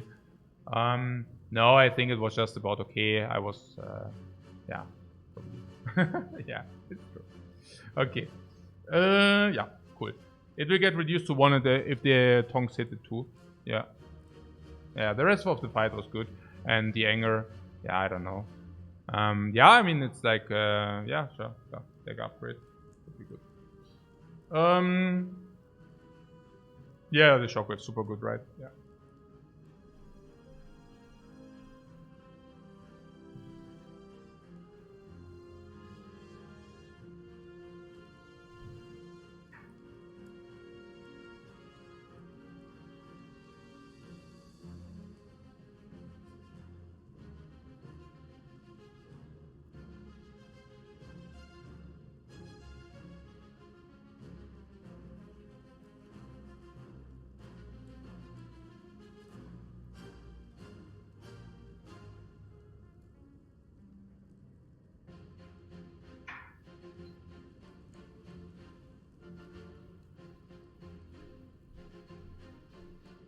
Yeah, dagger upgrade would have been really important, of course. And then maybe upgrade Shockwave at some point. Get Jax is nonsense. Obtain a special relic. Usually with the Ironclad not so effective. 3 strength turn 1. We start with a Shockwave, but we also not a strength deck necessarily. We could transform 2 cards. Which 2 cards? We could transform, of course, the Anger, which is just blatantly negative. If we would transform, what would we also transform? We could transform a base block. The base defense are...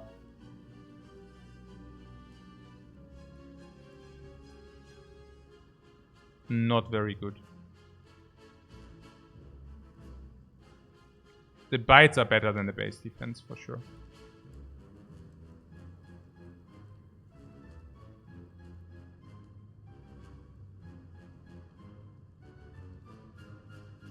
Oh, no reason to talk about spilled milk. Is that a saying? Yeah, interesting.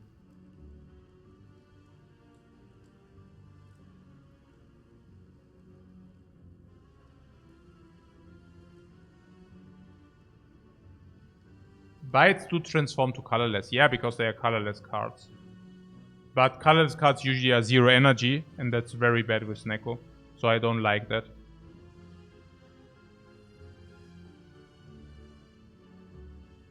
Don't cry over spilled milk. Okay. Don't cry over spilled milk. Interesting. I didn't know that one.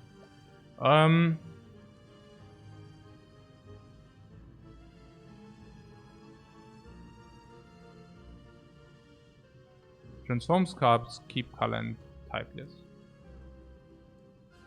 Also not type, no. Yeah. Also the color, yeah. Okay, good. Yeah. Defend and defend. Also bite is better than defend, or? Ich meine, yeah. Probably. So, anger and defend if you convert. And it's never... It's never the 3 strength. Transform to cards. There is anger. Where is it? Here. And anger and defend. Anger.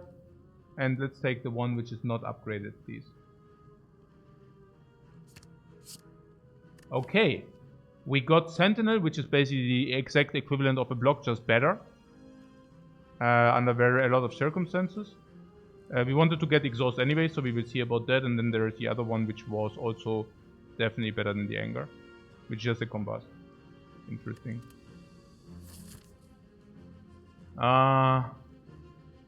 Fire or Monster. With a Dagger, Monster is better. Because the Fire... I mean, what would we even upgrade? We already upgrade our priorities. So Shockwave is the only thing. But yeah. Oh, and it's still easy monster fights. Funky. Seeing red. Obvious. Shockwave is also obvious, right? I think so. Do we have block? No. But we can always drink the blood potion, like if you find a new one, kind of. Inflame. Could also Pommel Strike first. But we also probably want to blood for blood. Unless Pommel Strike and blood for blood kills. 27 plus 15. 27 plus 15. It doesn't kill. It does kill this guy if you want. Do we want that? Probably. So 27 plus 15. So 15 first. Then I could have also played it first. Okay, Combust. Okay, now blood for blood kill.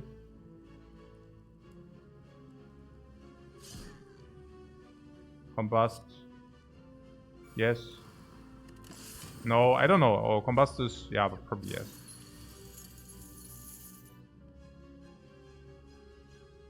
Yeah. Yeah, the idea is to just play the dagger next turn easy. Okay. So, the bigger the dagger, the less important my mistake was, by the way. So, is Reaper... yeah, block. Next turn we have... like this and this, no? And then we have dagger next turn. Whoa. And if you don't have it next turn, we still have it. Anyways. Okay, dagger. Full HP, yes. Sacrifice to the gods. Reckless charge, no. Sword boomerang, no. Thunderclap, no. Even heavy blade is better than this. Shockwave free. Inflame, yes. Defend free. Combust is tricky, but 5 damage Combust is probably still okay. We could also Pommel Strike first and then see. We can also Blood for Blood. Yeah, I think Blood for Blood Combust or something.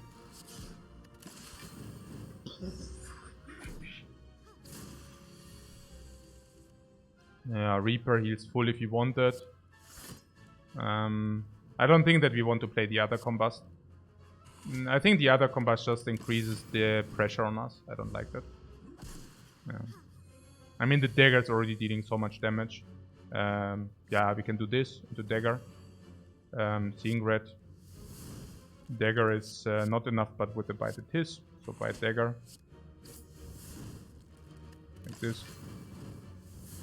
Dagger's getting out of the root, yeah, but hopefully. What these card choices are really bad, yeah, but now we receive a really good rare card choice, guys. Just wait for it.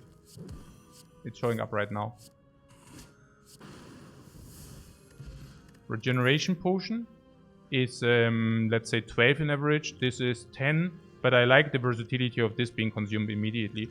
Maybe the weak potion is not good enough. The reason why weak potion might not be good enough is shockwave. Whereas we start with the shockwave in the hand, and against the boss, I mean, we could upgrade shockwave, right? Yeah, against the boss, against the boss makes a lot of sense, but this would increase the weakness. Okay. Ooh, this is interesting. Second wind is so freakingly good with Dark Embrace, because we can actually exhaust the trash into draw. That would probably even make up for the uppercut, given that the uppercut is only doubling down on the shockwave. Another reason for the second wind is also, of course, all the bad status effects we want to get rid of. The pain as well. And on top of all of that, Sentinel also gives us energy. So, and there's also Ashes. Yeah. Let's take this. Regen over weakness. I don't upgrade second wind, right? I upgrade Shockwave. Shockwave initial 5-5 is, I mean, it already plays in the next fight. Yeah. So, do we think that we... the boss, by the way, with 3 energy is not irrelevant. What is this? This is probably 30. 45 on the boss. And we have strength scaling. Do we have scaling? No, but we have double combust. So this carries a fight. We have a little bit strength scaling, but not insanity. You have a lot of life gain, so does regeneration matter compared to weakness? No, I don't think so. I think it's just worse. The only argument was that we always have weakness with this having in the first hand. But sometimes we do not even play it. So, and we still have life gain here. So, I don't know. Yeah. Regeneration 15, yeah, and Dreamland is 15. If you're at 52 max HP, it's actually quite low. So, I think the question is against her whether we need the increased weakness. But the increased weakness might be very, very worse, more than 12. Unless you're prepared to not play this turn 1. But I'm very, very prepared to play this turn 1. So even against the enemy now, it would probably already be better. Yeah. We have another gold, so now we are going to 500, 600 gold, which is crazy. Not having taken the Burning Elite, but having taken the chest key already.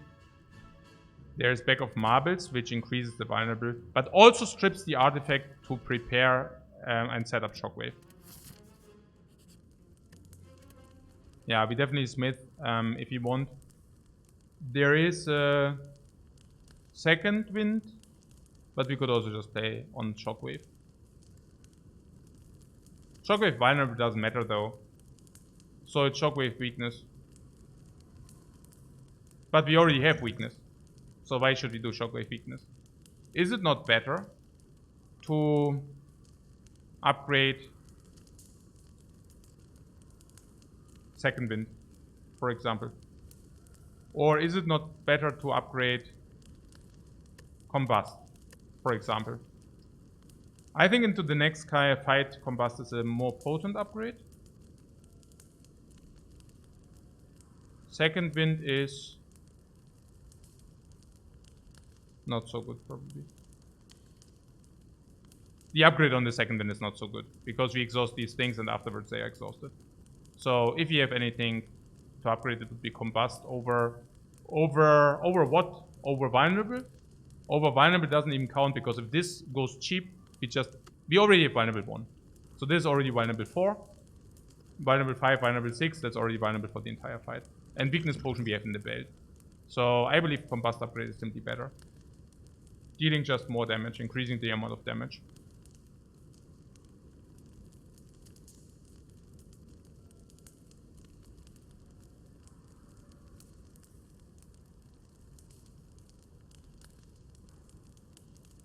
Pommel Strike possible as well, if you want that. I could also see Pommel Strike. Shockwave? Nah, I don't think so. This will also reoccur, and then we can just reoccur this. With the Weakness Potion, Shockwave is weird, really.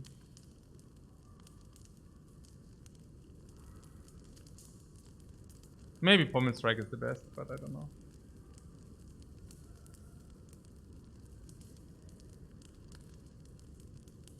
Combust doesn't seem like what we want.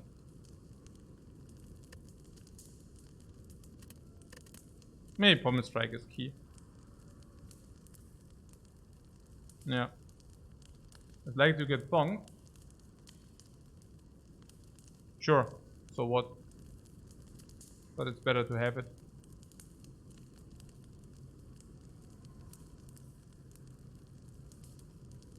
Oh, you're saying Shockwave because we always... I don't know.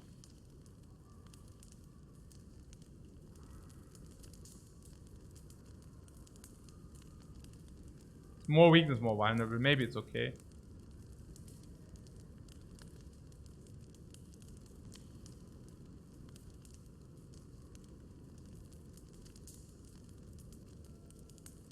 Roar is always good in a Snecko deck. Yeah, that's what I'm saying. I'm also thinking the vulnerable for, let's say we do not play the Bash in the first. Yeah, probably it will play in the boss fight. Yeah, probably it's good enough. Yeah, because the vulnerable also probably plays. Yeah. Shockwave 1 is fine. Play this.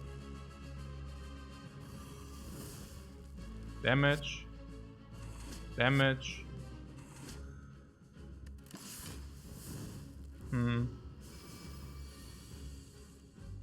Inflame for free.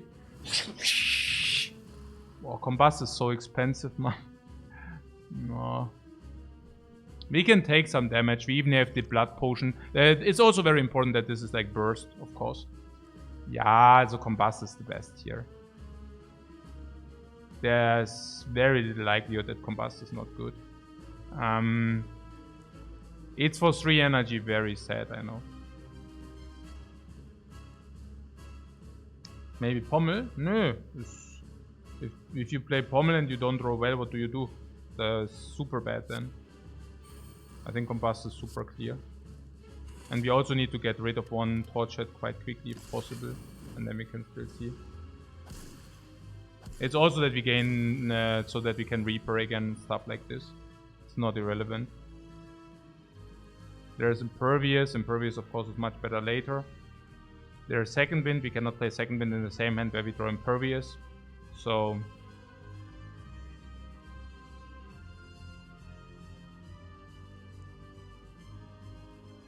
yeah, 3 energy Snecko is not exactly... At least we get Tongs every turn.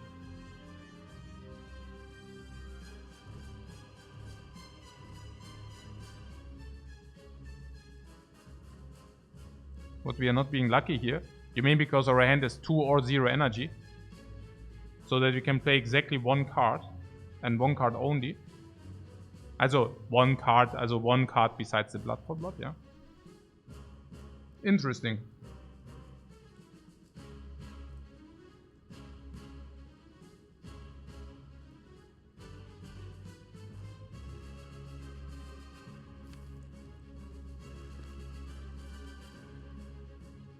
The Reaper is pretty sick, right? The Reaper reaps our saves back 14 or something. Maybe more if you have Vulnerable inflicted later. Oh yeah, there was also something about the Bash going on this or this. So the Shockwave upgrade was definitely good. Yeah, I mean, I think the Impervious. Impervious means next turn we have 3, 8, 15 damage, 20 now. Impervious into blood for blood. Yeah, I mean, I think we even have enough damage for the little ones. So if we blood for blood, we might even do the big one. Or that's Torch Head. Because currently we already have enough damage for these two. And next turn she never attacks. So, yeah. So probably this. 14 is 10. 5. Yeah, or we do this, then we guarantee the kill on this, but if you want that. Blood for blood on this means this goes bye-bye in 2 for sure. Yeah, but I'm also not exactly sure whether we need that, the bye-bye in 2. I mean, block is also always cheap. What I'm saying is 14, 19, this torture goes already to 5. For example, if the upgrade hits combust, this already dies for free, and then we only need to do 10 damage on this, and not the 37. So probably just like this. Yeah, combust is doing a really good job here, of course. Yeah, so we upgrade Battle Trance, Seeing Red is obvious. Combust also comes down for 0 is obvious. Battle Trance 1 energy I feel is obvious. We would skip a bite for that. But there are a lot of things we might want to see. Like a lot of different ones.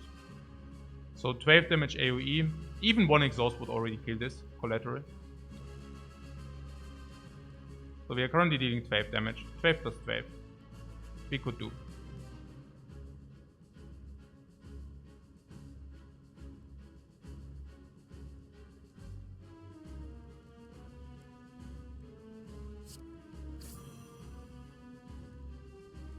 So this will die automatic next turn, so I'm not...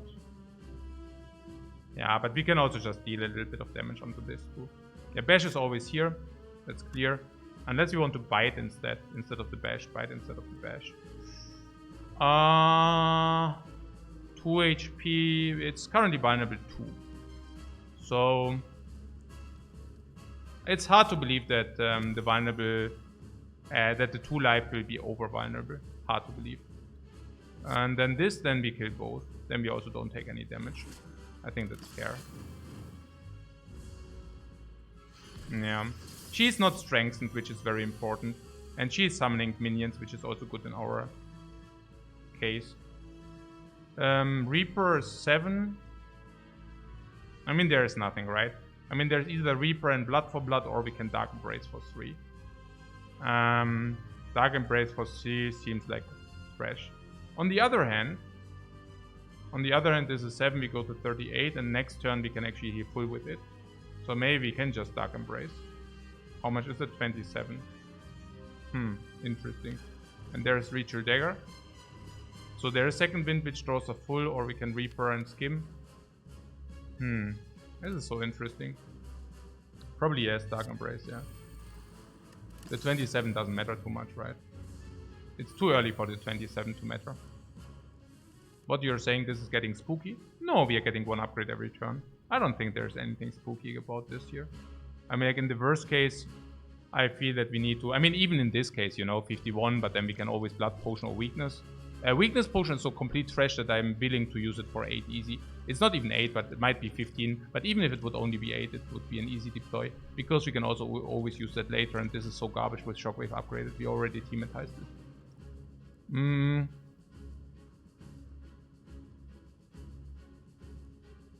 This is 18. Also combust 2 times on these.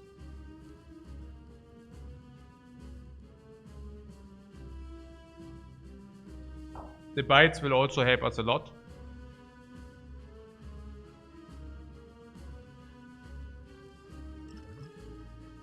Catch! Nice. Okay.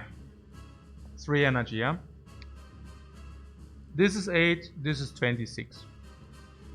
This is 7. So in total, 26 we can reach your dagger. Or 26 plus 7 is 26 plus 7, 33. Would kill one. It's better than Battle Trance, right? Because if you can kill one, unless you tell me that we Battle Trance into second wind, then that's so good. In our case, it wouldn't even be that great. So if you play Blood for Blood, Bite, 15, 33 kill. We gain 5 life back. So we go to 35. And we are currently only facing 33.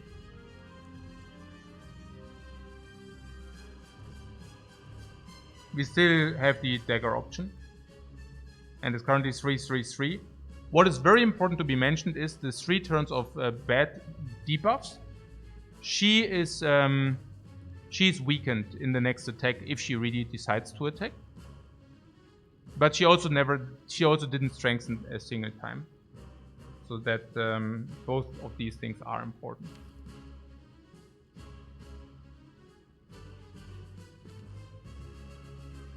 Now we go to a little bit more than so. Yeah.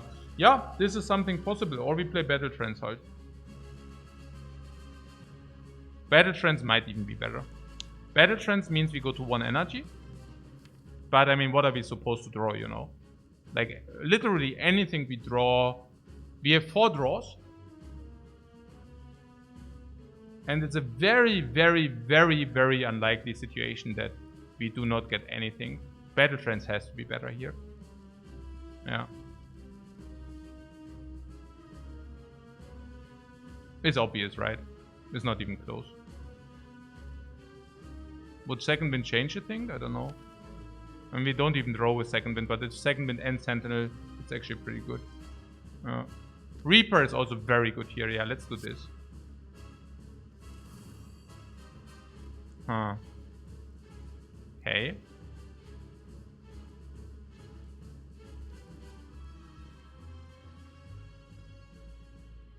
Unfortunate. Yeah, that means we need to use Blood Potion, but it also makes our Reaper next turn better. So it's basically another bad roll. Yeah. Cool.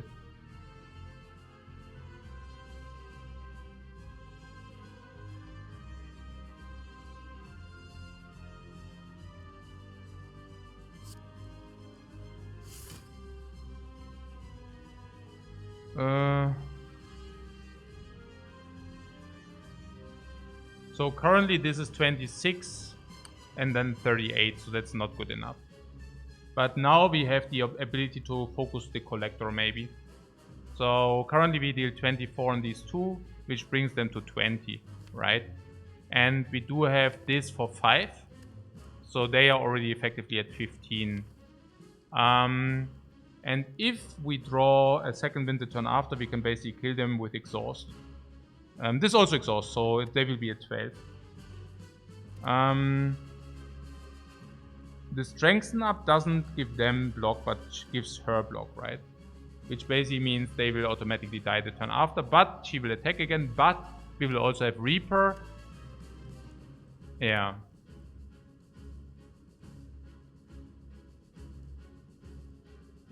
Or happily we picked up the weak potion. Yeah. So currently we are what? 33, 43. And we are 3 HP. Also it's just not good enough, right? I mean, we have Bite here, 33. Also 33, 36, 37. So we have to drink the blood potion. For 10.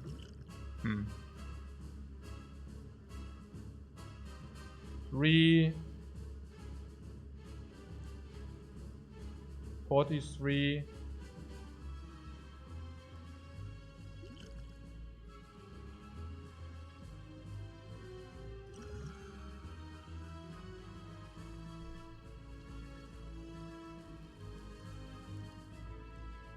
Okay, what about these dudes which are going to 20? So these dudes are going to 20.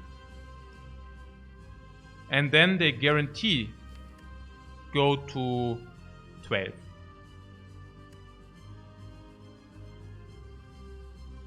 Which means they are still at 12 and will attack us for 10 each.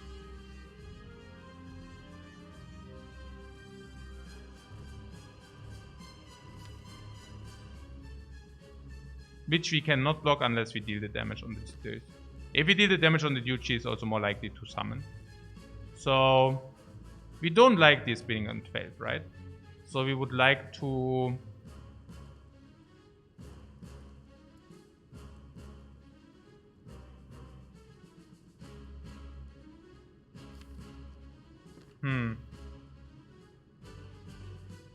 I don't know. I mean, these are hitting us for 10 every turn, and we don't want that, right? It's just annoying, so we need to... We probably need to kill them.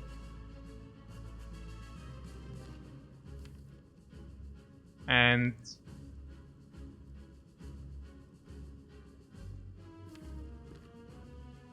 Looking spooky? I don't know. No. I don't think it's looking spooky. I don't know.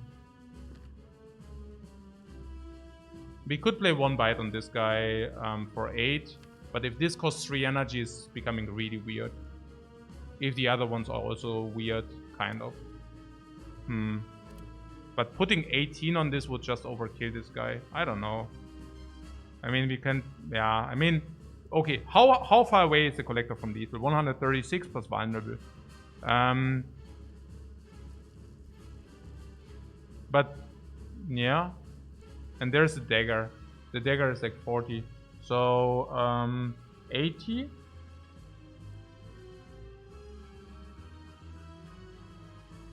And Reaper brings us back how many life? How much life? 15. 15. Let's make it 17. We go back to 25. We bite ourselves up to 30. We can even take a big hit. So we should just make sure that these small ones are always dead, right? Because if these small ones are always dead, and she summons, she's really doing a bad job. Why? Because they are dealing, like, we are dealing 12 on everything every turn. And that is just a lot, you know. Like 12 on everything is just a lot. Reaper got upgraded, but unfortunately also costs 3 energy. Wow. The Ascension indeed costs 0.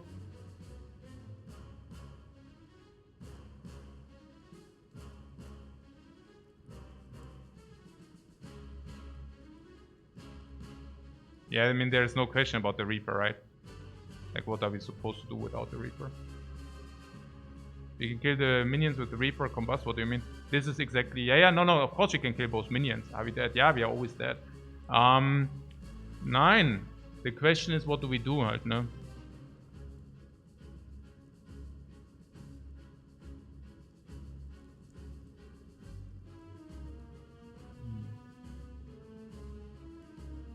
Yeah, if you do the Reaper, we also draw 1 more card. If that's relevant, I don't know. But, okay. I just see the Reaper here, and I think that is just such a good Reaper.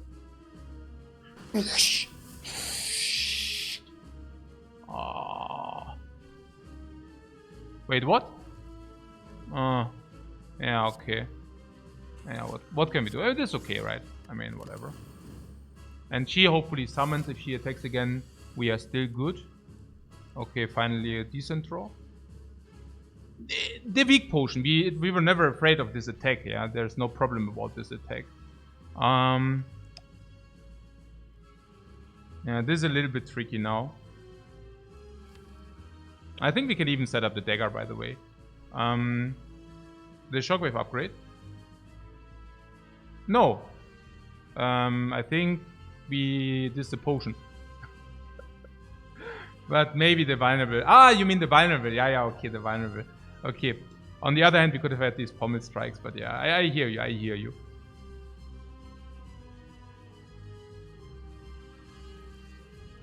Now, this is more block even this turn. But I'm also really wanting to play this second wind. I don't even think Battle Friends is that sick. And Pain really wants to get out. So second, the defend. Second wind. Is that good? What is the other option?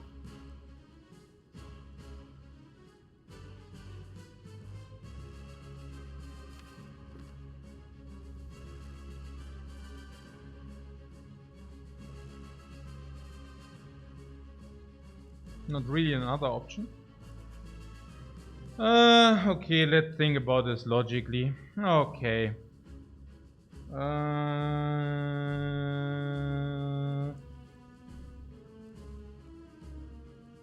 The more skills or the more non-things we have, the better second wind gets, right? The better second wind becomes. Battle Trance is positive in our deck. So what would second wind exhaust? Pain is negative, as much as Battle Trance is positive. I don't know about these upgraded blocks.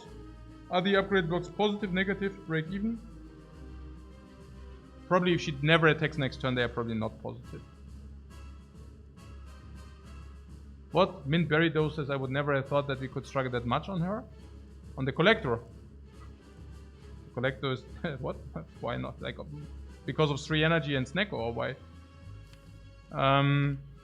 Good stuff that we have the bites, but that's also why we took those. Yes? No, 3 energy and Snecko is not good. That's a negative. That's really bad. 3 energy and Snecko basically means you're crippled. It's very bad for you. Okay, here's the thing. The debuffs run out. All of them will run out. After the debuffs run out, how much damage do we take? What is the current base of her? 26? 26. 26, vulnerable 39, weakness 29. Base is 26 currently. So how much will she attack? Yeah, 26. Because she won't be weakened, but we won't be vulnerable. But we are not frail. Which basically means 26. Suddenly these are not so bad. If we block 2 times 8, for example. What is even the question currently? There is no question about this defense, right? No. There's absolutely no question about those. Maybe there's a question whether we want to redraw them. But we cannot do that. So there's something about this Battle Trance where we can play defend and then try to redraw those. But I don't even think that's so good to have those in the draw.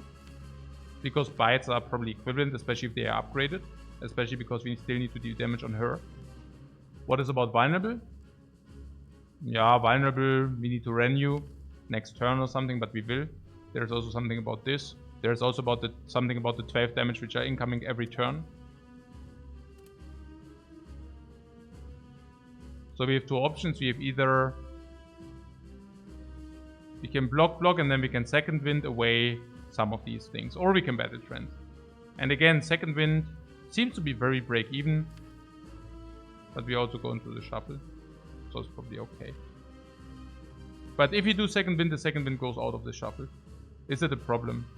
No, because in the turn where she doesn't attack, we don't really need it. Unless she attacks again, of course. What happens if she attacks again? Can she attack again? I think she can attack again. But it's extremely unlikely. Or what was that? Yeah, something about this. Now if we draw... I don't know, I like to have the blow. Oh. We can even sometimes kill her next turn. And even if she attacks again, we can probably bite ourselves up. Or the 16 block and then this is 9 block or what? Yeah, it's also a lot of block. What about that?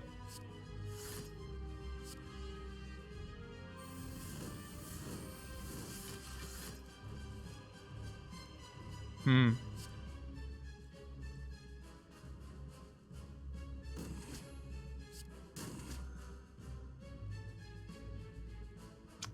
Three HP is more than this. On the other hand, this can 36, bring it to 90. And 90 we can is 70. Can we deal 70 ever? No. 30, 40, 50, 60, 70. No.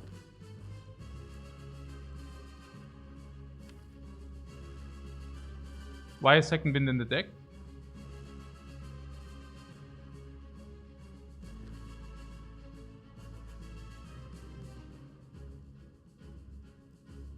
Oh, because it really goes into the graveyard first and then Dark Embrace triggers?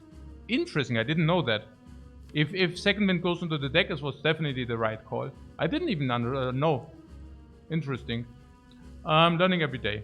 So, bite is better also because of life, but it's also about never being able to kill her next turn, right? Yeah, basically. I mean, I calculate before I do something really bad, but it's 88 and This is what? 25 years the weekend, 37 is basically 26. So 88. Never. Can never kill.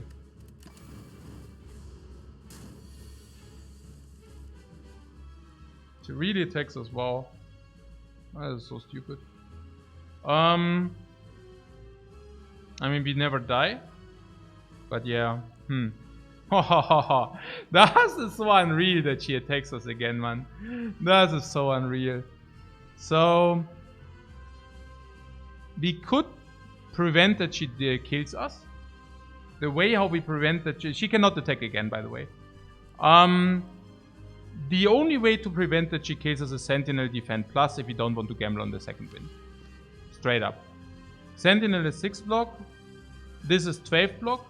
We would block 40. 40 means we go to 39.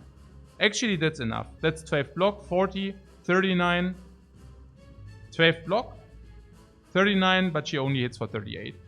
So if you block 12, we are good. Yeah? And we could even buy it for 2 if you want. On the other hand, we are always safe if we play second wind here too. Because?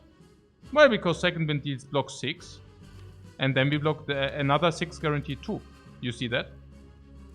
We play this. Block 6 for sure. Guaranteed. Dark Embrace into these.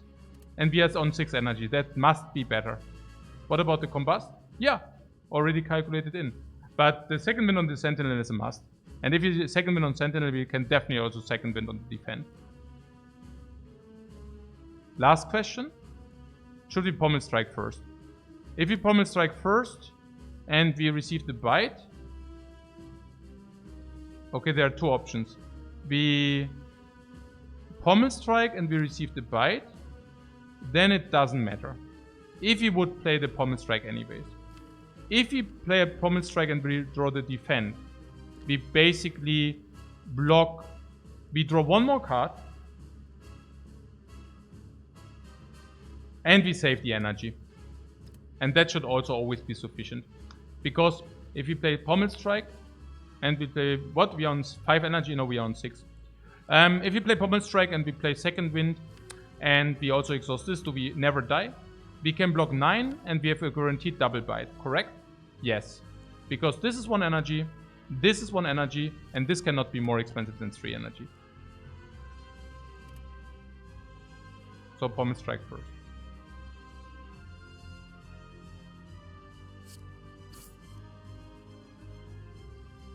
Second wind.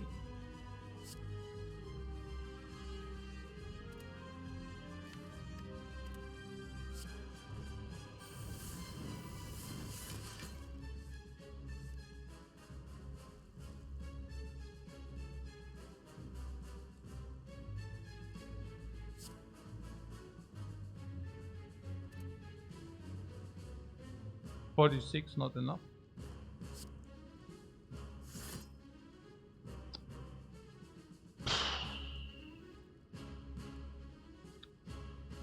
I would really like to set up this Rupture dagger. We know that she can never attack again. She can never attack 3 times in a row.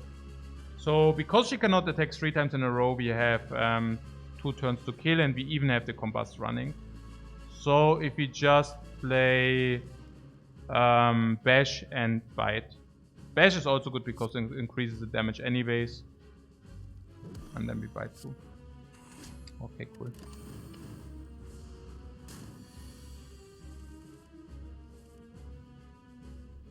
Second wind now useless. We utilized all our skills in the deck, or nearly all. Bite, bite, bite. Dagger guaranteed next turn. Finito. Bye bye. Utilization, entire deck. Utilized all skills of our deck. Utilized all potions. Utilized all our life total. Utilized everything we had. And even set up the dagger anyways. It's a beauty. 16, 15, doesn't set up the dagger.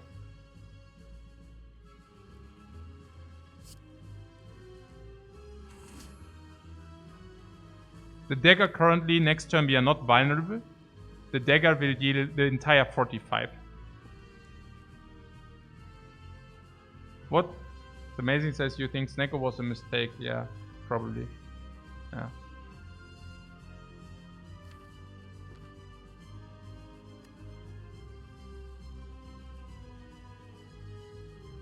That's also the conclusion I would draw. The very random conclusion out of nowhere, guys.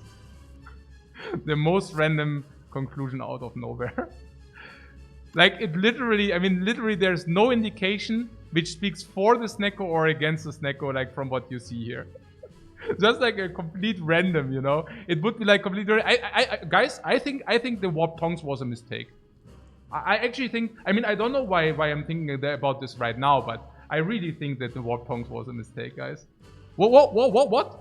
Picking up the ashes. That was probably wrong. It's completely random, like ultra random here. Okay, so... No, seriously, it's just annoying.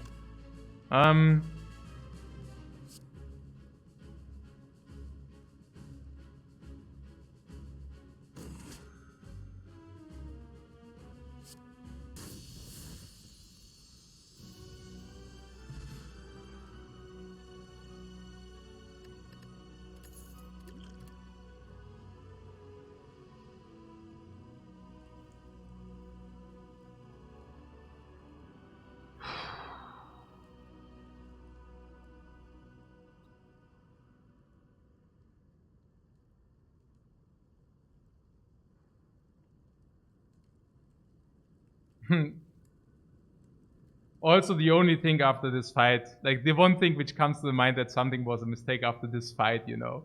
I mean, this is so sad. Sometimes it's just sad. Barricade. Snecko barricade, I see, yeah. Yeah.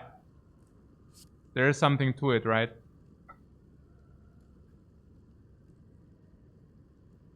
What offering is pickable barricade you don't understand? Yeah, but it's because of Snecko. Snecko's really good on the barricade. Yeah. Also barricade, second wind, everything. Yeah. We also have impervious. I really wanted to receive this 4th energy, guys. Like, really? No. Oh my god. Oh, at least you got an energy potion, guys. Oh my god, man. Oh my god. Oh my god. Oh, the force energy is so free. Oh my god. Why is that bad? Nine. What bark means more energy? I knew that. Yeah. What is our dagger doing? 35. Yeah, we nourish it. 35 damage dagger.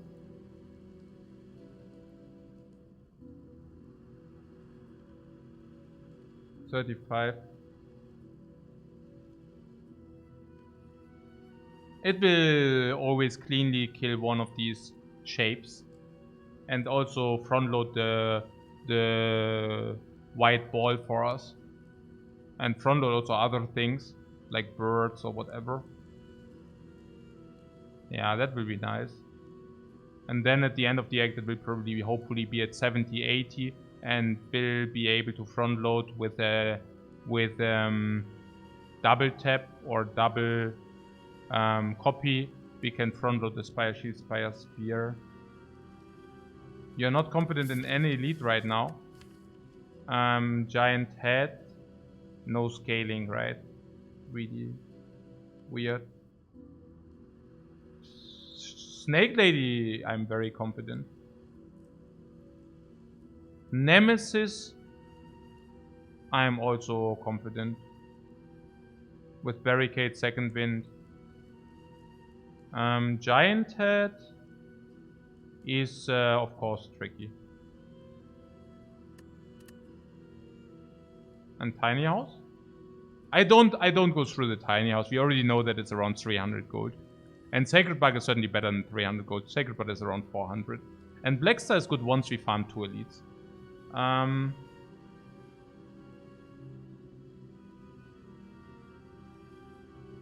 A Blackstar run and then we just die to the elites. You mean, yeah, Black Star! Black Star! And then we just die. Yeah, I see what you're saying. I see what you're saying there. What? Black Star into ice cream. The ice cream doesn't matter. Like, if you only put 3 energy and it melts, then it, like, you have 0 energy still. What we would need something is like the Watcher power. Prismatic shard into the Watcher power. Its bar takes too long for the star to break even. Well, I mean, it takes probably 2 elites until it's as strong as the bar. Make it 3. Okay, and we probably only face in total 4. But at the same time, this doesn't help us in the first 3 fights. Or in the first 2 fights. While this already helps in the fights. Yeah. Probably Sacred Bug, yeah. Also, Sacred Bug better in the late game because you can actually purchase potions. For us anyways, we can just purchase potions. So, we can even make more use of that because we can also purchase. Yeah. With the dagger farming elites is better, question mark? No, because the Sneko is very bad against the giant head. And we still need to do the burning elite too.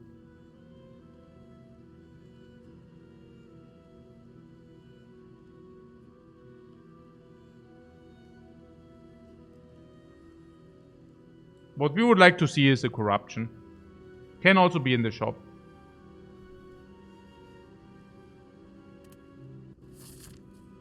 Or also maybe some good Sneko rolls. So there's a burning. The burning gives us all the pathing. We can go here, we can go here. We can go here and we can also go here. So we can just go to the shop and see. And that's also exactly what we're gonna do. Question marks or rather enemies? Question mark should be better. If we get a shop, we also get more removes.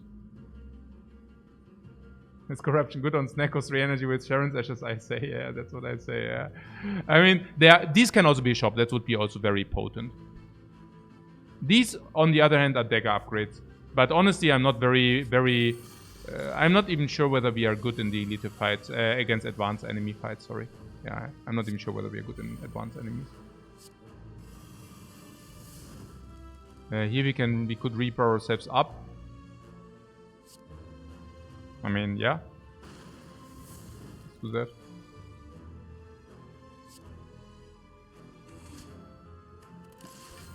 Boom! You just got combusted.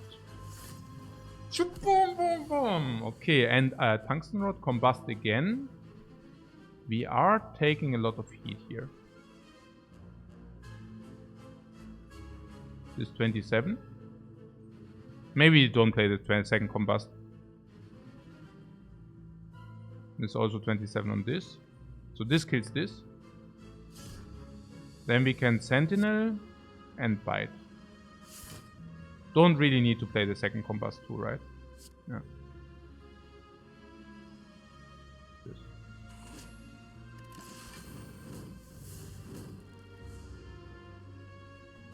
To be honest, you have lost faith in this run. Why? Inflame for free. Or maybe I should not. Maybe I should calculate first. What do we get the Ritual Daggers? Or do we really get a Ritual Dagger here? And you lost faith in this run. Poor dagger upgrade against the users. Full HP as well. No potion used, what do you know? And True Grit Plus, yeah, super. True Grit Plus upgraded. Sharon's Ashes. True Grit Plus upgraded with the Ashes. True Grit Plus upgraded because we just exhausted the biggest garbage in our hand. True Grit Plus upgrade because of Dark Embrace. True Grit upgrade because it's upgraded.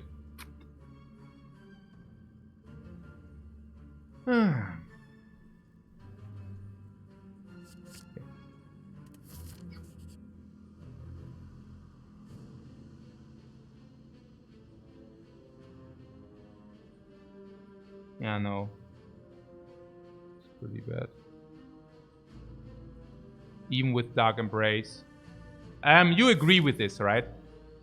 You agree with no taking enemy, but taking question mark over enemy. Yeah, also that the enemy is good enough to be... Yeah, this can nearly not be, right? Enemy.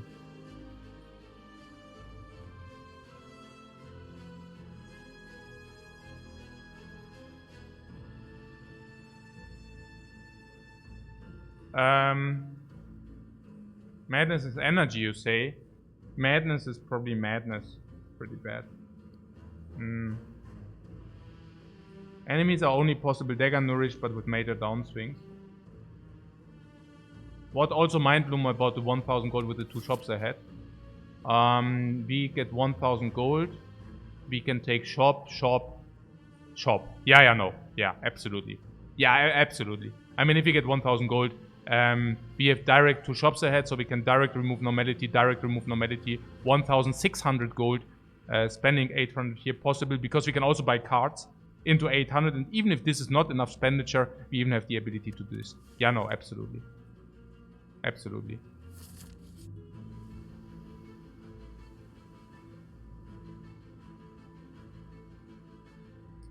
But instead, we get this crap. Wow.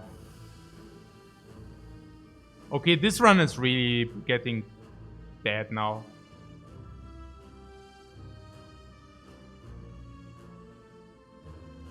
Madness and the Burst falling. Yeah. This is actually really sad. I would have been very willing to remove. Hey, is this? Hey, das ist schon wieder so tilting. Honestly, if it would have been the non-upgraded combust, I would have also had an easy choice. And the attacks were really only bad if it hits these 2. Man. Free card removal. Yeah. I mean, we could use it as a battle trance is positive, by the way, with Snecko. So, I mean, how positive is it? Yeah, it's either for 0 energy, it's insanely positive. On 1 energy, it's definitely positive.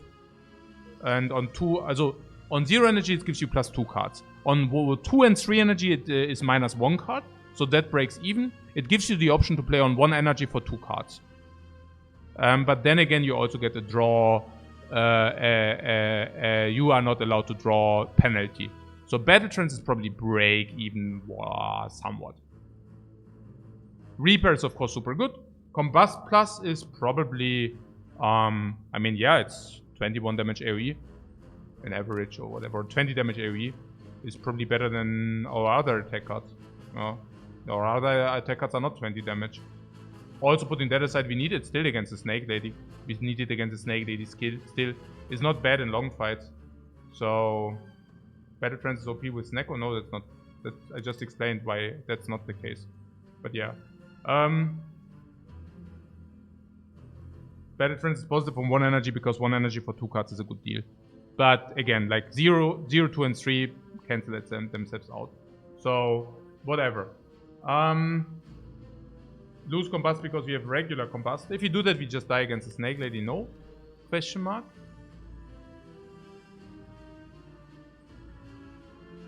Do we face the bird or what? No. So I don't know. No, combust is perfectly fine. Useless endgame? No, it's not useless. In the boss fights, it's 40-50 damage. Why is it useless? It's also about battle trance. If you remove battle trance, we can actually pick battle trance plus, maybe even a normal battle trance. Yeah. And we just lose the battle trance here. Into shop. Yeah, the DI is not good with the Snecko.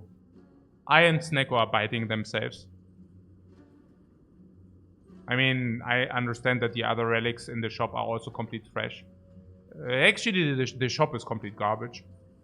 We have to go to another shop. The eye is incredibly worse if you do have Snecko.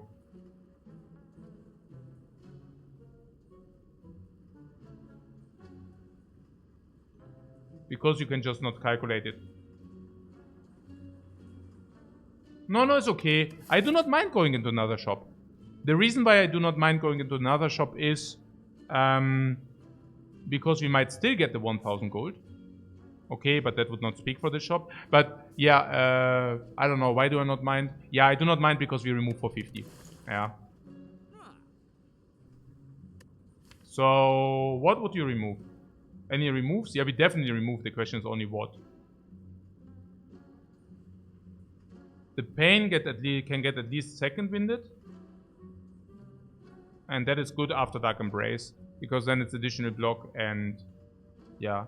But you're saying it's worse than having a random gamble on something of these, right?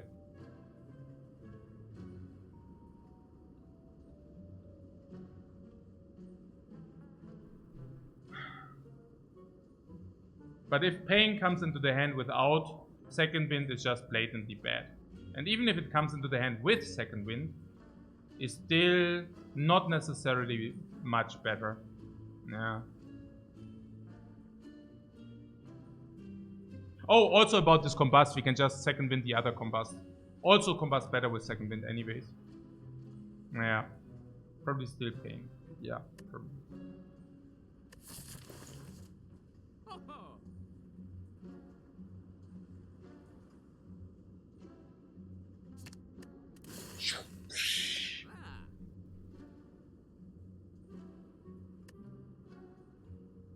The Frozen Eye is really not good, right? I mean, having knowledge... Oh, also Frozen Eye Barricade is, of course, also way worse. Yeah. So now we have Frozen Eye Barricade, which is definitely a downside. And we have Frozen Eye Snack, which is definitely a downside. So let's not do that. So let's continue to the next shop, where we can actually buy meaningful stuff. And potion. Yeah, let's play the wheel. I mean, after these question marks, it can only be good, right? Right? Gold, 300 gold, 300 gold. Yes, 300 gold. Okay, it's a card remove. It's not bad. I mean, it could have been worse. Okay, so now we are sitting at a card remove. Combust can be second winded. Everything which can be second winded is stronger. I would probably just remove an attack here.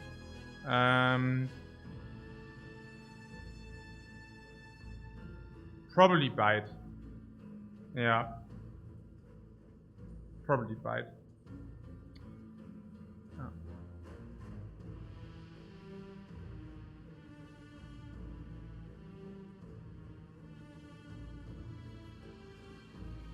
We also have Reaper. No defend. Not now because we got second wind. Last time we removed the defend because we didn't have second wind. But with second wind, defense are... No, wait, what? When did I do what? Yeah, exactly, yeah. Last time we didn't have second wind and now we have second wind. Yeah, that's the difference. It was a transform, yeah, but we didn't have second wind back then. And now we have second wind. So it makes the defense so much infinitely better. Second wind into defend, we even like get rid of them and we draw new cards. Oh, transform into colorless was also weird. True.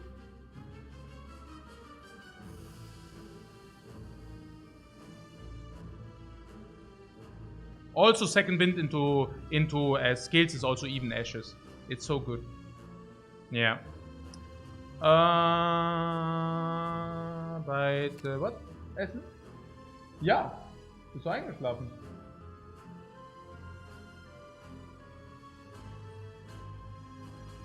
Ja, gerne. Snack. Ja, okay, we make a break. In the shop.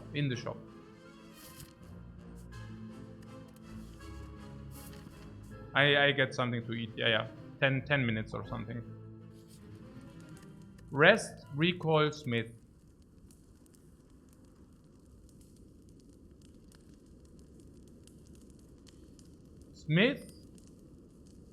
Second wind is very strong. No? Is it strong? And why? I don't even know. I don't even know.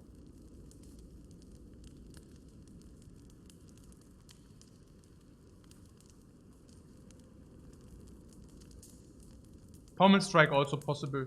You're saying second wind is better, right? Because second wind Snecko is so cool. We can get key? No, we never rested their last node.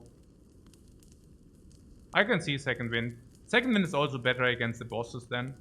Where you can really... This will probably upgrade 4 block at least. Yeah.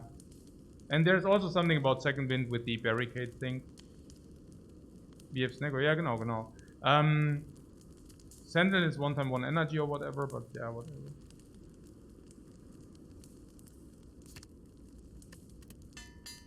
Pong, pong, pong. And shop, yeah? Yeah, obviously shop, right? 5. It's even we get rewarded by the shop with the Smiling Mask.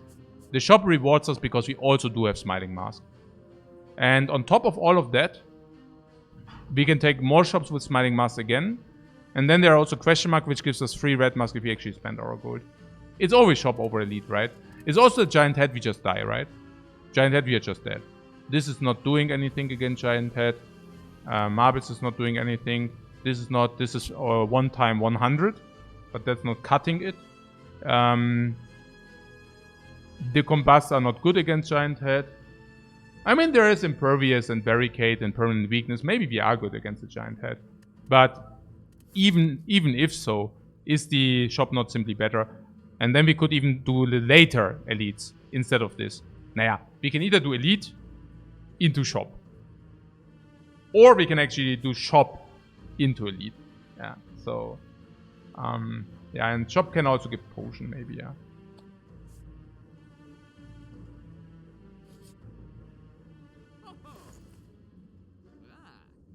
yeah. Break for me, guys.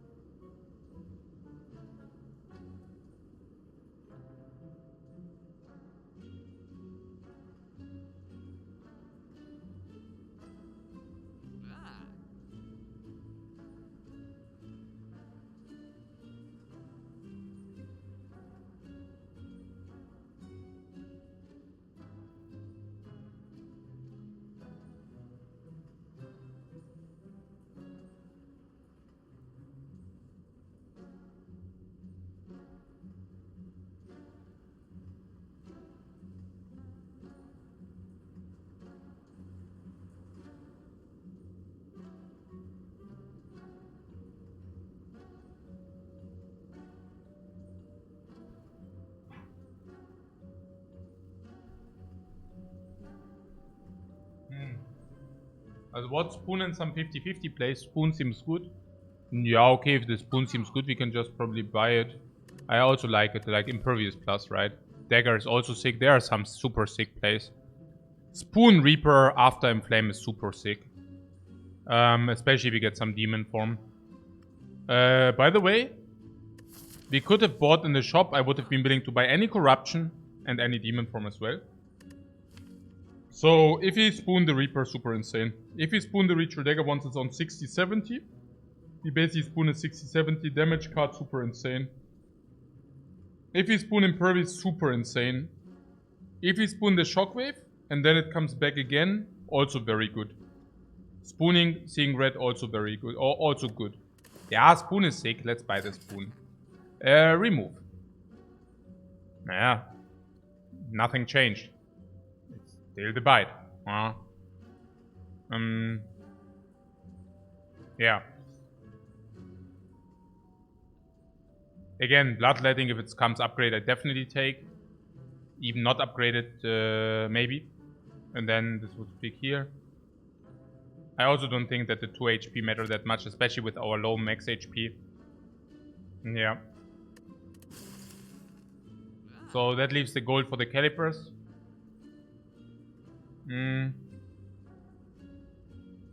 What about the dexterity potion and the barricade deck? Yeah, it's only a burst dexterity potion. So Juggernaut is an option? No, Juggernaut is not an option. The calipers is a possibility. We have calipers, and calipers, now that we have the Spoon, enable us to always play Impervious. If it goes on 0 or 1 energy, we can always play Impervious if you don't get attacked, right? If you don't get attacked, otherwise we could not play it. Unless Barricade is already down. And in our case, if you have the calipers, we can actually do that. You like potions over the calipers. Oha. Damn, that's so expensive, no way. Yeah, but sometimes we also overblock because a lot of these things cost... Let's say this costs 0, we already have Dark Embrace. We play this, and we currently have 25-30 block, and the enemy doesn't attack us. Calipers, the later the game, the better it is. What is the problem with this? You're saying it's too expensive, and we have another shop soon. Right, question mark. Huh. First of all, we go here into an upgrade, which we will probably use to upgrade Pommel Strike. Cool. Then we will go into the Burning Elite and hopefully do not die. I guess with the energy potion we probably don't die. And then you want to do what? Into this shop? Because we saw all the garbage events already, yeah? So you're saying these question marks are probably equivalent elites. Which could be. It's also if this is not Giant Head. Also if this is Giant Head and we survive, this will be an easy elite. So we take it. But if this is not Giant Head, there's a risk that this is Giant Head, right? So then we can also take more question marks, for example. But keep in mind that, yeah, no. Comes down for 350 versus in the fight. Ja, gute Welt ist. Also, es ist ja auch schon komisch, I don't know. What is versus with the barricade? You need to play the barricade first. What do you do if the barricade costs 3 energy? Then it also doesn't play.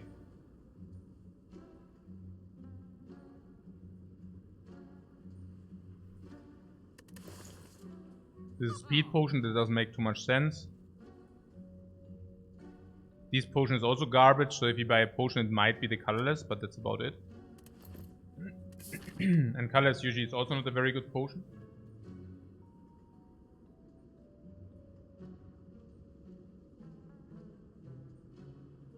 Speed potion second wind is something.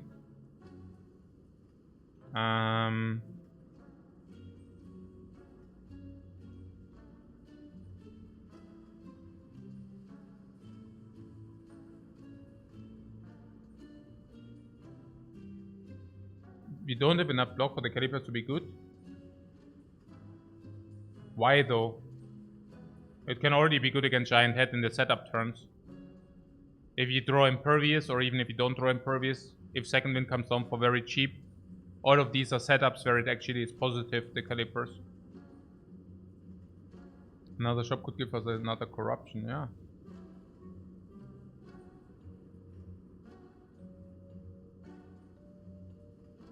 Instead of Kelly person getting the next shop also seems high expected value. The 2 colorless cards.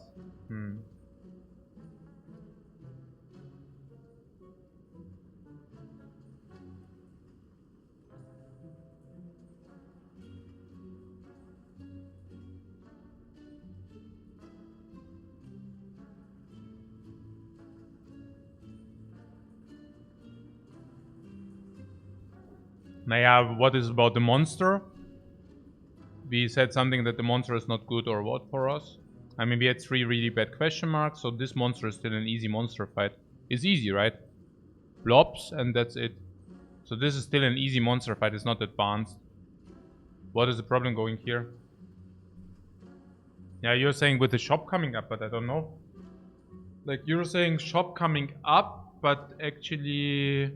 I don't even know whether that shop coming up thing is true. I mean, if you go here, this is a little bit gold, this is a little bit gold, a little bit gold, a little bit gold, here, or whatever, I don't know.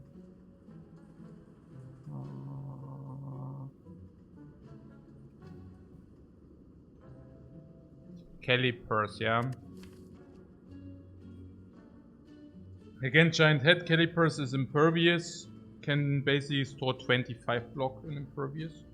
Probably even more, probably store 30, up to 30 block or something. And with the second wind can also sometimes store about this magnitude. Until barricade comes down, of course. So it basically gives probably 25 block or something. Not unlikely. Okay.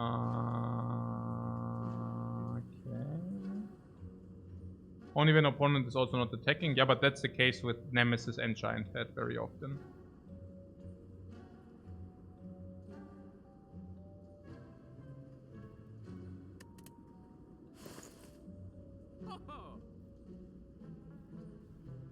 You missed that power through in Act 1 feels Batman says 2E for Y. Yeah, but we might have not gotten out of Act 1 without this, no? Maybe, I don't know. Yeah, Ritual Dagger makes these monster fights also better, exactly. Also, Ritual Dagger comes back, which basically means, sometimes back, which basically means they are also, actually this monster fight might be 2 upgrades on the Ritual Dagger. And then the double upgrade is not 2 upgrades, but it's 4 upgrades because the Ritual Dagger comes back. Yeah. So... Yeah, someone also forgot how much work the Anger did against Lagavulin, exactly, yeah. It was crazy.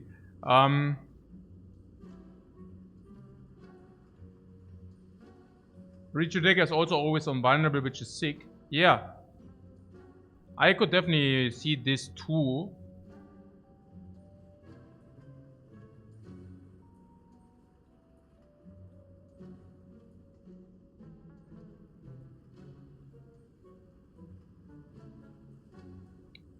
And you're saying shop is also good because of remove. But is the remove really that sick? I mean, currently I only see us removing bites. I mean, I don't know about you, but do you really think that these bites remove are the incarnation of evil? I mean, what am I saying? I'm saying, where's our damage, by the way?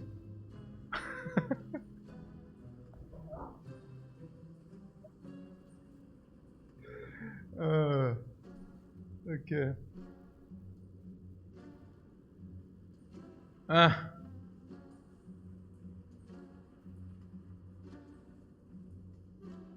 Ritual Dagger and Spoon is our damage. Yep. That's the summary.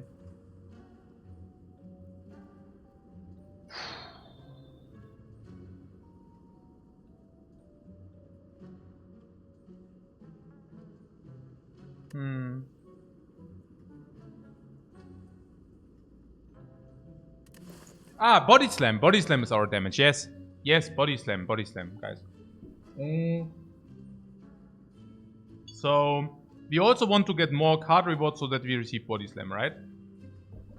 And the card removes for 50 gold is fine, but it's also not the incarnation of evil, right? Currently.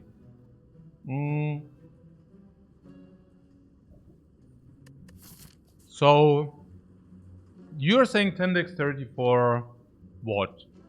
I don't even know for what. With a second wind barricade or what? Like 40-50 block for this potion. And then you want to do this instead of this. This. Tesseract is also not good because zero energy cards.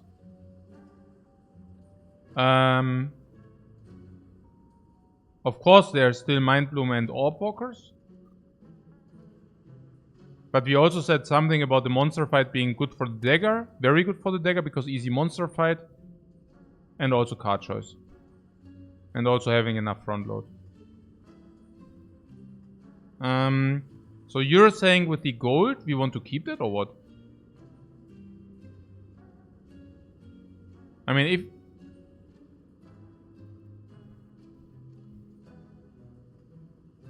Orb Walkers are probably not so scary. What? The colorless is better. Colorless. If you would... What? If you would pick Calipers, we don't go into another shop. Yes. We can either buy Calipers, then we go here, here, here.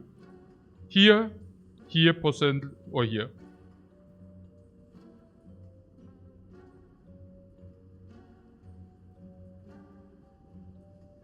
$30, 40, 50, 60, 70, 80, 90, 100, 150 gold in the last shop is remove and 2 potion refill. Which is fine. Red mask can still not be taken because we lose 2 potions there. For a red mask, that's not very good. No, Juggernaut would never be good. Juggernaut is trash. Okay, so what am I currently trying to figure out? My problem is that this shop is also juicy. We can remove for 50 gold, and we can actually buy different things. At the same time, this is a double dagger upgrade, and I'm not even sure whether this is so much better than this. And then we also said something about having trouble against the elites. But also, we have also plated, which also speaks for the Calipers, by the way.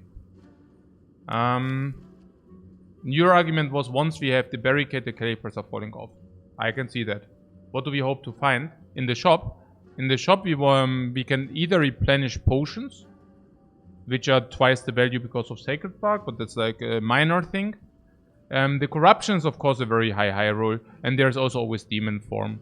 So we can go into the shop and we get offered demon form or corruption. Corruption is super duper sick. And demon form is also super duper sick. It's 2 powers, and I'm not even sure whether... I think Ironclad has around, whatever, 15 powers. And I think the power which is offered from the shop is random, right? Is that true? I don't know. But if it's random, it basically means we have... per shop, we have a 13% chance that we actually find one of these. And this is usually... Yeah, this is usually near the game. Phenopain makes it so much better. I don't know about Phenopain, but Demon Form and Corruption. So we have like a 13% that we have the super hit in the shop. Yeah. But I guess the same also nearly goes for elites. Elites are usually offering us 1 rare card, and this rare card being good is basically the same likelihood, honestly. Yeah. Yeah. And then there's, of course, the idea with the Body Slam. Body Slam being also very potent, of course. And then there are certainly also some others. Generally speaking, the shop also gives us more versatility. Like, it offers us 3 relics as well, right? What should be according to rare percentage being 7 to 9 in shops? You mean it's lower or what? Yeah. I don't know. It's something in this magnitude. Usually it's quite evident which one it is, but... we can also not... Oh, one thing, we cannot find fights. Why do we have so little relics? We can also not find fights in these question marks. So, and we had monster, then we had garbage event, right? And then we had another garbage event. What were the garbage events? Madnesses, losing a good card, and then...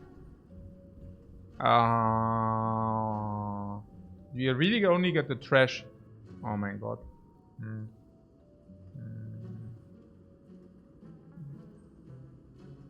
The wheel. Ah, yeah, the wheel, yeah. Yeah, that's also stupid. So, Yeah.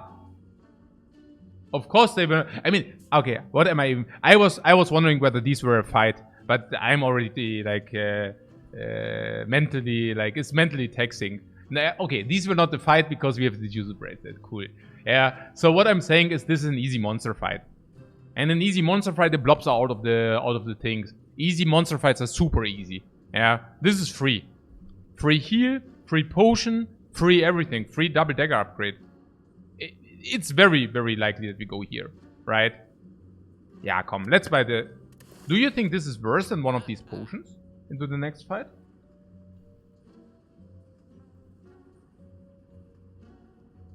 Calipers?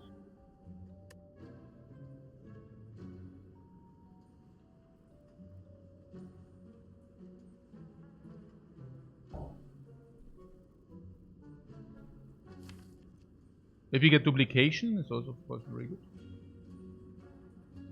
If you get potion.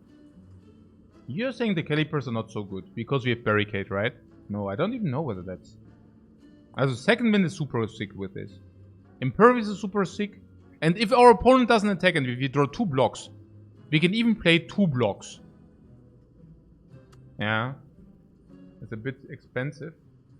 Only impervious overblocks. Impervious overblocks, second wind also overblocks. Also, if you get too many 0 energy cards, it be also overblock. Yeah.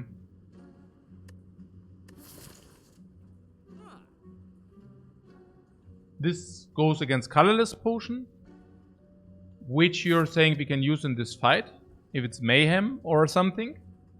Mayhem, what, apotheosis or whatever.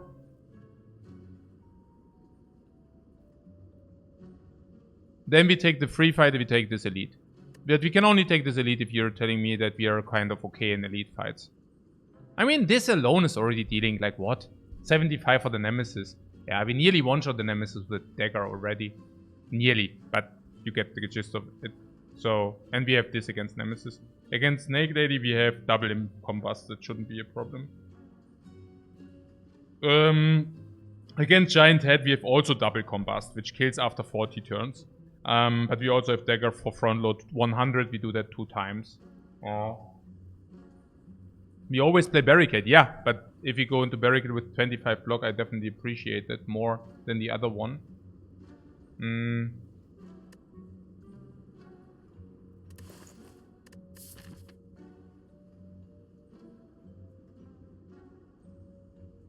Yeah, we also have energy one time for energy.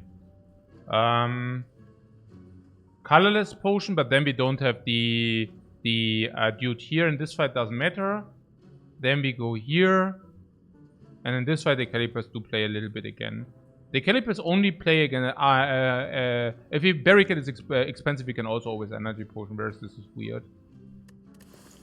So calipers only happen if... Yeah, maybe you're right.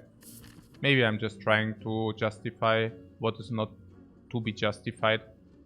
It's also about the shop in the question mark 369. Here we would even have the choice, but even if don't, 12, 15 for shop. Yeah. 1 potion and go. Which potion?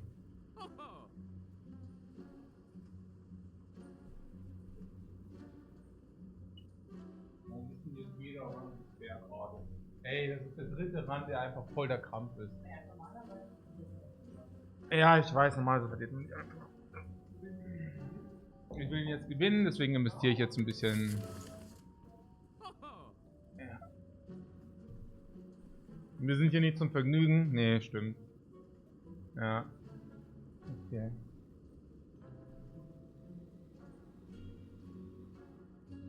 Can we talk about this colorless potion, whether that's better than the dexterity potion? The dexterity potion, we can wait until we get barricade into something big. But the something big is usually 30 block. So this is 30 block, and you're saying this is better because if this is mayhem, we can just use it against the giant head. And if it's enlightenment, we can just take enlightenment. Yeah. Get a lot more value out of the 327. By just buying shops, yeah. Against Spire Shield, Spire Spear, we will also not be able to collect a lot of block. If we do not play the Impervious, at least it doesn't exhaust.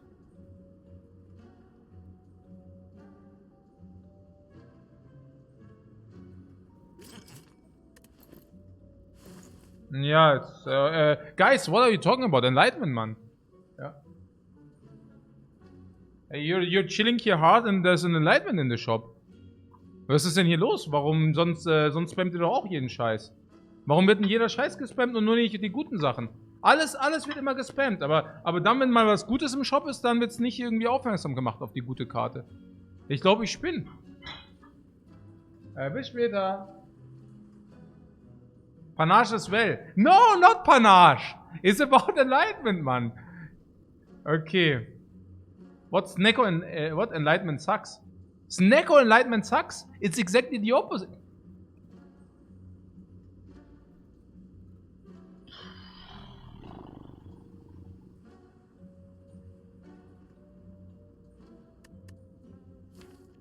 Yeah, of course Snecko enlightenment is super good.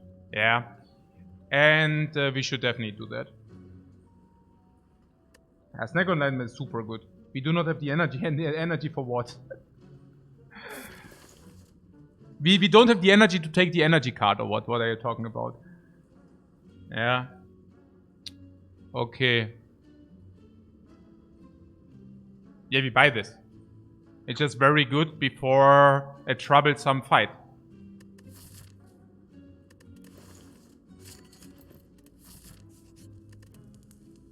Should we upgrade the enlightenment now, guys? Should we upgrade it or not? Okay, I forget about that. Okay. So, let's upgrade the Pommel Strike. Yeah, should we upgrade the Pommel Strike? It was a joke, okay? It was a bad joke. So,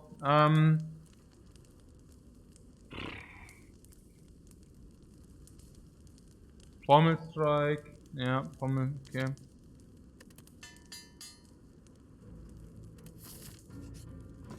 Lantern. Boom! Complete garbage relic. But probably, oh 9. Or at least it's strength. At least it has strength. So, 1/4 of the fights it will be really good. Yeah, in half of the fights it will be really, in half of the times it will be very good. So, there is a giant head, but good news, it is a strength giant head. So, sick enlightenment. The troll one. Okay. Yeah, enlightenment value. I get it, guys. I get it, yeah. Okay, very good. Yeah. Okay. So,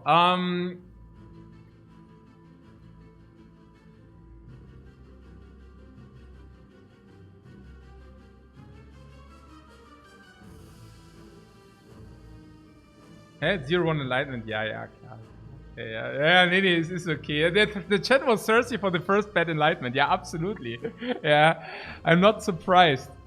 So, Tong's enlightenment synergy. Yeah. Okay.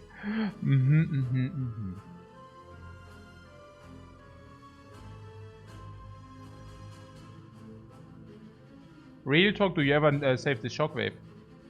Yeah, never. And we also maximize the damage in this fight because it might be important. The question here is the colorless potion or not. And we already talked about this being the most difficult fight. So could speak for the colorless potion. Yeah. There is no question that usually the potion is bad. So if you would find another potion, we would just ditch the energy potion. But in our case, that's not true. In our case, this is really better than this. This is also the fight where we might need it. It's also the most difficult fight, and we might fight and we might just find a new potion. I would use the colorless potion here. Yeah. So let's do that. Is it correct or not? Well, it has to be correct. We already said we will have trouble in this fight.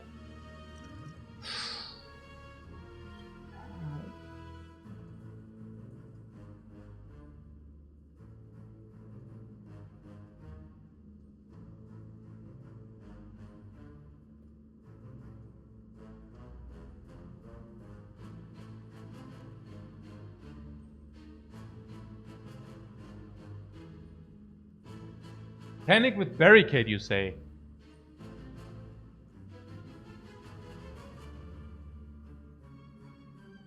It's okay. The panic button.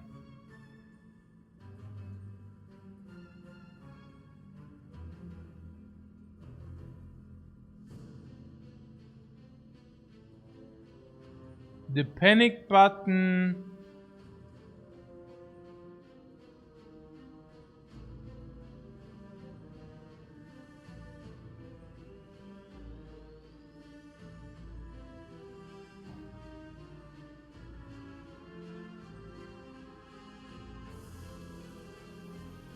Panic button is...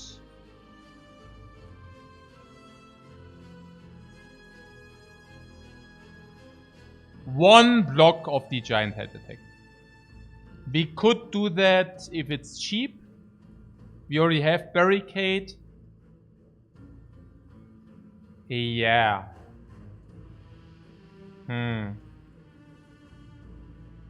But how good is it really?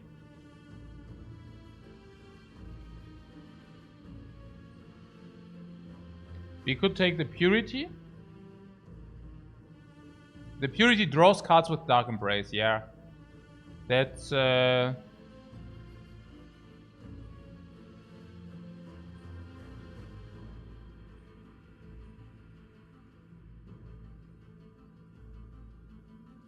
what better than the others?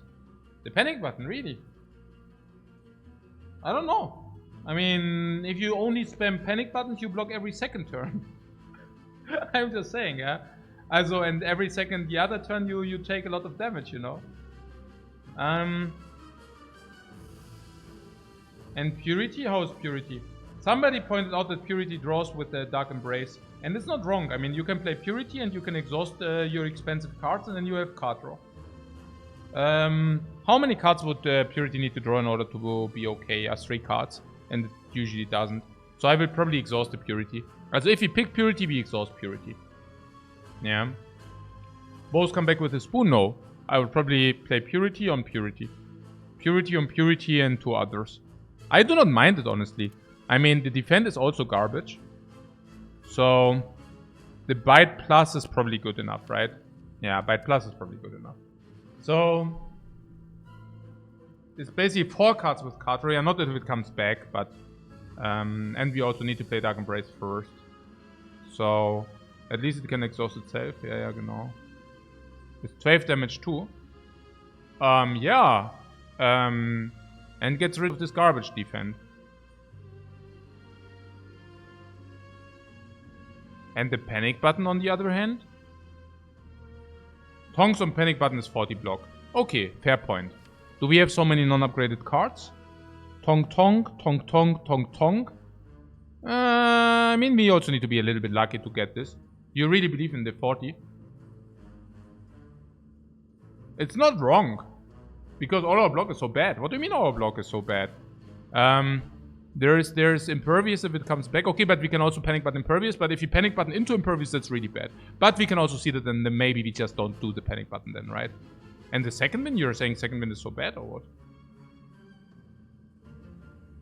I don't know. But if you have second wind and panic button, we can also opt into second wind, the panic button. Yeah. So, and there's always this last turn where we can use panic button in order to bridge the last turn. I mean, that might be like the last argument, right? That we have panic button to bridge the last turn.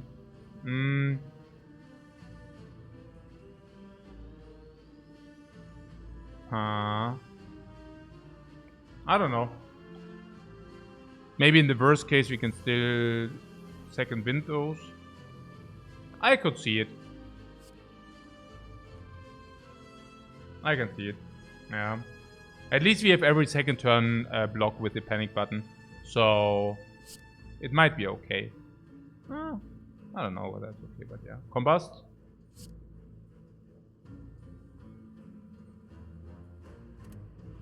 Yeah, we could increase a little bit damage by playing Seeing Red, but Seeing Red is too good later. So let's Combust. Shockwave. And Bite. Only 40 turns to kill with Combust. Do the math again.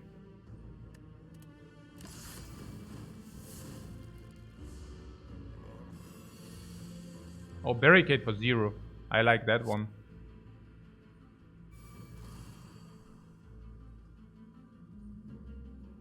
True Grid Sentinel or Second Wind everything. Second Wind 3. True Grid Sentinel is probably more effective. Maybe Pommel Strike first. But this is 10% more damage. 10% means 1 more damage. Let's just do this. There is Impervious. Impervious can come back. I mean, True Grid Sentinel is just good use. if you also want to play something else. Let's play Impervious first. Spoon. True Grit Sentinel or True Grit something else. We could True Grit the Combust because we can True Grit Sentinel later. If we True Grit this now, it doesn't make sense. Let's go Spoon. Yeah, let's True Grit the Combust. The Combust is dealing more damage to us than to him, which we don't want. Okay, we could of course True Grit the Sentinel into Combust, but I don't know. I mean, True Grit Sentinel into Combust, how is that? Auch okay. Then we have Dark Embrace and Flame. Then we take 1 damage per turn, but we bite ourselves back automatic. Maybe that's better. I don't mind having a little bit more Combust. It's okay.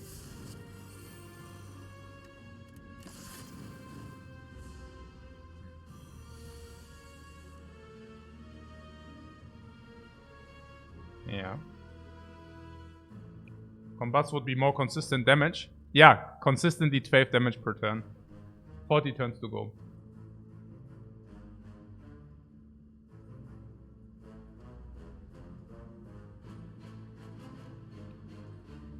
You know what would be pretty good in this hand right now? Yeah, Enlightenment, for example. What do you say, Dark Embrace over Inflame?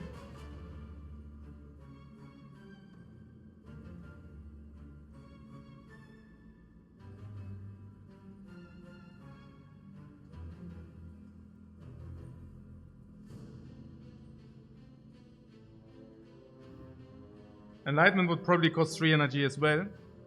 Interesting.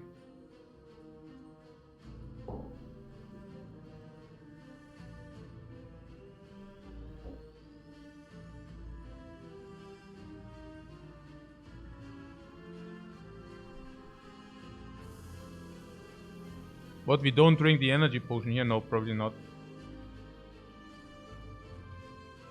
Also Inflame means 3 strength. And 3 strength not being weakened is pretty good, right? So, what is the reasoning behind this Dark Embrace? We draw cards.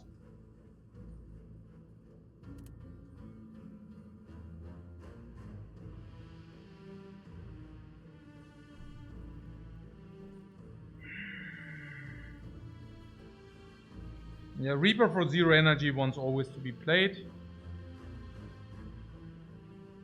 Inflame for 3 or Dark Embrace for 3 and why? I mean, I want to be able to play this next turn, so we could not play the Reaper if we play Dark Embrace now. The Dark Embrace gives us card draw, the other one gives us strength. Do we benefit from strength? Do we benefit from card draw? Well, I guess we benefit more from card draw because card draw could get us into Flame or what? I don't know. Probably that's the reason or what. But then we keep Reaper. That's also weird.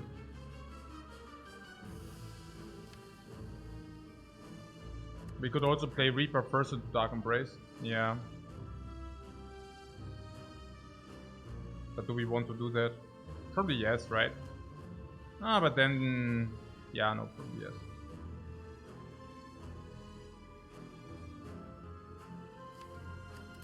Yeah. Cardboard seems good because of these, some exhaust or what. Yeah. And 3 strength you don't want. Because Cardboard also stacks into more damage, yeah.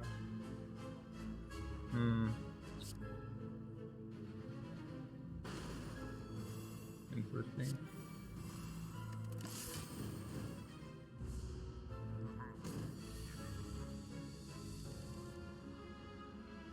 Seeing Red for 0 is super sick. Let's hope this does not exhaust. Cool. Oh, I should have actually checked our hand first. Whatever. Enlightenment goes definitely down. Oh, we have exhaust. We have exhaust cards, right? So Reaper first. Oh, Reaper did not exhaust. Ah, yeah, Reaper did not exhaust. Very good. Ritual Dagger. We definitely want to do that. And we have 5 energy. And currently we can play 5 energy. Because the Imperius gives us a little of 4 energy here. We could play Enlightenment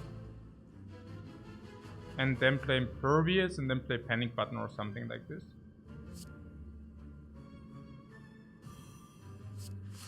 Get exhausted. We have the bite. We could play the Panic Button here, but then we cannot receive block next turn.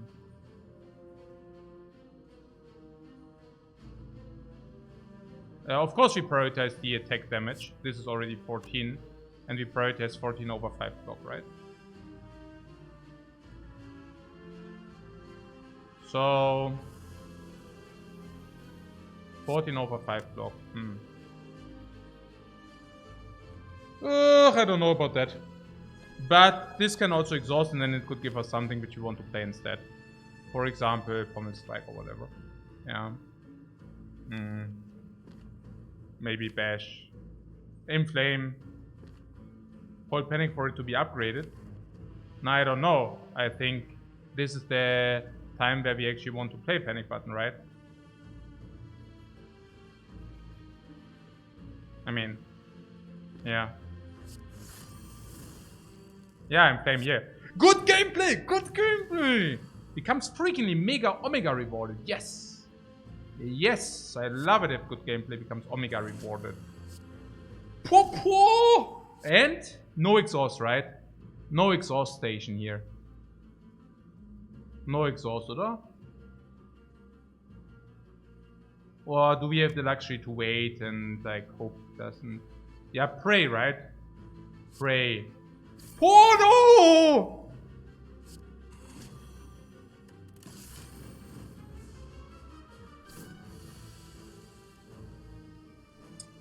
Ja, scheiße, Mann, Zero, Mann. Hey, das ist 21 Block und dann freaking 3 Karten. Aber nö, lass das mal nicht machen. Warum eigentlich nicht?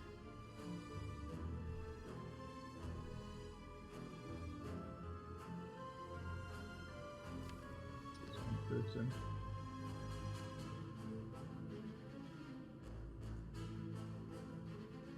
Ja, Second Wind ist gut, ne? Probably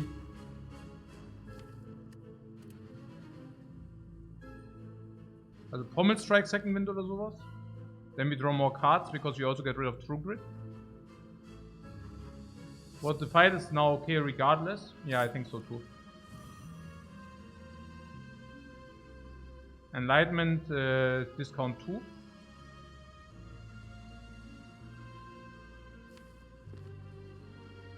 I was not really sure whether I should even do that.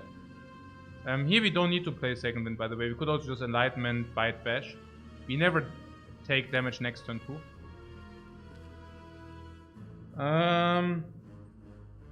Telepathy is having a blast playing this game. Yeah, amazing.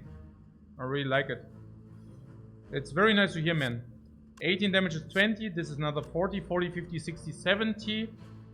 But there's also something about this Second Wind here. Yeah, Enlightenment is just too good to not play it. Play Enlightenment. Now we can Second Wind the garbage.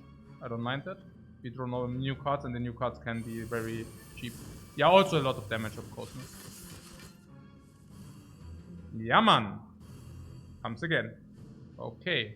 Yeah, I can zero block, yes. I like it so much. Das ist jetzt noch hier sowas und dann noch das andere.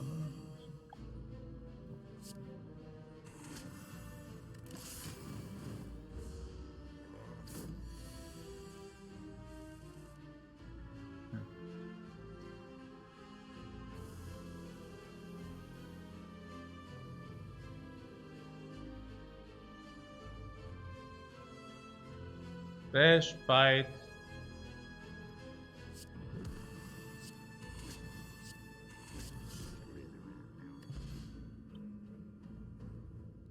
Yeah, we can bottle the barricade. And if we bottle the barricade, the calipers would have been wasted money.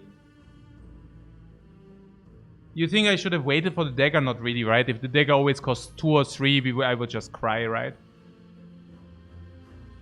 And what is a dagger upgrade, right? Dagger upgrade is probably worth around 80 gold. I don't know. Should have I done that? You think it would have been better not to play the dagger? We even had the energy for it, and we already had slow charge 9. And we had violent. We needed to do that, right? We needed to do that. Yeah, we needed to do that. Right? We needed to do that. And it could have also come back, right? It could have also come back. Of course we needed to do that. 30 gold is 30 gold. Key is key.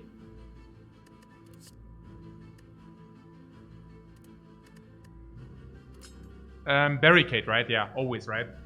Barricade is the way to go. Or is it Dark Embrace? Never, right? It's Barricade. Because Barricade enabled us. Yeah, that's Barricade, must be, no? Dark Embrace is not always good, even. And it's Barricade, okay. And now only Body Slam. What is the Body Slam? Body Slam! Body Slam! Body Slam! If you get the Body Slam. The headbutt is slightly better with this Neko. The headbutt is basically 12 plus utility. Can put something good on top. Our deck does not really have that something good, but there's Enlightenment. There's sometimes Impervious. Sometimes there's against certain opponents even Shockwave we could put on top. And there are also all these cards which were too expensive we didn't want to deploy, and we could put these on top as well. It also comes upgraded. I'm a little bit stressed out here. I don't know why. There's a chocolate. Maybe I should eat the chocolate. Barricade also Lantern. Lantern Barricade. Turn 1 as well. Okay. Good.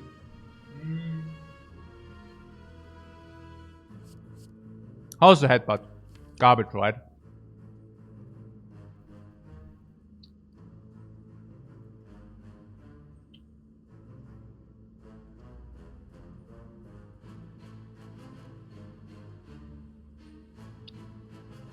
If you could get Entrench, we can also put the Ritual Dagger on top sometimes.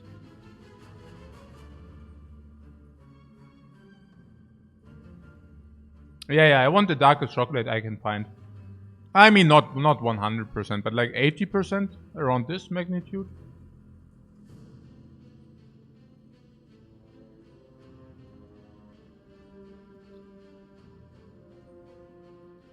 Headbutt. Headbutt on Ritual Dagger.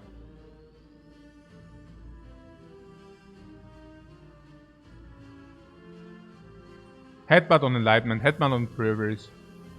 Headbutt on Potential Shockwave.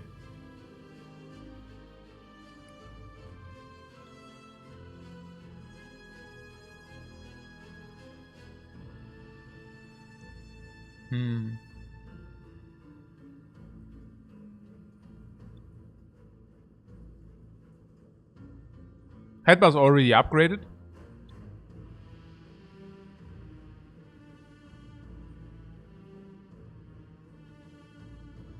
Honestly, I don't know.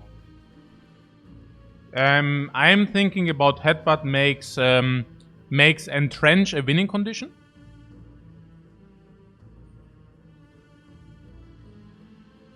Headbutt costs energy. Headbutt costs energy. Headbutt costs energy, we can never do that, right? I mean, even if we receive an Entrench, we would never headbutt it. We would actually exhaust our entire deck, and then we would try to just circulate Entrench into Entrench. Yeah. And the same also goes for Impervious stuff. Yeah. We need to find our good cards first. We don't want to headbutt those, right? And if you get Impervious for 3, well, you just play it for 3. And if it doesn't exhaust, whatever, we don't need to put it on top. We just play it again once we find it again. I mean, if all of those cards do not exhaust, it's probably in our favor anyways.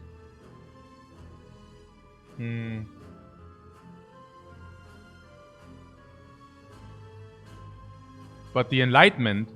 Okay, you're also saying we are forced to play an attack. So we cannot isolate the utility. And not isolating the utility is quite sad. Yeah,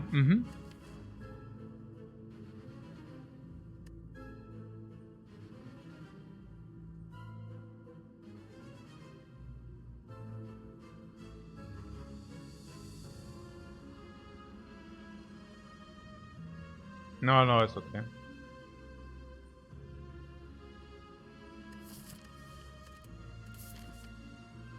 But we go here for the 2 upgrades into this. We just face the giant head. We don't want the shop, right? Besides this being able to be demon from corruption. This is an easy monster fight. This is free. Also potential free potion. Free dagger upgrades. Free cards. Yeah, okay. Komm schon, 3 upgrades, man. This is 3 upgrades. And if you are talking about this enlightenment in the 0 cost Snecko card, guys. In the 0 cost Snecko hand.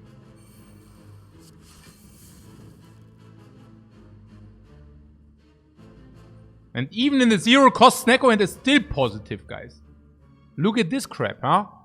Yeah, oh, this enlightenment, suddenly nobody trash talk, huh? Oh, suddenly nobody. Okay.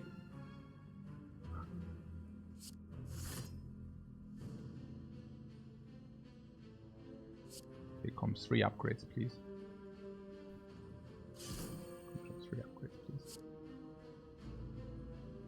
3 upgrades. 3 upgrades, please. Very good.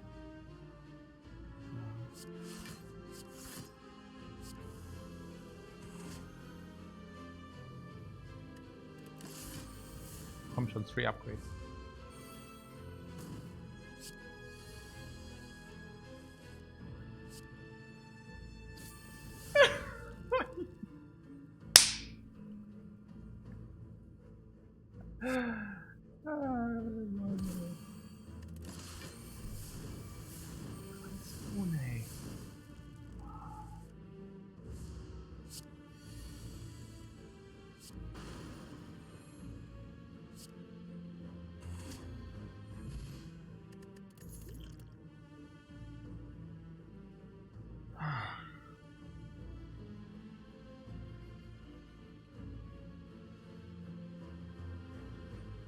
Also the dropkick would come upgraded. And not only does the dropkick come upgraded, but we already bottled vulnerable source. Yeah, no, there's no body slam, so maybe we just want the dropkick instead. The dropkick in average is 1.5 energy. In average, like, and then we can play it. Most likely we can play it.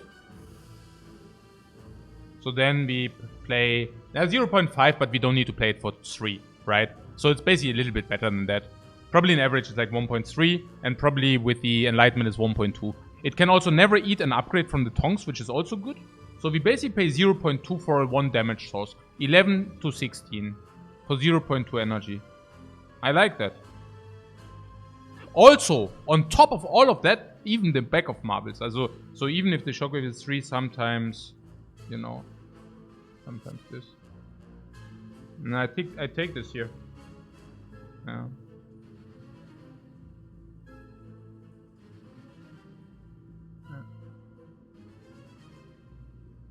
Even with 2 artifact we get it down. Yeah, exactly. Yeah, exactly.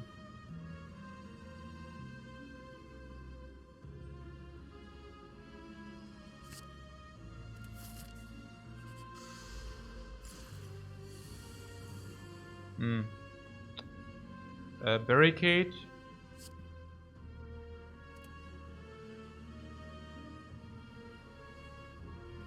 Also, or Dark Embrace.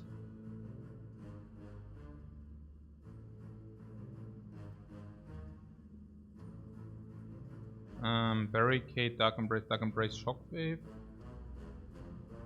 And then Barricade or Barricade, no Dark Embrace. And block more, block 30 more. Dark Embrace is better. No, I think Dark Embrace is better. Dark Embrace is better. Yeah. Enlightenment would be good here. You will encounter a lot of good Snecko hands which do this.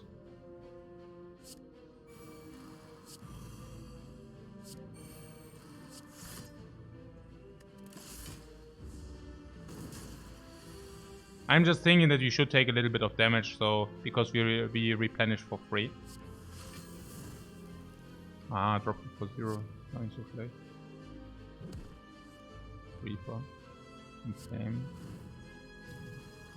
Turgid exhaust some garbage. We could play Pommel Strike first if you want that, or some enlightenment.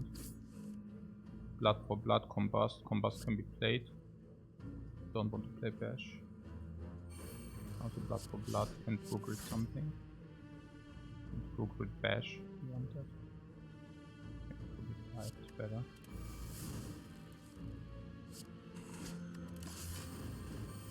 No boot? Yeah, but for that we got the Dark Embrace. Fortunately we set this up. Oh my god, what an expensive garbage hand. OMG guys, what an expensive garbage hand, right? OMG, this is such an expensive garbage hand. What should we do? What should we do?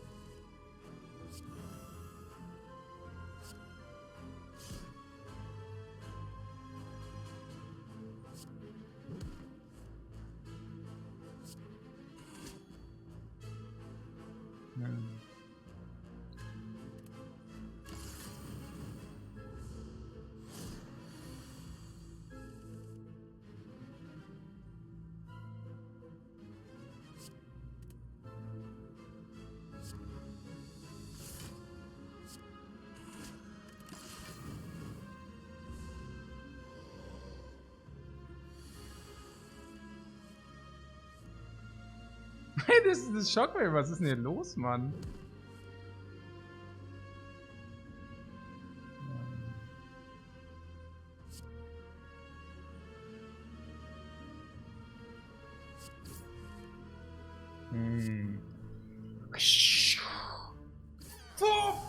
An offering to the gods. Boom! Paired to 59. Hey! Okay, jetzt seeing Limit Break oder was? Is it Limit Break our win condition? It could have also just been a body slam. But we can take Limit Break instead. No, not like seriously, not there, I know, right? Oh my god, hey, seeing red is probably also positive. What about our dagger? We are nourishing this, right? 50 already.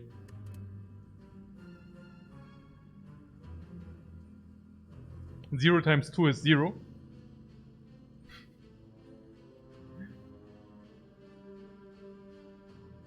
Seeing red is also so good with the spoon, right? Seeing red is so good with the tongs and the spoon. Warp tongs makes it so good, and the spoon makes it so good. Yeah. The seeing red costs an average 1.5, so we convert card into 0.5, but usually if it costs 1 or 0, it's so much infinitely better. If it gets like tongued, it's also infinitely better. But it basically goes like this. It gives us 1.5 energy or it's -1 card. And 1.5 energy is so much better than -1 card. If it costs 2 or 3, we just don't play it. Easy. Yeah. So 1.5 energy if it's good. And -1 card if it's bad. It's just so good. Yeah.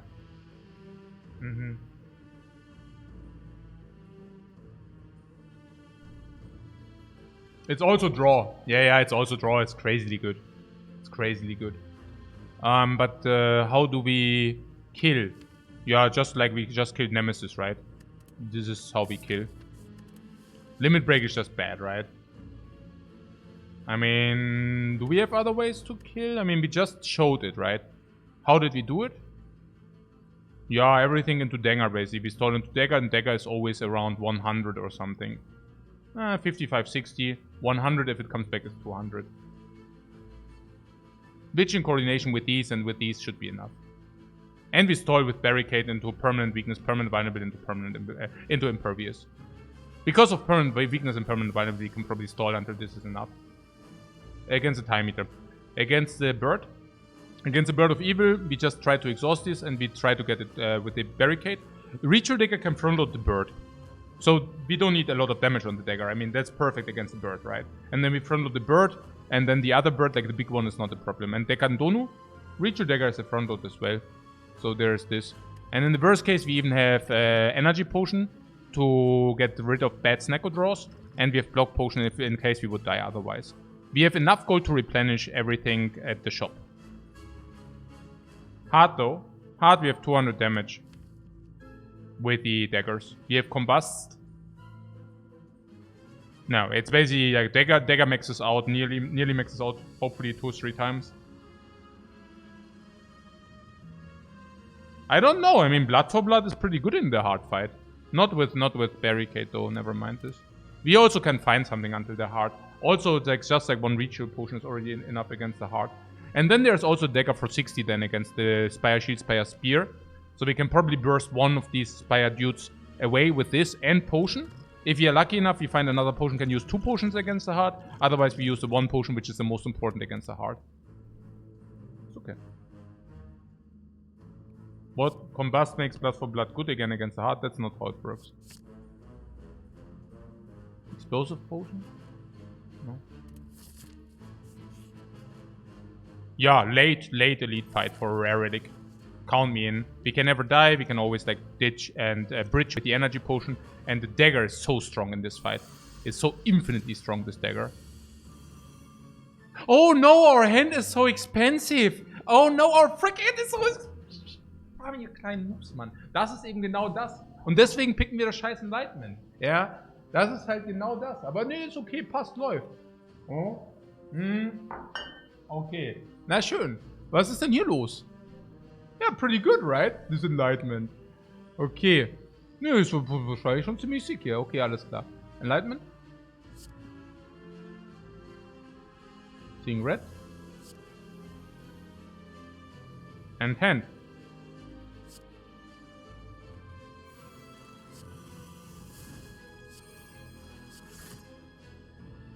Lower one?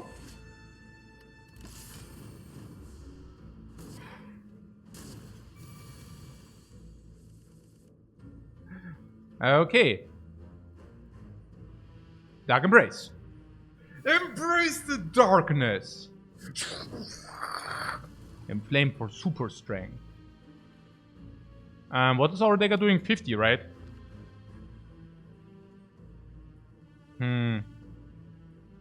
Once we killed one with the dagger, it might come back, then we just stall into the next dagger, right? So I just assume that we do not draw the dagger, basically. That's the idea here, right? Combust comes down for sure. I just pretend not drawing the dagger, right? Because that's exactly what could go wrong. Yeah, okay, cool.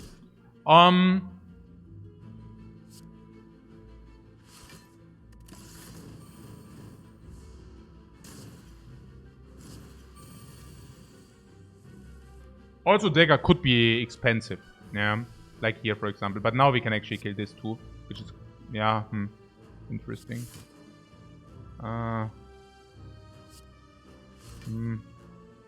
Yeah, I mean, now we only get 1 dagger, but I mean, that's fair, right? I mean, I could also dagger this one. Yeah.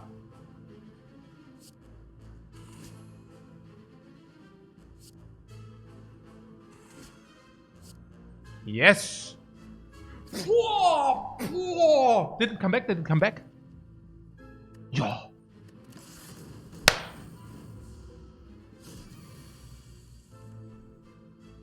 And now we have the Dark Embrace. This shuffles the deck.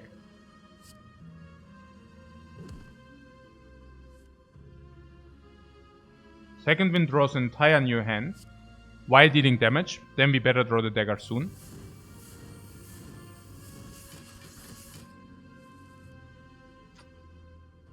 Nope. We have 1 chance of the... Do not forget the 12th. Yeah, but what are we supposed to do? Ich meine, das ist doch genau wie wir mit Mana. Natürlich machen wir das so. Damn. Okay. Ah, komm schon. Okay. Ja, okay. Naja, it's not a bad result. Also, to put things into perspective, we fought a fight, we didn't really lose HP. We received a relic, which prevents the first life loss instance like in the next fight. Every fight. We received a dagger upgrade. Pretty good. Pretty good. Flame barrier. Yeah, in this case, flame barrier is better than Shrug It Off. It's not very often the case that flame barrier is better than Shrug It Off, but in our case,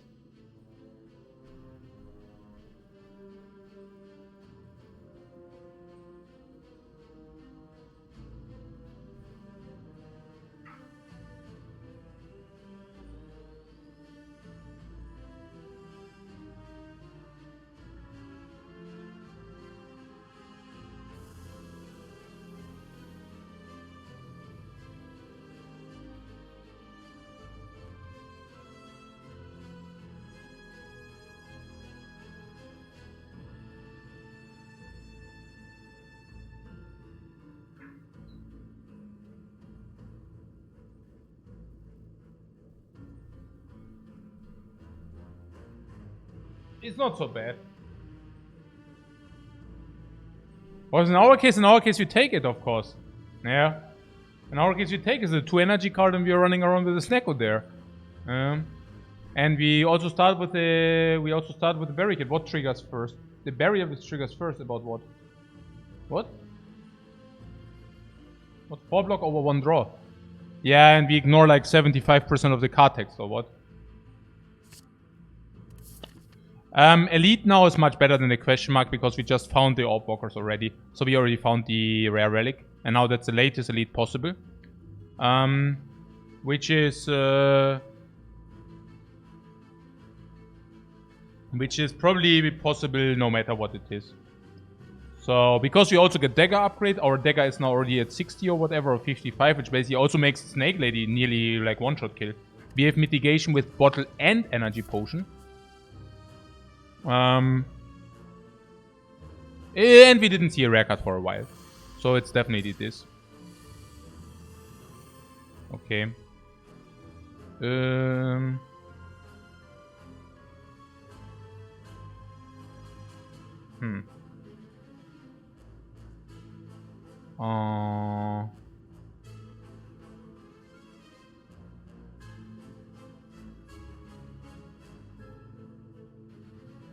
Also Barricade, Shockwave, Second Wind, Blood for Blood would be pattern play. I think that's okay. Could start with Shockwave. See whether this exhausts. If it exhausts, we might have a different evaluation about this. Inflame could also play Inflame, but I think Barricade is just simply better. And this should probably play on this. Then we have Second Wind, which gives us a lot of block, but at the same time also dealing damage to the dudes.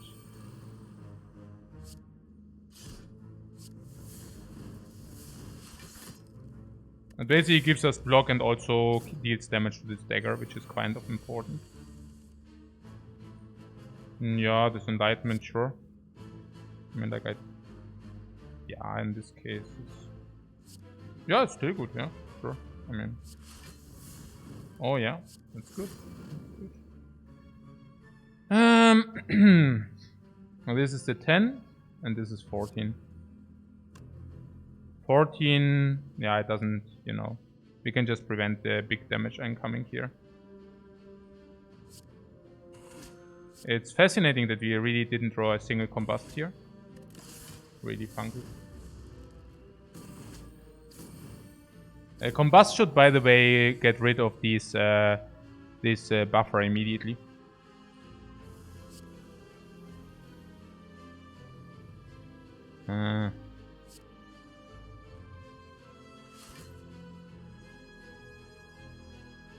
Yeah, the dagger is 80 only. 80, 90, 100 or something. So let's play Combust.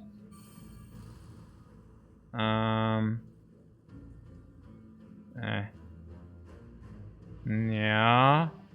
This on this is 8. So we need to play this on this. Interesting.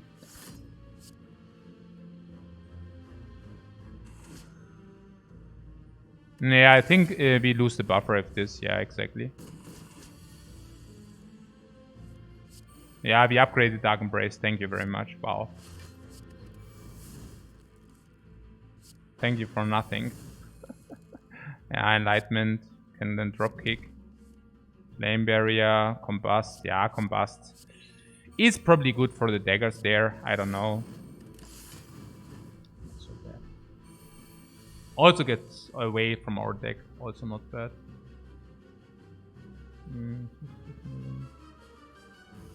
Yeah, second wind, whatever. Reach your dagger. Are we already close or what? It's 82. How close are we? Very close, guys. Very, very close.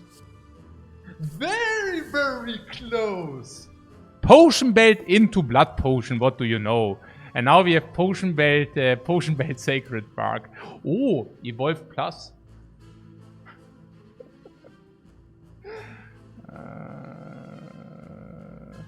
What? That's where Viking Mars asked, that's what? 5 to 7 for 0 Cost Enlightenment? Ah, you meant 5 out of 6. Ja, klar, 0 Cost Enlightenment, klar. Okay, ja, 0 Kompass. Nein, Evolve, oder? Evolve? Yeah, upgraded, wow. No Body Slam still. Really a little bit sad about that, but what can we say? Yeah, triple Combust, not needed, Recoil. Recoil! Jetzt geht's weiter. Time Eater. Okay. Just play the obvious first, then we can decide. Dark Embrace for 0. Obvious. Barricade for 0. Obvious. Shockwave. Obvious for this, I think.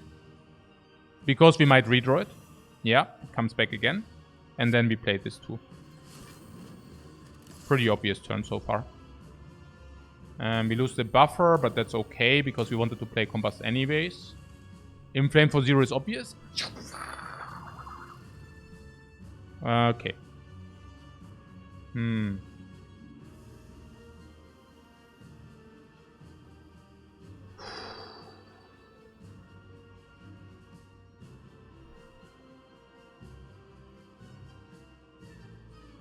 So this... we could play it if you want it to come back, but maybe just not. We could play Combust here. We go to 12 currently. So you take one charge. For that we deal a lot of damage every turn. I mean, a lot is not a lot, but you know. Or we block 8, which is full block then, and deal 31 damage.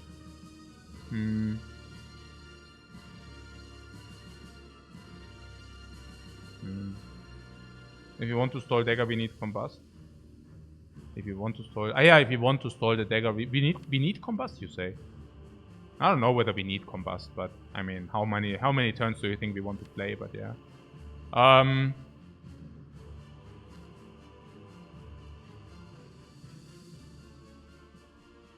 The thing is, what I see is if you take one hit, we can actually heal back for free. And it's also only one card, which is also good. 31. I mean, this being on the board is probably the stronger, right? Putting aside, it also goes out of our deck at the same time, which is also good.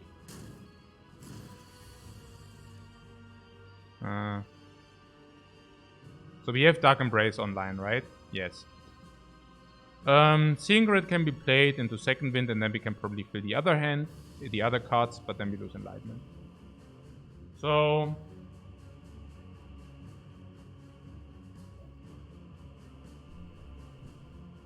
I do not mind the second wind exhaust besides the Seeing Red. But the question is also... maybe I'm also executing it a little bit too quick. I just wonder, I mean, we are sitting now at 3 strengths and we are dealing 7 per turn. There is some world where we come up with the second combust and then it's 12 per turn and we stall for 10 turns, is 120 damage in total. And then we do the rest with 3 strengths and vulnerable inflicted. Because you do have a permanent shockwave kind of. What? We pommel first always here. Because it's like 20 damage. Yeah. I could see that. And then impervious, I guess. Comes back. The Seeing Red is something I don't want to exhaust. The Enlightenment is also something I don't want to exhaust.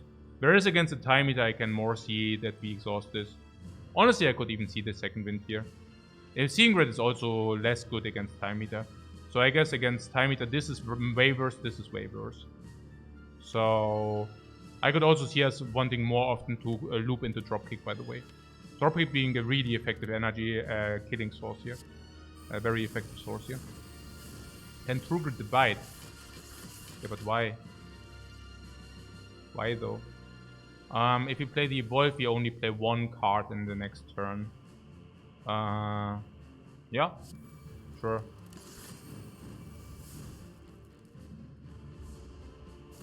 You thought seeing red to play 2 cards?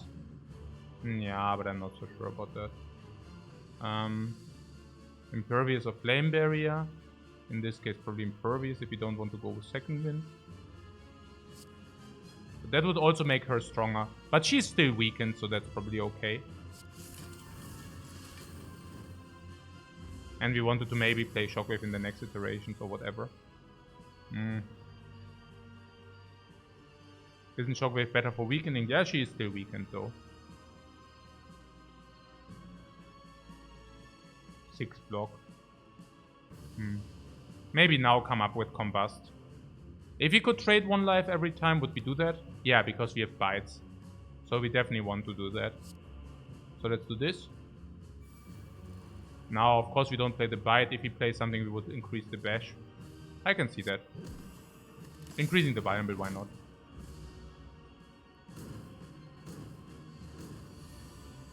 Yeah, so now the 30, so now the bigger hits happen.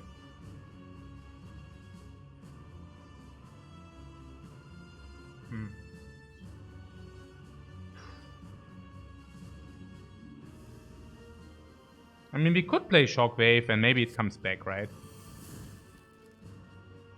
Was worth a try. So blood for blood is always good. I mean, I'm not even sure about Pummel Strike is 20, you say. Second wind is not bad.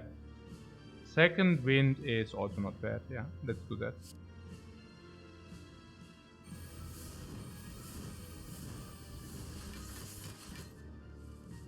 Dropkick for 0 is 16. Not even certain about this. I mean, this is 19. So maybe that's just simply better.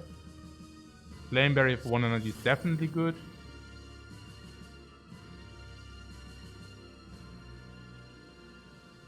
Yeah, we don't wait, right? We try to deal damage as much as possible.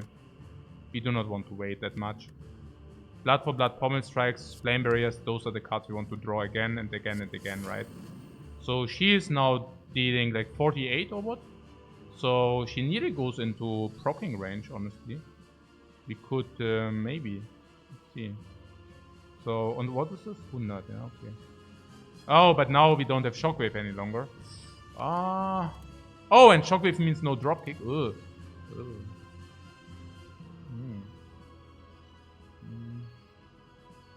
And how much damage is that? Stand on 60.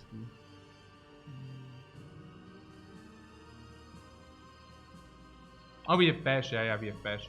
But no weakness though. Yeah, no weakness.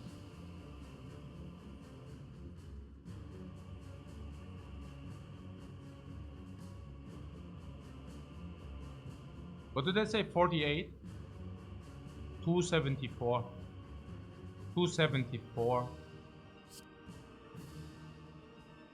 274.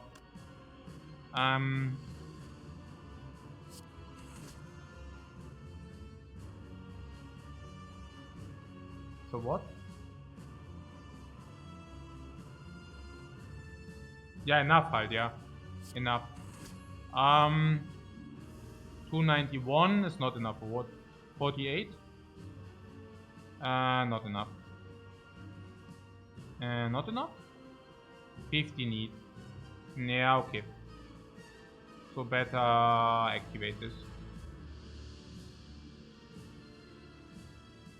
There's no magic damage, right? Yeah, if there's no magic damage, we better activate.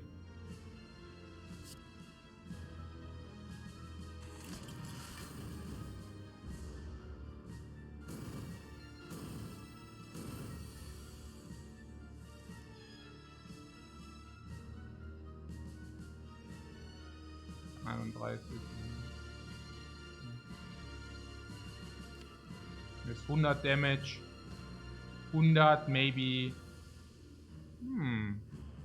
Okay, this is clear. Also if we hit this 20, 50, 150, maybe 160, 70. Not interested, but very interested in this bash next turn. Very interested in that bash next turn, guys. Okay.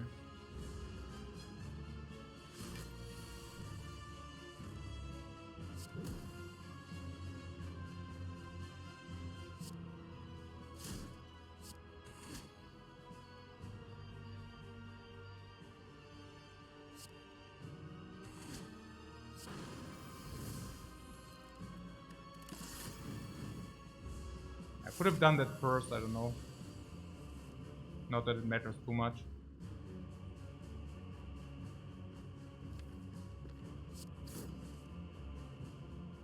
Yeah, we can play full. Not a problem. Oh, if we can play full. Can we play full? If we cannot play full, maybe it's a problem. So how much is that? Currently not enough. No, we cannot play full. We can only play 2. Then it's whatever. I'll just end here. Let me just end this here. It's fine.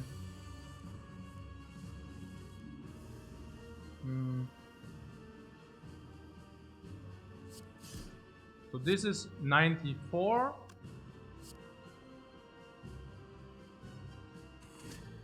Dagger upgrade! No potion utilized. No potion used as well. So ein geiler Omega Fight. Oh, was.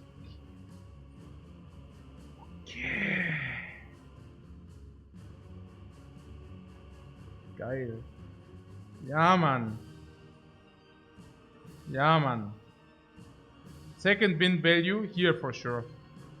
Also keep in mind that we got our entire deck upgraded. Maybe you didn't realize it, but there one upgrade, suddenly bash upgrade, suddenly this upgrade, then a little bit this upgrade, then auf einmal this upgrade, auf einmal is the flame barriers upgraded. Bird gets stalled to oblivion.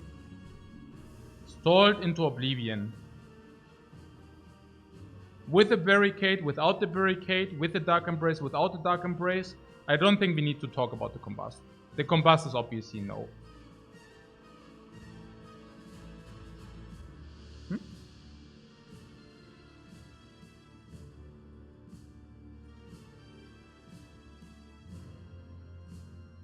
Anything but barricade is to go. So you want to play the barricade. Yeah, right? Yeah, I think so too. Shocked. You don't even take damage from the first hit. And then we just second win the rest.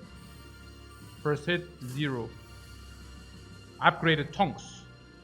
Tong, tong, tong. Whoa! And the dagger comes back for more action. Never combust, no?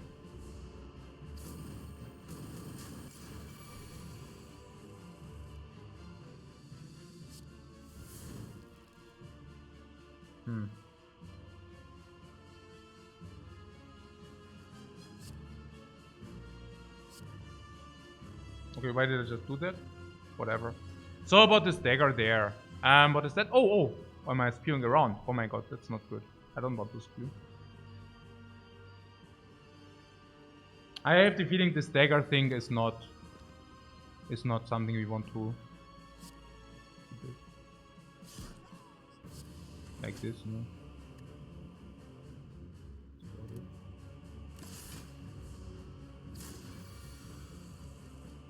No in flame. Oh my god. So Trugger is 9-11 block. Reaper is worth leaving in the deck for sure, yeah. So Trugger in the deck, yes or no? Trugger the Sentinel. You want that, yeah?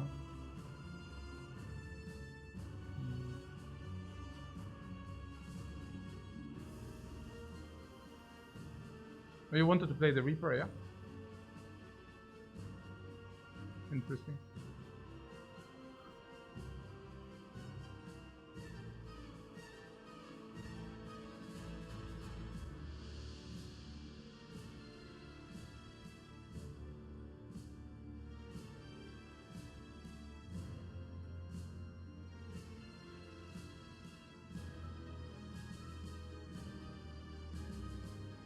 And Enlightenment, ja, ja, genau, Enlightenment, genau. Genau. Yeah, I think the same. I think Dropkick for sure. I think the entire deck being upgraded means also Pommel Strikes are good, Enlightenment is good.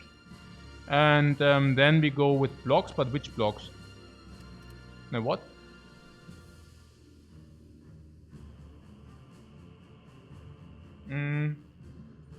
What?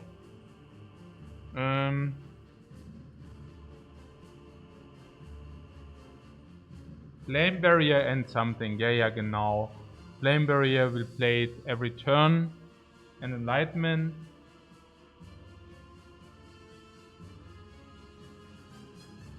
But True Grit is in the deck because we want to True Grit away stuff. And now you're saying True Grit what? No, I think Dropkick first to see. What is the deck? This is the deck. So this is good, this is good. This is not, but Second Wind is good. And there are also some others which actually go away.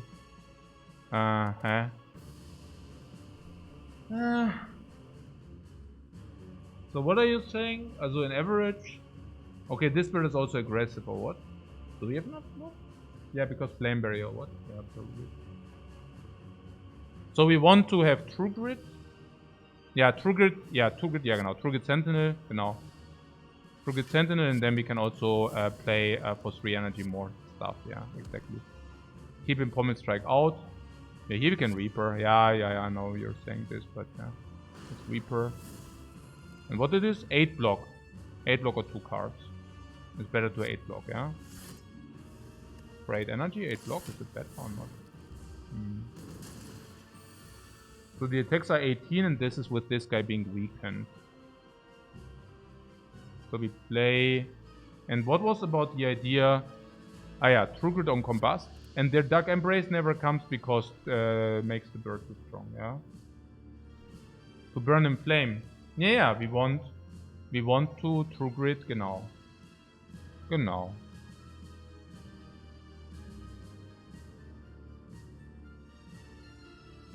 So we burn the Combust.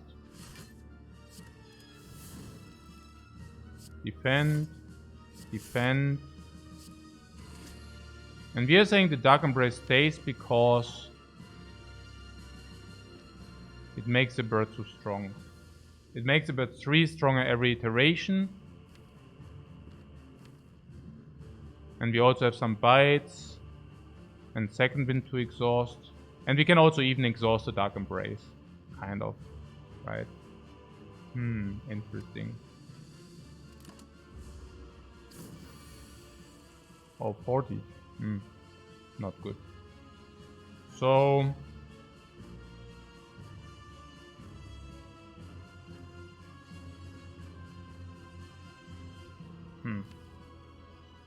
So there's Impervious, and this is 14 block. And we could exhaust this. And then we gain a little bit life back. Or we can play Seeing Red to get more energy.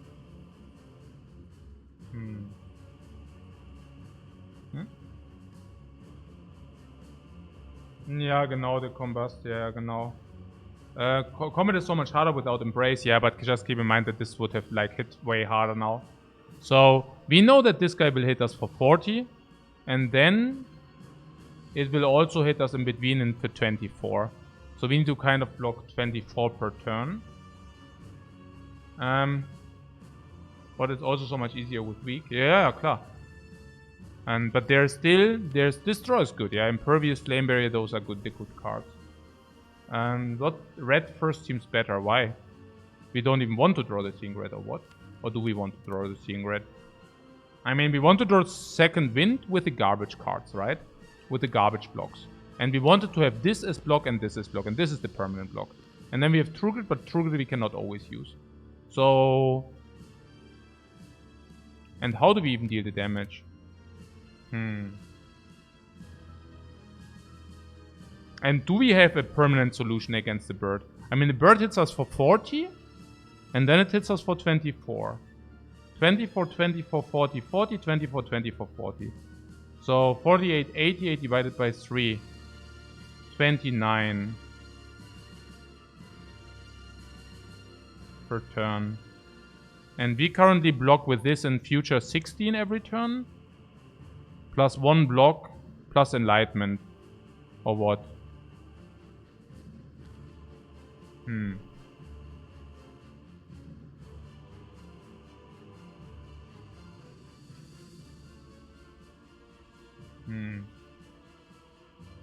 And Seeing Red can now be utilized to remove for 7. Or we can keep it in the... Or we can remove it for less than 7. Why would you use it for less than 7?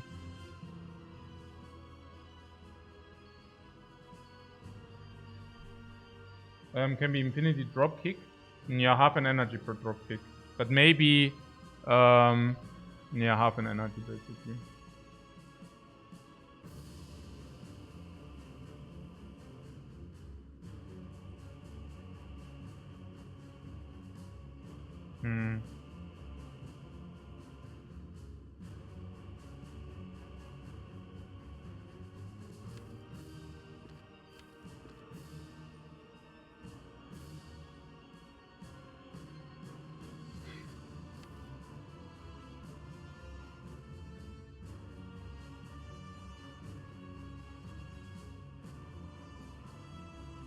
I guess there is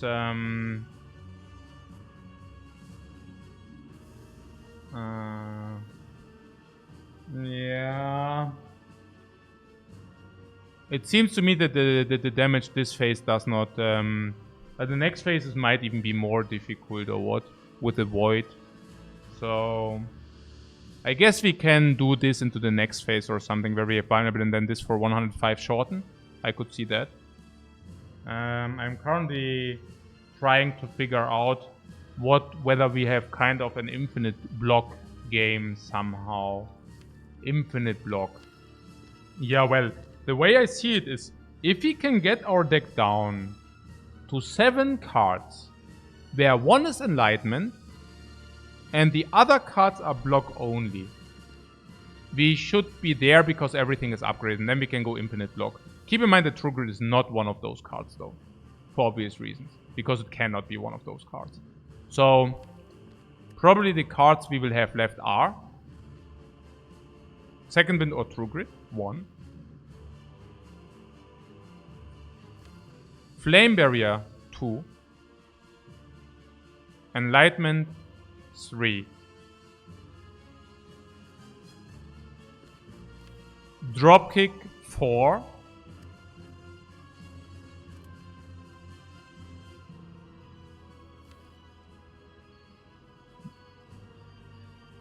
Bash, 5.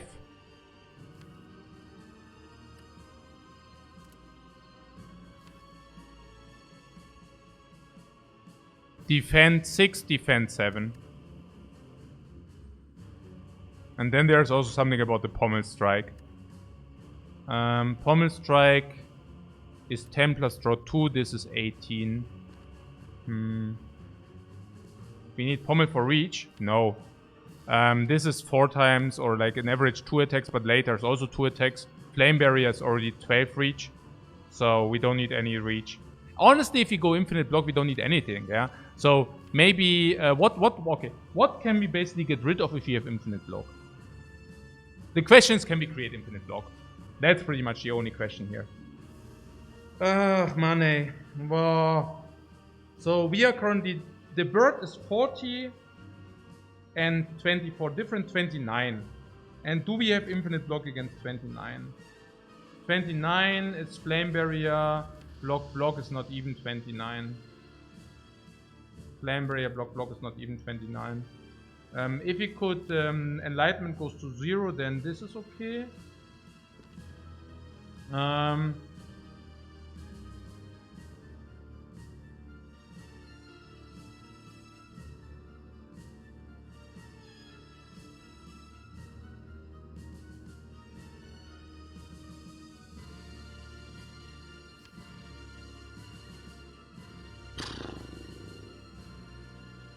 Yes. We can play Flame Barrier. And then we can dropkick the Flame Barrier, right? That's usually the play. Or we can play... Actually, this is what? Yeah, okay. This gives us energy back. Yeah. And until then, we need to try to survive somehow or what? Also weird. But I guess as long as we always play second win, we should be fine. Honestly, maybe the Ritual Dagger has to go as well. Maybe not, I don't know. I don't really see it currently. But the seeing rate is also not very helpful. We can now exhaust it for block.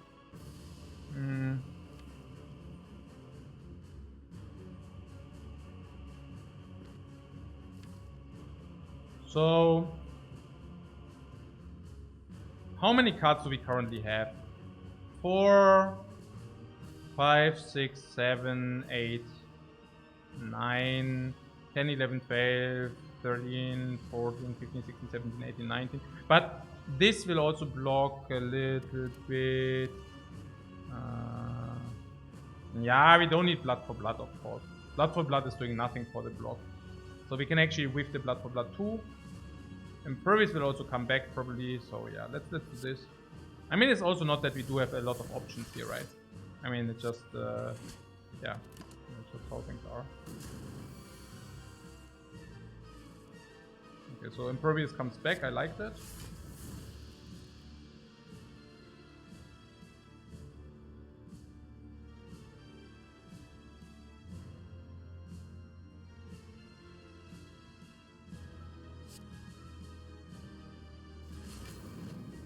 The Enlightenment is too good.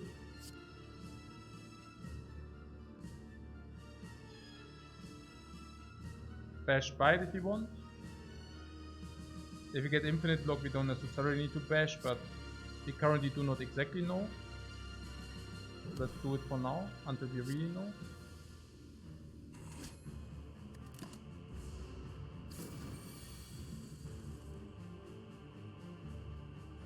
Defend for free. Defend if you don't want to pommel. Pommel would just be the card draw. The card draw into what? Card draw instead of 3 block, 5 block. I could see that because we circulate our cards faster. And yeah, we can even draw into block. Let's do this. Yeah, here's the block. Here's the bite. And True Grid into Inflame or Combust. Doesn't really matter.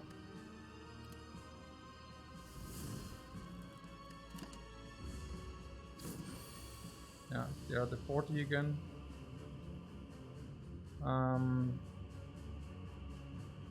I had the bash also for the dropkick, that's right. So yeah, the dagger maybe the next time where it's free we might consider it. Exhaust combat. We managed an exhausting combat. Yeah. But we also receive upgrades every turn, so whatever. I mean, these bites are getting more and more HP retrieve.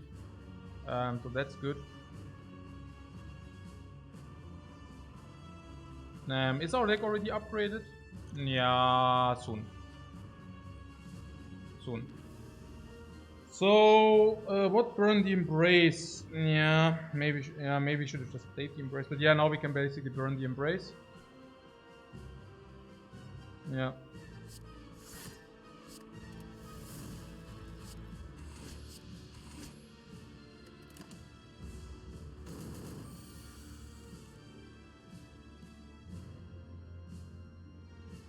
Okay, next time we have second wind, we can exhaust the last block or one block.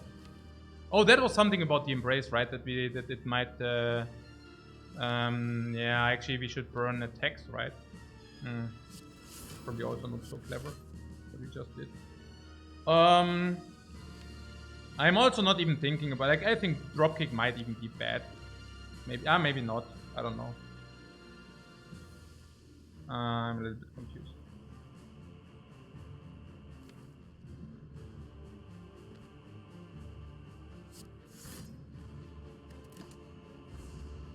I could have played bash and things. Yeah, that was one of the hands we kind of wanted to have so that we can second wind the Inflame. So Flame Barrier. Trugrid can now exhaust Blood for Blood. Okay. Now. Oh, man. Oh, man. Ah, man. Alright, sure. Oh my god, hey.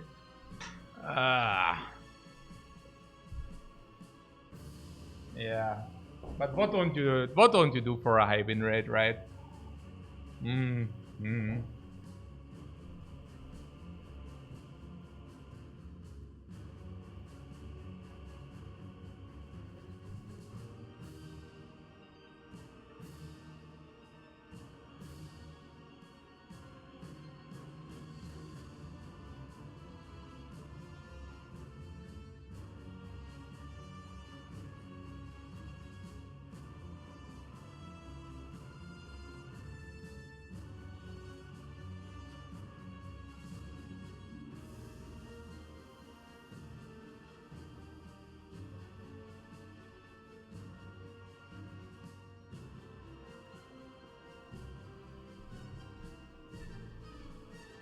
I was so about this Blood for Blood.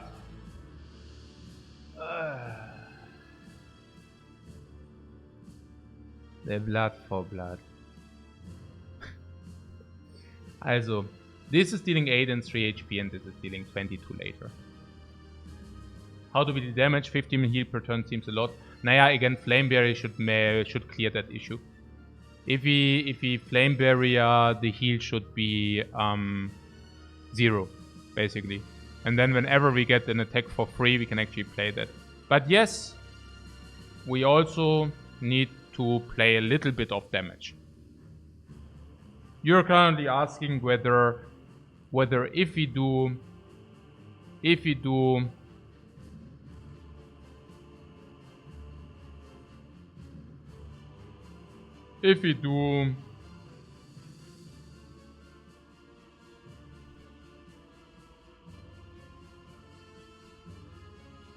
Bite has to be our damage because it blocks as well. Yeah, but this 22. We don't seem very stable. So, also, the dagger is probably something we cannot carry around, right? We cannot carry a dead card in our deck, I guess.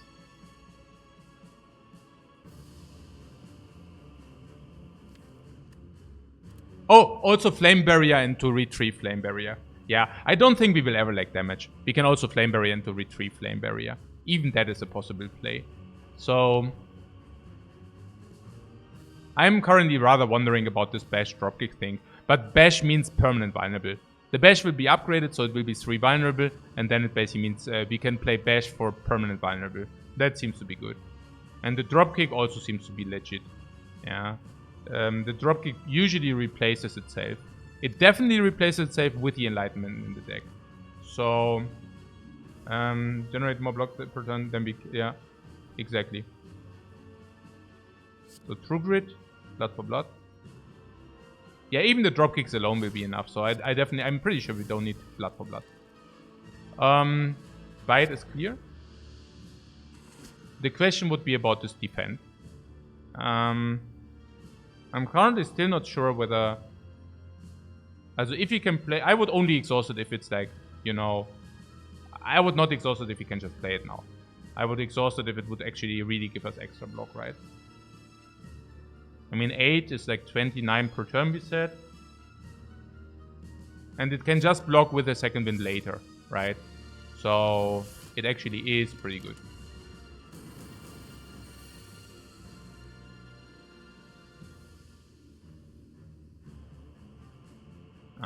Okay.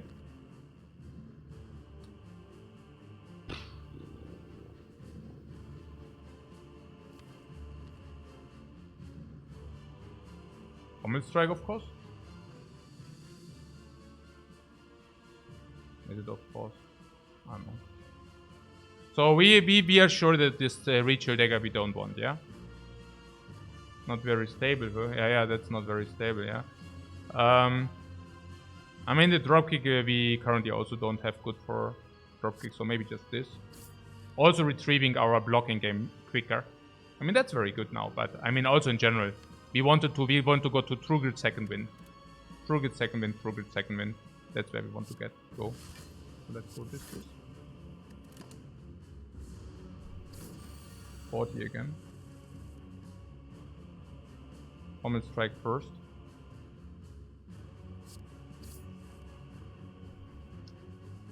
Enlightenment, Flame Barrier, second wind, or Enlightenment, Flame Barrier, True Grid. Interesting.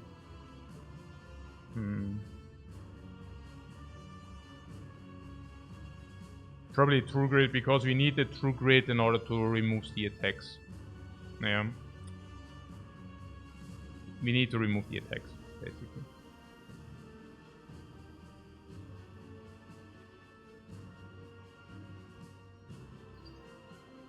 We need to grid more stuff. Yes.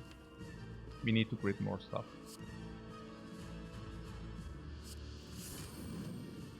In our case, we grid. I mean, we could even grid the dagger, honestly. Interesting. Remove one bite for now. Yeah, we should definitely remove the bite. The bite is basically a 3. Also, seems to be like a very bad card, the bite. Also cannot be second winded. We really bit ourselves quite up a little bit. Oh, unfortunately we don't have vulnerable. So, the bite.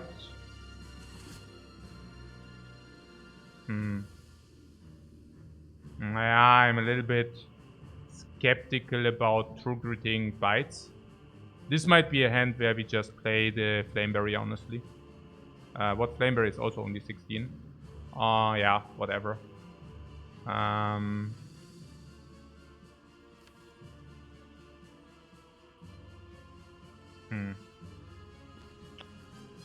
Yeah, I mean...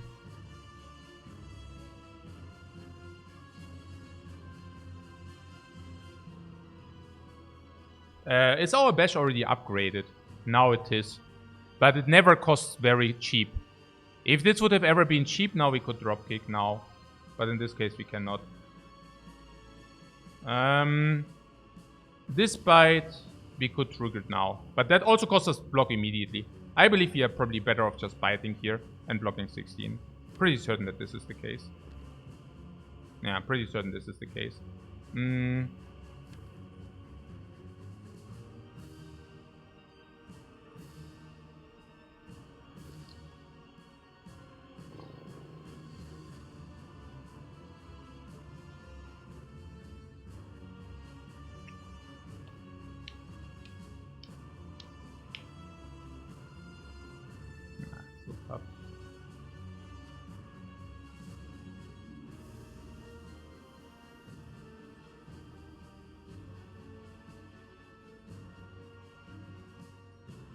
Honestly, I don't even know whether it's better to deal damage or not.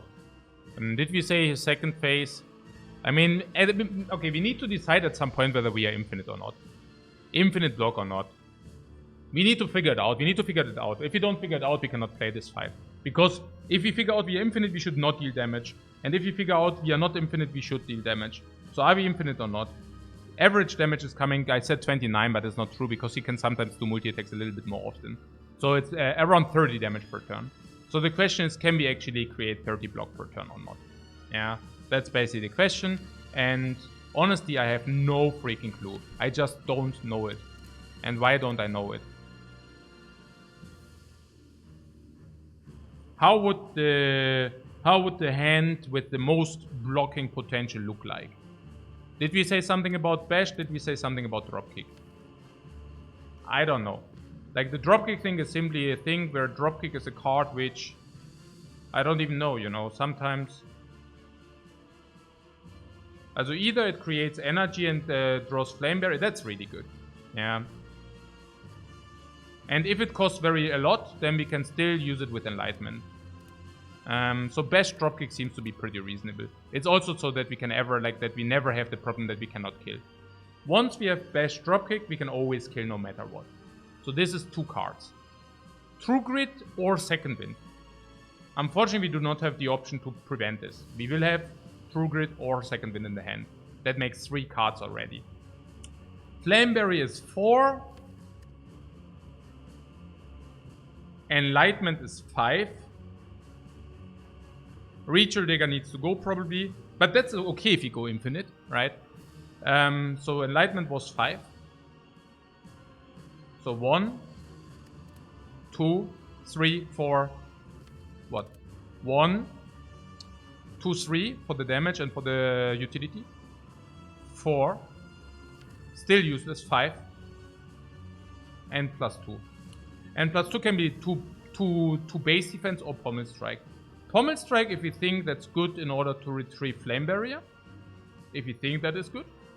Or the defense in order to be cheap deploys of like basically which can convert 1 energy into 8 block if you want that. That's about it. So how does a hand look like? We can always block 16, that's clear. Also no matter what happens, we will always be able to block at least 16. There's no hand which doesn't block 16. I assume that the bash will create vulnerable in between. How so? Naja, every 4 draws the bash costs 0. And sometimes if the bash costs 0, if the flame barrier was a little bit weird, we can retrieve the bash again. So usually we can nearly ignore the bash. So that leaves dropkick.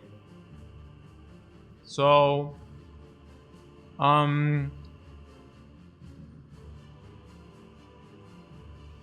if the enlightenment costs 0, we can play the enlightenment, we play the flame barrier, we block 16, we play the dropkick. The dropkick costs like nothing. We get flame barrier again, and let's say we could, for example, use the flame barrier again. That would cost 2.5 energy and would block full. We also have a chance that sometimes defense costs 0. If the defense costs 0,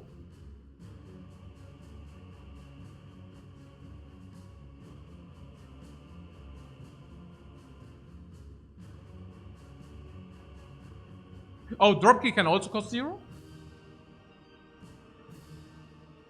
There's also something about enlightenment. We can also enlightenment flame barrier and then dropkick back the flame barrier, and in half of the case we can play it, then we also block full. Defense can still be 0 sometimes. And then there's also the lines where the flame barrier costs 0 and we can actually play defend because we played enlightenment and then it's 1. And that is true if the enlightenment costs 0 or 1. So then we definitely block more than break even while dealing damage. The question probably is what happens if the enlightenment costs 2. Then we can play enlightenment, dropkick, also flame barrier, and not dropkick. Weird. Is 8 block better, or is like drawing 2 cards better? We play flame barrier, we redraw it, we can play flame barrier, we play pommel strike. Let's assume we are at 0 energy and we draw flame barrier. It will create an average 4 block, so defense would be better. But if we, yeah.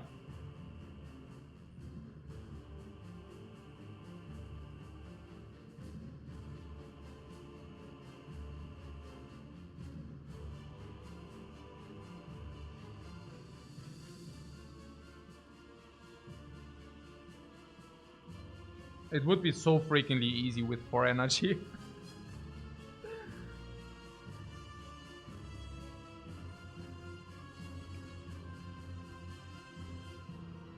Without the infinite. Which infinite? Okay. Oh, you mean that one? You mean no point in calculating? Yeah, doch. We can also smork that dude. What do you mean? We can also just smork it. I mean, this is on 240. And the dagger is dealing 105. So 1 dagger, 2 dagger kill, 1 dagger, 2, 3 daggers, and it just dies. Yeah. But the thing is, we also deal damage while we are doing the infinite. Also the infinite, which is probably not an infinite, but we are also literally doing infinite while doing that. In average, this guy attacks us 7 times in 3, like 2, also Flame Barrier throws back 15, and if you have double Flame Barrier, it throws more than 15. If you also have dropkicks, we also deal more damage. So even if the loop is slightly downside, right? Even then, we would still deal damage. Even then. Is the loop positive or not now? It's probably something break even, and then we can kill this. So, but the loop is negative if you have the dagger. Okay, this is so stupid. Because if the loop is positive, we should actually exhaust the dagger. But if the loop is okay, no, I don't know. This is stupid.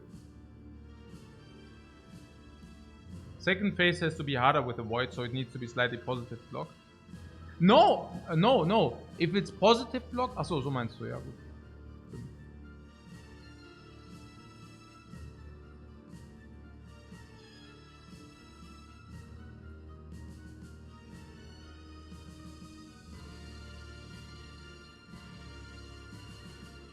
Yeah, then we have here 24 life, we have here 24 life, and this is probably also 24 life. What I'm saying is, after proccing we can even burst everything maybe. Wollen wir uns voll heilen? Nö. Also potions are expensive. If we use all 3 potions, we can never replenish all 3 potions in the shop.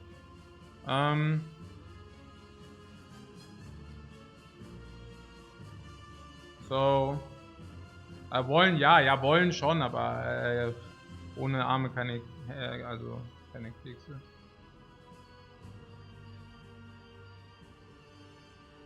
You would just flame barrier and bite here? No, the question is whether, like, if the loop is okay, but if the loop is positive, damage deal also doesn't. If the loop is positive, we should not deal damage. If the loop is negative, we should deal damage. But you're saying maybe there is a world where we keep the dagger, right? Yeah, we should probably deal damage. Maybe not even thinking too much about the loop. And maybe just saying, okay. Yeah.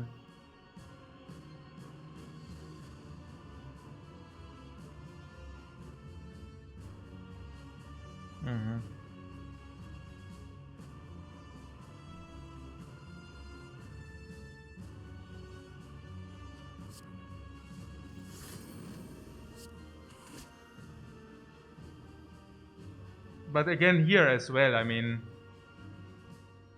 do we want the damage? Do we not want the damage? But what you're saying is if we kill the boss from here, whatever, right? And then we just take it from there, maybe. It's okay.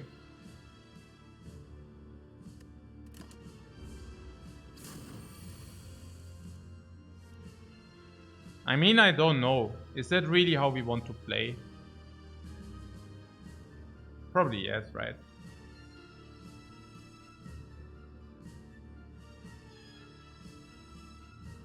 We'll go for the Sneko and Spoon Loop Chant? Which Spoon Loop Chant? You mean the Reach Your Dagger or what? I don't get it.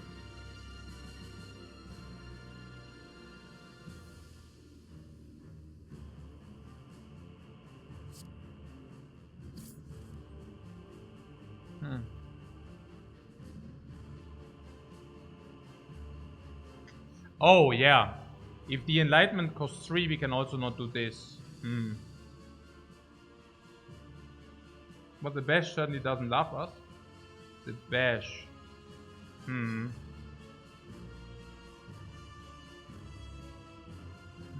that's something stupid. What did he say about Dagger costing 0? We want to play it or not? Yeah, we wanted to play it.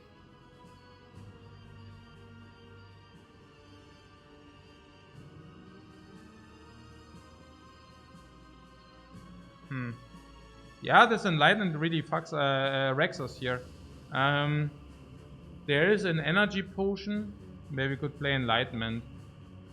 This would be a pretty good Enlightenment. Yeah, I mean Enlightenment here means we can bash into dropkick. So converting bash, converting dropkick, maybe even converting other things. Yeah. So that would be a possibility. There's something about these blocks where we said it's okay to exhaust these blocks. We said something about exhausting one block though, right? With the second wind, never two. But the energy potion can give us enlightenment, bash, dropkick, block, and dagger.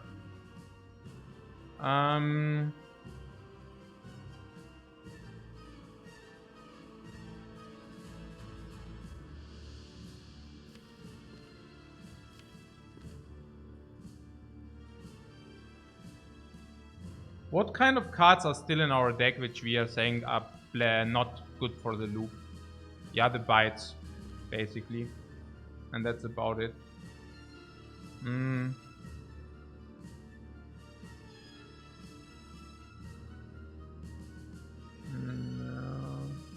No, Hoofy is not that simple, like as you pointed out. We do have the Enlightenment after all. Yeah, the Enlightenment also needs to stay in the deck, because exactly what you just mentioned. Without the Enlightenment, we have the problem that Flame Barrier will sometimes be too expensive. So without the Enlightenment, we can never loop. Because without the Enlightenment, it's basically what you said. We in average can play 24 block and it's not enough. What bites and second wind probably? Here. We cannot... The Enlightenment is our key card.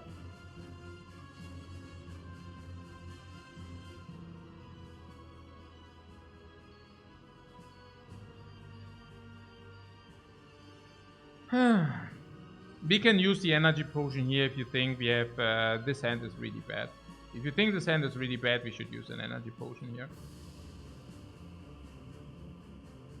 The problem with the energy potion is that we don't have it ready later. Like for the second phase. But I'm also not exactly sure about the second phase. Can we talk about the second phase for a split second? The second phase you're saying is worse for us, is better for us?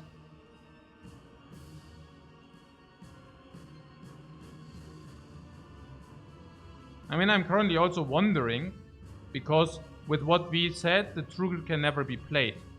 But the good news is, the Void gives us something to play. So the Void gives us basically a potential Trugel or second wind, but probably Trugel. Second wind cannot be because Enlightenment can be expensive. So now we know that the Trugel needs to be the last card. Because if we get the Void later, we can actually exhaust the Void sometimes as well. And the damage the bird deals in the second phase is more or less than in this phase. Is the base attack 8 times 3, right? So it goes 12 times 3, is that correct? Maybe the base attack is 8, 10, then it's 14 times 3. I think the base attack is 10 times 3. So it's like 14 times 3. Doesn't matter, the multi-attack is the same. And this, the big attack is 10 lower, but for that we lose 1 energy. Which is break even because we can trigger the Void.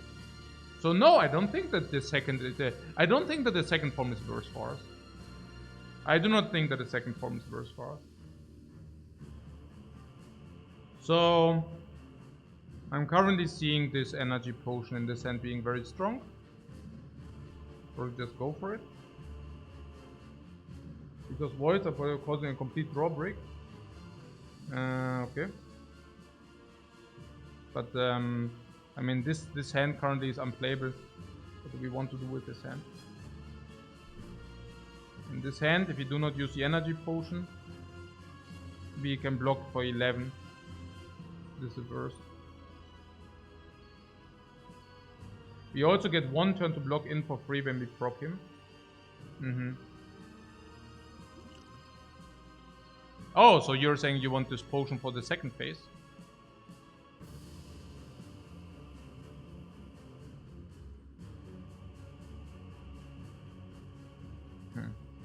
I mean, that's as bad as it gets, okay. But what can I say?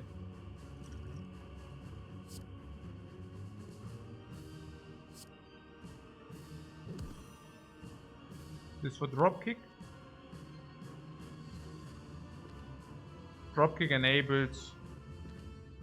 I don't know. We can blow if we, yeah. Right. So this dagger needs to be played or not? We said we need to play it if it's 0. Because we don't want to draw this again. I don't even know. I mean, it's 105 damage for the second phase, but yeah. The effective hand size will be lower as well. Yeah. Do you want to play the dagger or not? I don't know. But with the dagger we cannot... we can also not... we are also crippled like crazy, right? So there's also something that we proc if this dagger comes back again, and we are also good. And if this exhausts, we are also probably okay. Yeah. Nah, it's gone. Is it good or not? I cannot say. So... Bite is clear. And now we have either... yeah, we block and then exhaust one block, right? Yeah. Basically playing, we said this is what? 2 blocks. And we said 2 block True Grit exhaust second wind. So 2 block Flame Barrier True Grit, Bash, Dropkick, Enlightenment. Right? Cool. Oh yeah, or we just block this. Actually, we can also just block this. Is it positive to have defense?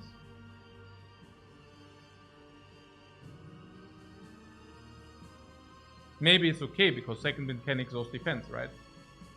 Yeah. I don't know. So tough. Yeah, probably because second wind is a dead card once we exhausted the defense. Yeah.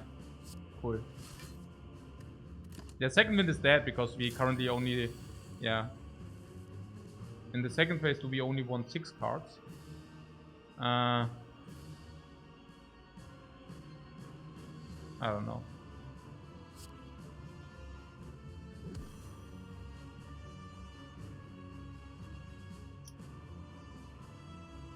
So we have blocked 24.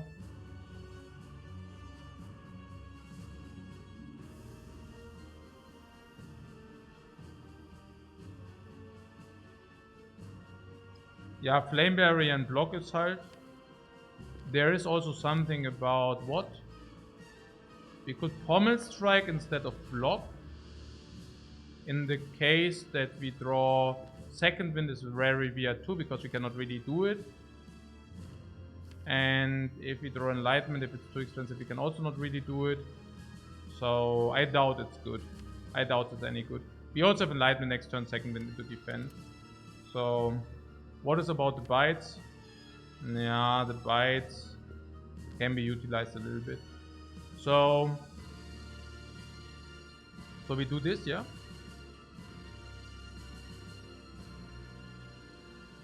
Flame Barrier defend.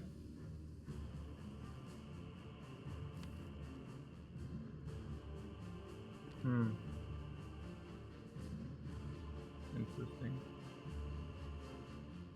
Enlightenment can be good. Yeah, not really, right? We have 2 energy. So if we Enlightenment, we cannot even play anything.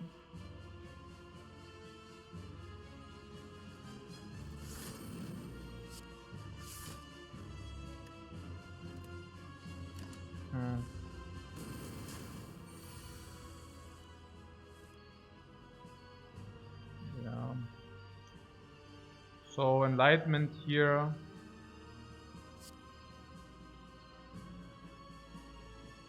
Into block 1 exhaust. Oh no, we actually have the same situation again we had last time. Hey, I'm throwing currently the run. Are we even good in the fights, in the future fights or what? This is okay, whatever.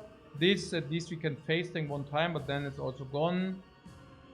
This is not very good. Snecko on 3 energy. Snecko is really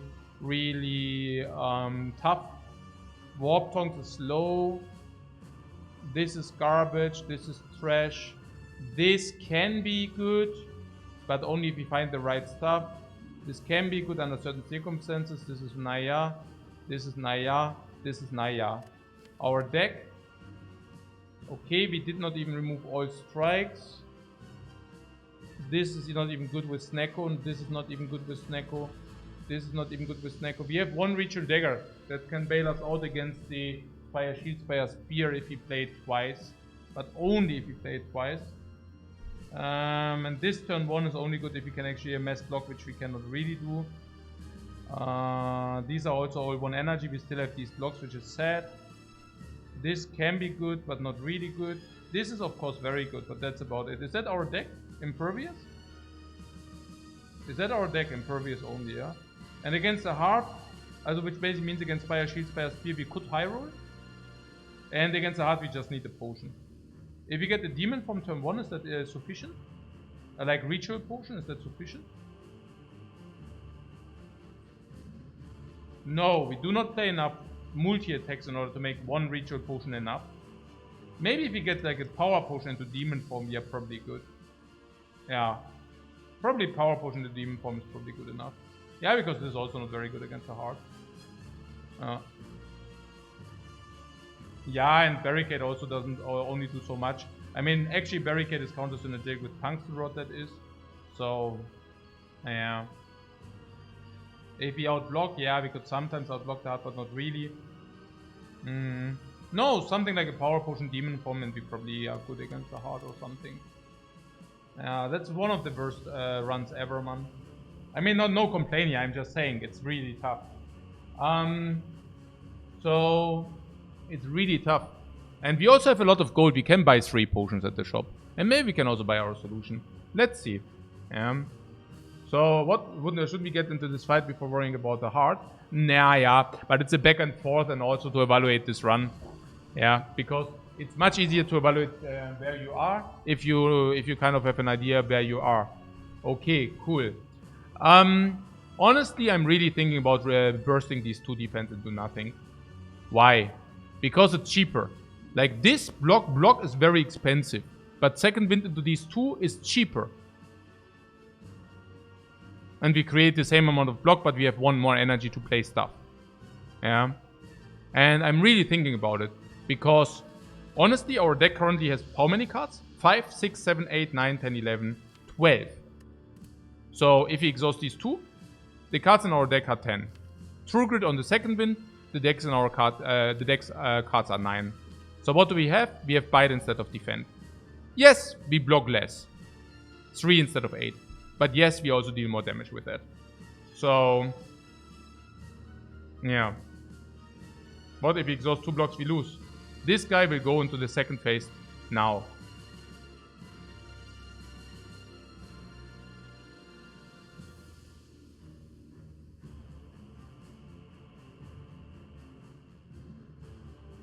So I'm really thinking about attack. Even if we get the loop, we do not really get the loop, you know. The bird is already too low to receive the loop. I think I'm just gonna do that now. I'm also wanting to have the ability to kill this bird before he does his multi-attack. We can time it in a way that we kill it before the multi-attack, hopefully. Yeah. I'm just gonna do that now, guys. I really see a lot of reasons to do that.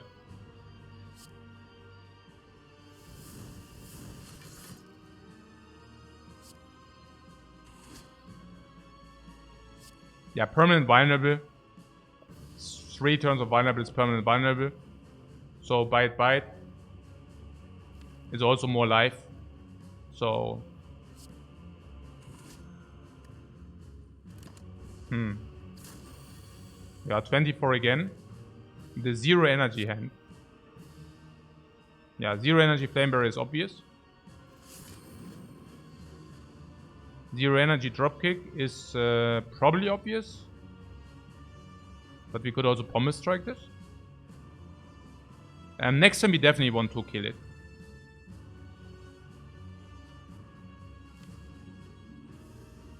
There is a True Grit on the second wind, the way I see it.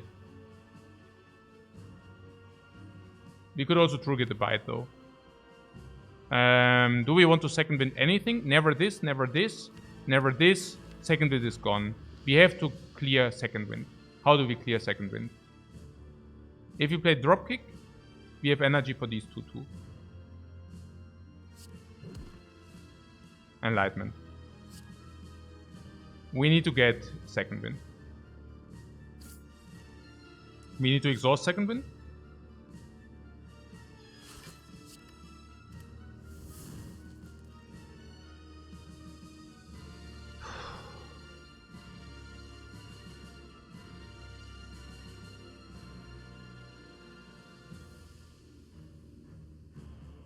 Enlightenment block is cheaper than anything else.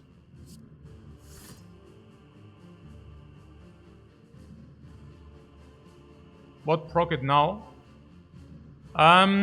We would proc it if we play double, also, you mean proc, kill.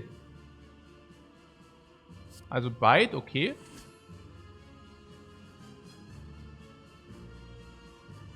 But we never kill to block for 24. Yeah, but we can just wait. We can block next turn, so the question is, do we block 24 next turn?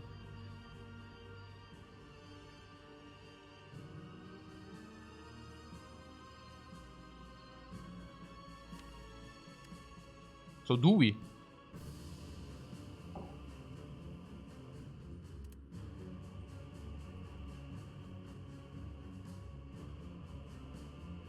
Also gives us a turn to exhaust another bite.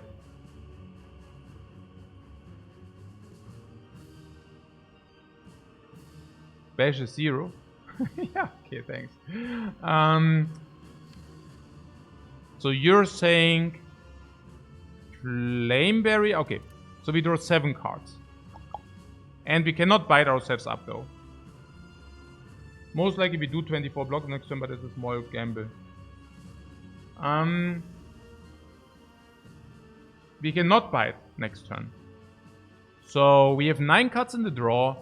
And that Flame Barrier is Flame. Also if we draw Flame Barrier, we play it in average and True Grit or block definitely. And if that is the case, usually also either Enlightenment 2 of those, maybe 3 of those, but probably usually 2 of those. So maybe there is an advantage because we also can True Grit a bite. Maybe we should talk about the strengths of the bites in our deck. The bash is very good, of course. The bites are 8 plus 3. The bites are 8 plus 3. So 12 plus 3. So converting 5 block, also 5 life into 7 damage, that's not very good. The bites are not very good, right? So if we wait, not only do we get probably more block, I mean, most likely even if we whiff on the Flameberry, we get still defend and True Grit, which is still 17, but we at least get also rid of the bite. We cannot draw whatsoever, yeah? So there is no draw option.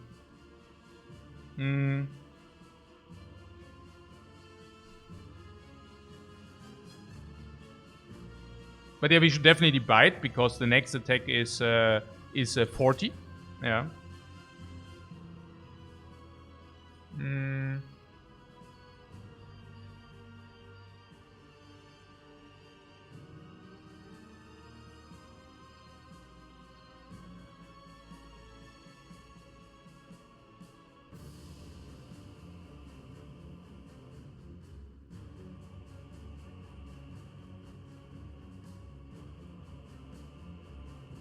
So,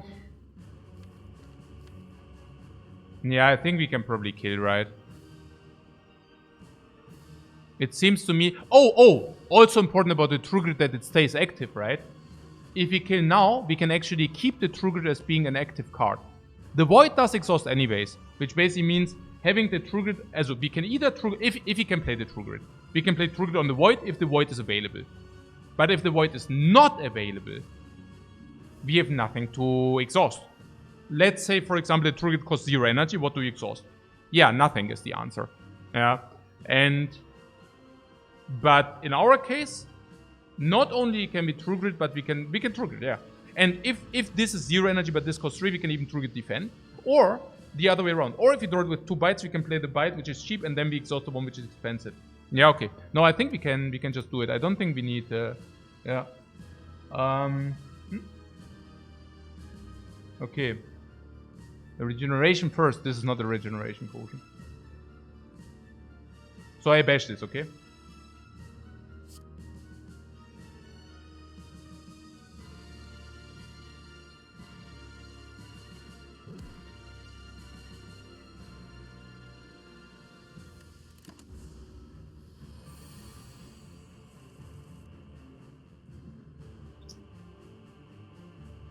True Grit indeed costs 0. So not so bad, everything considered. Nice hand, you say. The bash on 2 energy we can usually not play, especially not if we don't have dropkick already. But okay, this could actually give us dropkick.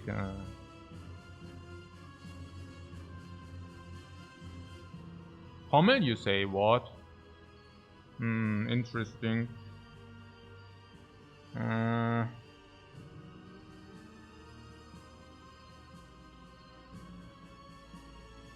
We can bash, bite, with the 1-cost bite. And barrier. Yeah. That's also what I think. Then we have permanent bash, that's already like kind of a thing. Yeah, because the bite is not very good. Yeah.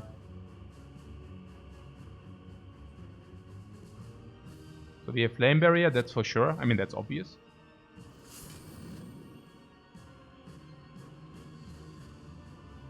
Yeah, I think bash is just a lot of damage, yeah.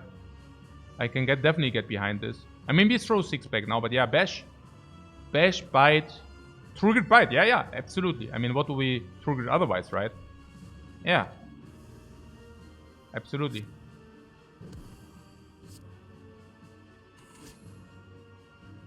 Absolutely.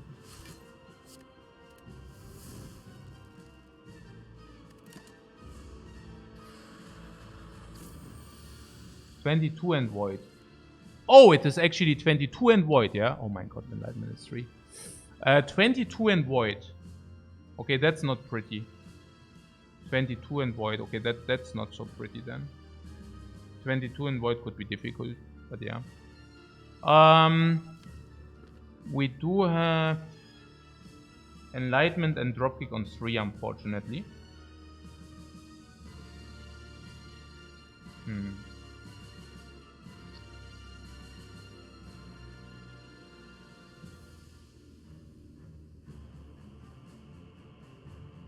Flame barrier. Flame barrier, defend, true grit the bite.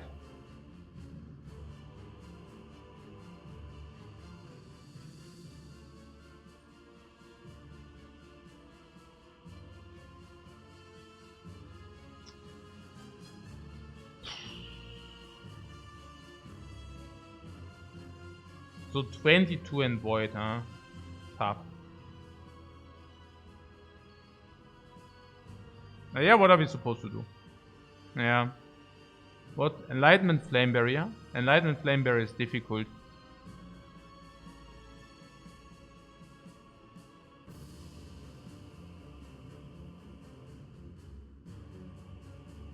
And Pommel Strike is better than Bite, right? Because if this costs 0, we can basically get a new roll. Okay, so Flame Barrier. And we triggered the Bite, yeah? It's just a bad hand. What are we supposed to do? So... And Bite is 12 and 3, so this is 5. 5 is better than 12, okay? So block 5, also 5 is better than 12 HP because we farm anyways or whatever over time. And we don't want the bite because it seems that with Flame Barrier into Dropkick and Bash we should deal more damage. So 12 for 5 is also a bad idea if this is sitting on that high. Okay, so bite is gone. Which basically means our deck goes down to 7 cards now.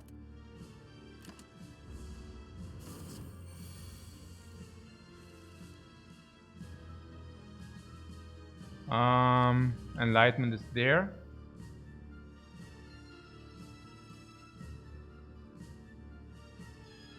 What we are doing negative damage. Oh, and the bird really takes for 42. Interesting.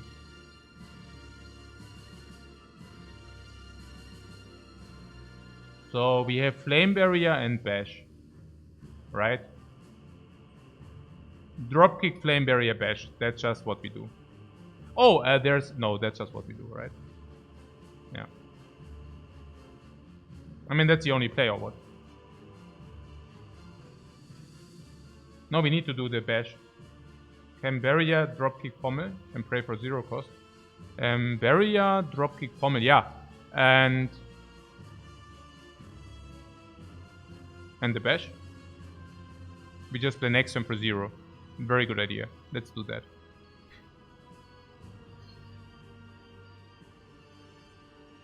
No, that's true. I mean, we play, wait, what? Flambear, Dropkick, Pommel Strike instead of the Bash. We basically lose Vulnerable too, but you're saying we can hope for 25% on this and 25% on this. So on average it's like 4 block or damage basically. 4 block or damage. 4 block and damage. How much damage? 15, also if it works out, 15, 27 plus 2 vulnerable. So 0. Vulnerable and 7 damage in average. 0.25 vulnerable. 0.5 vulnerable and 7 damage. 0.5.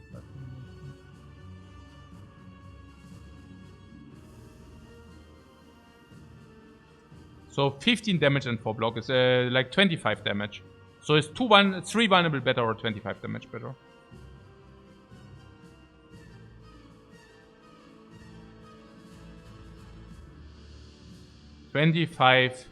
Two vulnerable or 25 damage basically.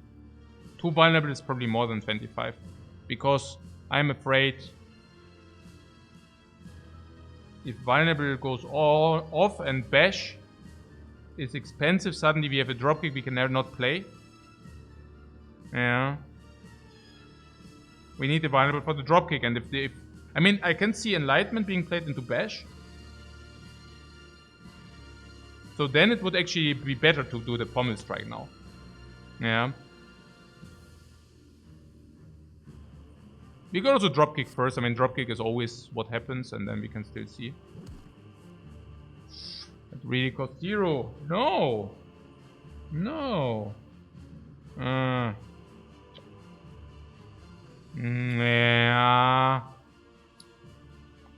Man. But see. This doesn't change a thing, most likely. Also, Flame Barrier needs to come down, that's obvious.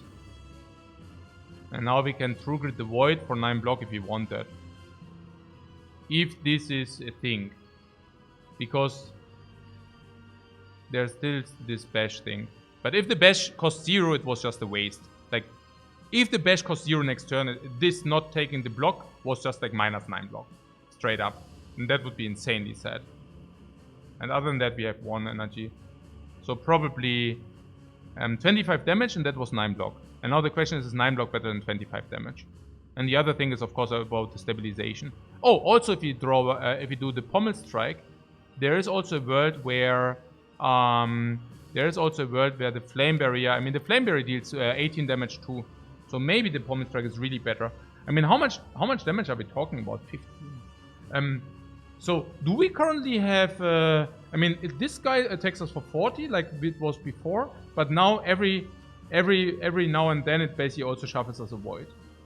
Is there also something about this guy making us weaken? No.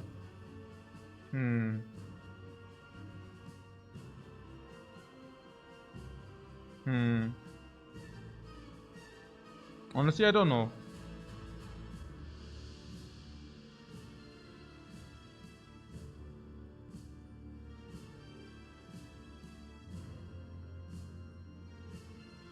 Also, from what you told me is that we are currently not really... That we are not really blocking in this bird. So we are on the clock. And we can kind of get 48 plus 16, like 60 against 300. So if we trade 1 life against 5 damage, we are there. We are also kind of... Also for those who were wondering why we calculated the hard damage and the Spire Shield, Spire Spear damage, it's important because if we know that we die anyways against the hard, we might also do different plays, you know, which basically save ourselves the potions. We have to play Bash. The vulnerable seems vital. Yeah, but if Bash costs 0 energy next turn, we just receive it for free. That's a problem.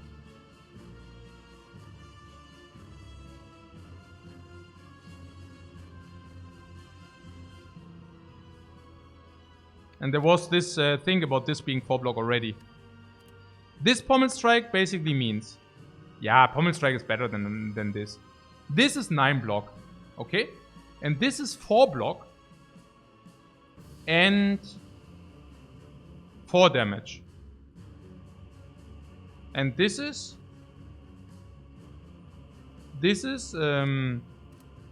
also 12 plus like 40, also 10 damage. So this is 15 damage. And then we receive 25, also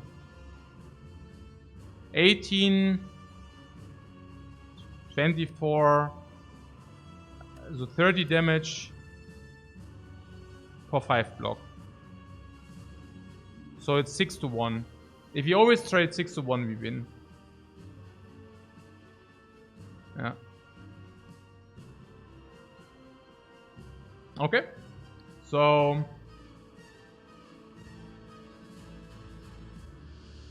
what if Bash and Lightning cost 3? It's a problem. I don't know. What you think I should have waited with the Flame Barrier? Eh? No. No, I think the Pommel is just better than this, no? If you think about it at daylight. Just because of the conversion we were talking about. Ah yeah, and then of course the Bash is like the last thing we can talk about. Yeah. But again, if this goes here and we get the Pommel Strike and we get the thing, this for 0, then this also comes down. Anyways. And if this costs 0 next turn, it's also better to play this. There are just a lot of ways how this Bash is better next turn or what. And even if this costs expensive, it's still not a problem. It's only a problem if this is expensive and Dropkick is also expensive. Yeah.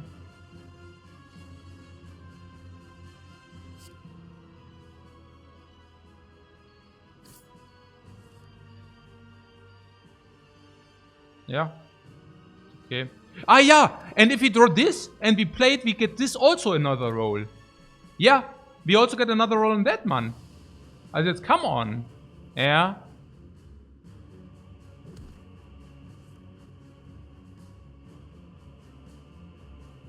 And if this would cost 1, also, or even here. So we can Enlightenment now.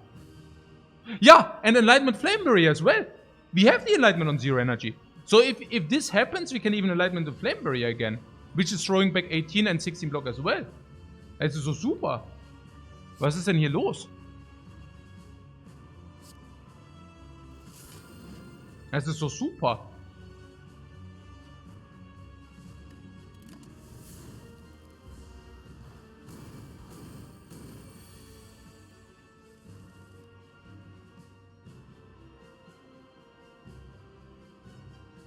Enlightenment Bash Dropkick, Enlightenment Bash Dropkick Flame Barrier.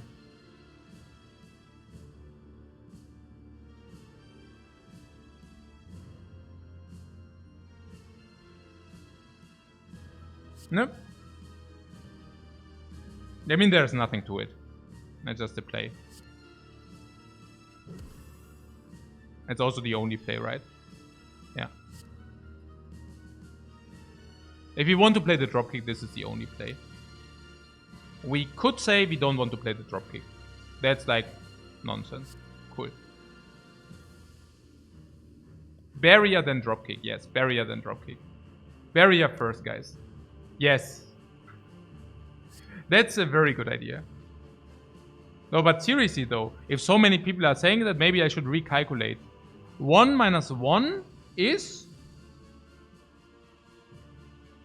0, really. Sick. Okay.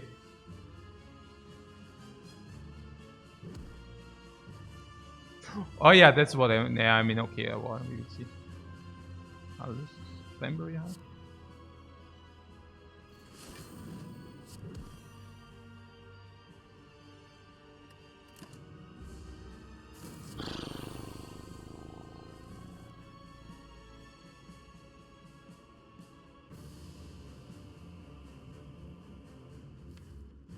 Okay. If we play Flame Barrier, Pommel Strike draws Flame Barrier back. The problem is that if this costs 1, we cannot play it. We could play Flameberry first, but if this costs 1, we cannot play it. But maybe that doesn't matter. Because only if it costs 1, we miss a little bit. And only then. So I also believe Flameberry is better. Let's do that. No, wait, let's think about it first. So, if we get the Flame Barrier, we get 4 block. But with this we gain 2 block. What, 300 damage left is a long way? Yeah, but it does not have 300 left. Guys, are you paying attention? So, it also is safe damaging itself always. Yeah, okay, Flame Barrier. We need to redraw the Flame Barrier, okay? Let's do that. Cool, let's try it.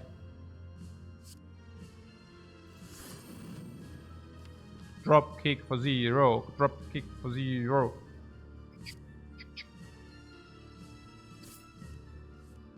No, but Flame Barrier for 0. That's good enough.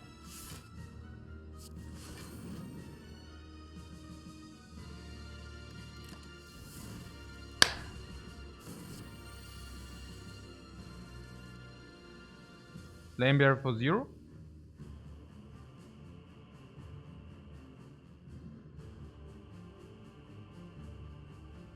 yeah.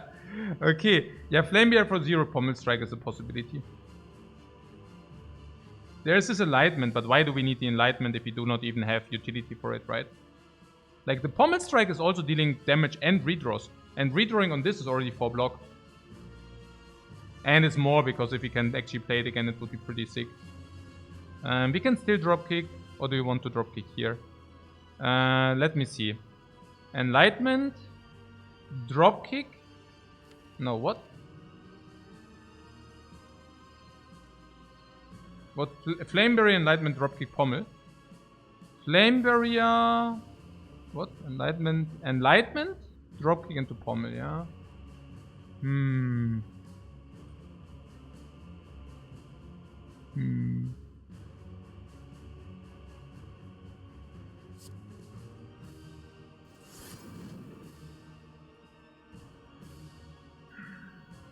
What Sunday would fix all these issues. Yeah. Okay. So we don't really want to play the Enlightenment for no value, you know. So maybe it's just better to play Pommel Strike here. And then if you get the Truggle cheap or Flame Barrier cheap, you just play those. If both are really expensive, like 2 or 3, we could just play the Bash. I think that's okay.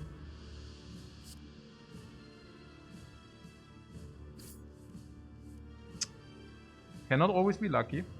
But this is vulnerable again, so I guess.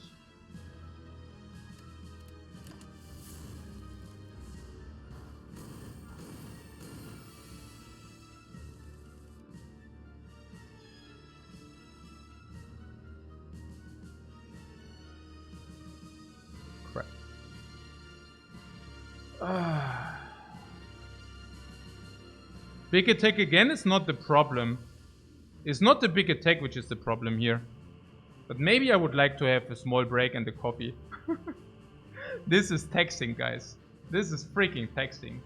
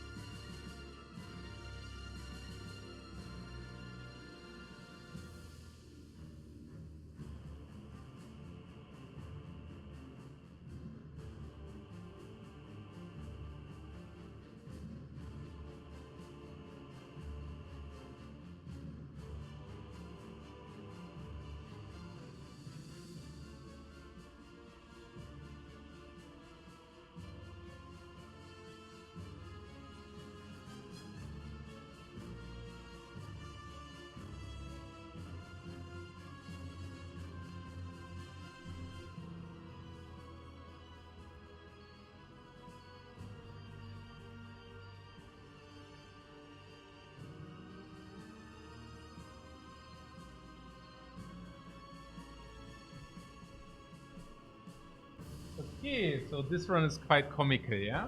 Cool. So... What? The Enlightenment. Yeah, also, I mean, what are we doing? I mean, oh, also for the Enlightenment trash talkers, right? Yeah. No,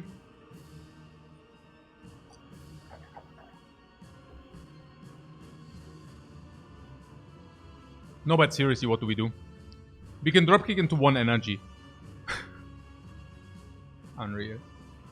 So, we don't need the bash, we don't need... I mean, there is nothing, right? We can play exactly Flameberry and Flameberry only. Yeah, good. Then let's do that. Yeah, cool. We have this potion for 40%, 24 HP, or the block potion 24. Life potion is worse, correct? Because the block... No, I don't know. Also, so the block is worse because we want to take life total loss because of Tungsten Rod. On the other hand, block is better if you would die one shot, but usually we don't die one shot. So block potion should be the worst potion. Unless we see Entrench or Body Slam. Unless we see Entrench or Body Slam.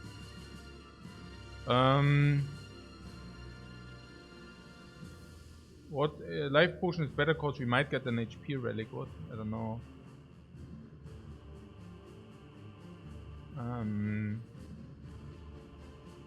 So currently we have the rod, which basically means the HP potion is worth more.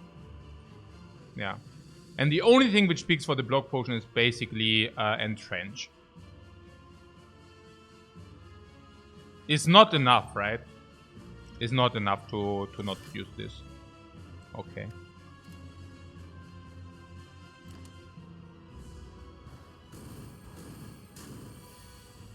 Also perfect Tungsten Rod if you play it this way.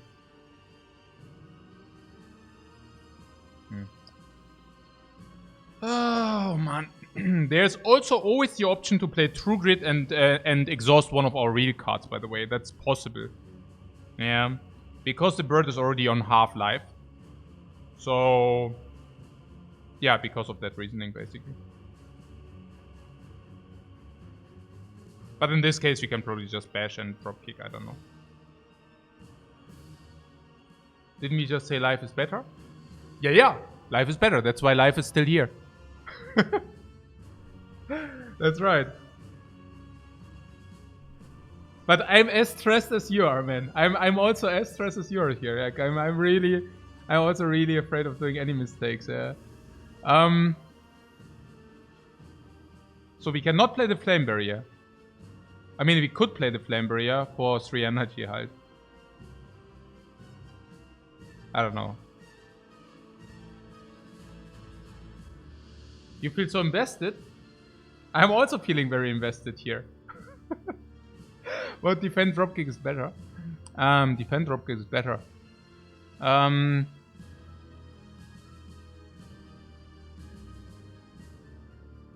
Yeah, sure. But maybe we find something which is even better than that.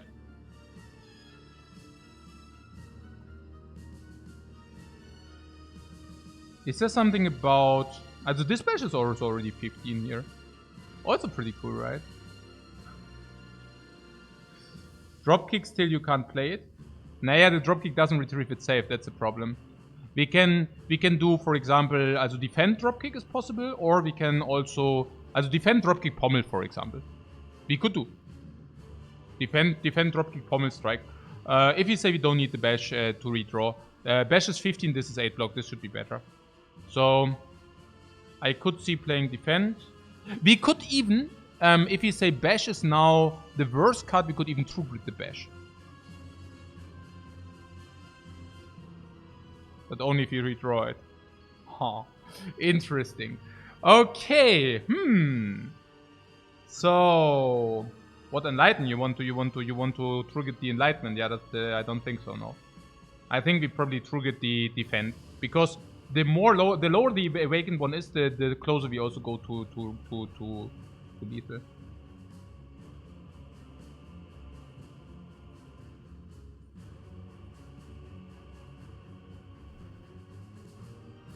I'm still not exactly sure about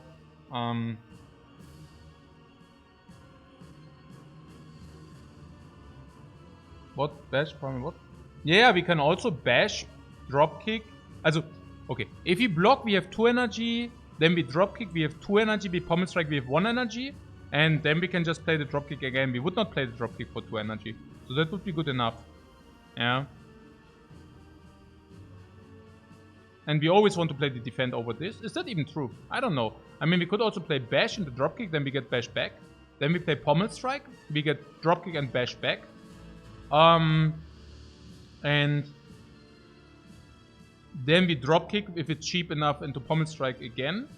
And if you have 1 energy left, maybe it's really better to play pommel strike than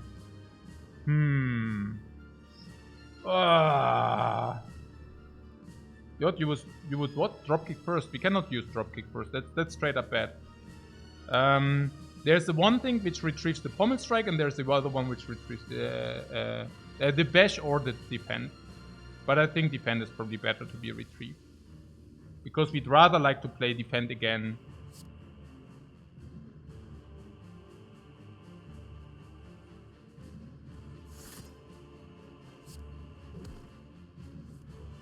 Okay, now we could play defend again, but only if it comes cheap enough. Yeah, the pommel strike. Yeah, we can either true grit as well, but true grit only if the defend would have been expensive, we could have true gritted the defend into pommel strike. Yeah, interesting. And like this, we can bash into pommel strike. Yeah, this is also very strong. Bash into pommel strike, retrieve both.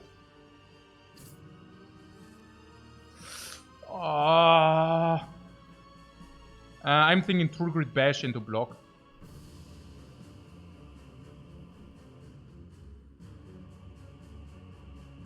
Or the other one halt.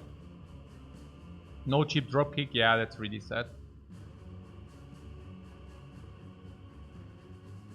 I mean, if you block for 3 energy, 24, we are not good, by the way. Now we can exhaust bash. It's kind of useless. It is on 0 energy. It can. It's just a 1 draw for. Okay, next turn it's not even a draw. Yeah. Okay.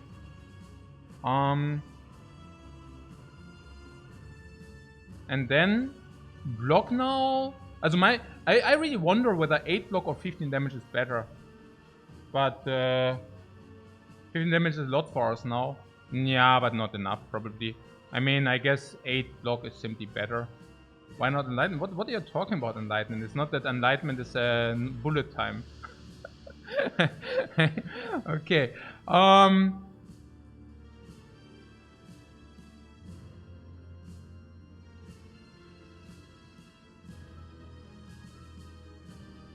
So this guy will probably go down soon, or what?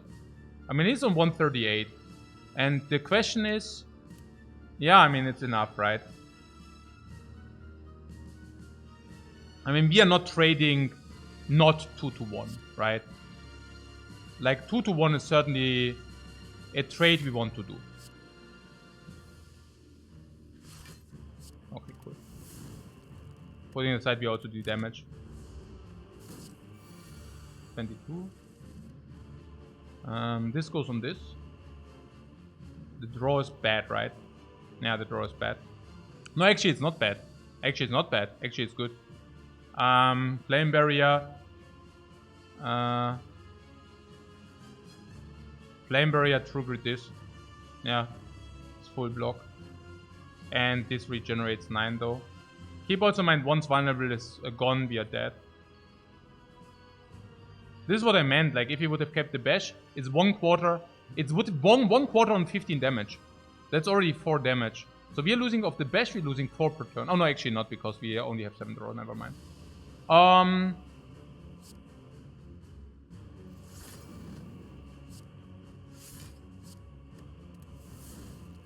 Oh, we actually do 9 damage. So it's actually +6 for the bird. But yeah. The boss is going to back heal full. Yeah, hopefully not. Flame barrier. Flame barrier dropkick to retrieve flame barrier.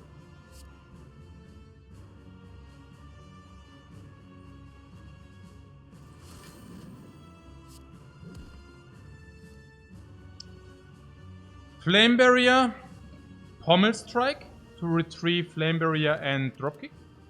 Is also a super attack.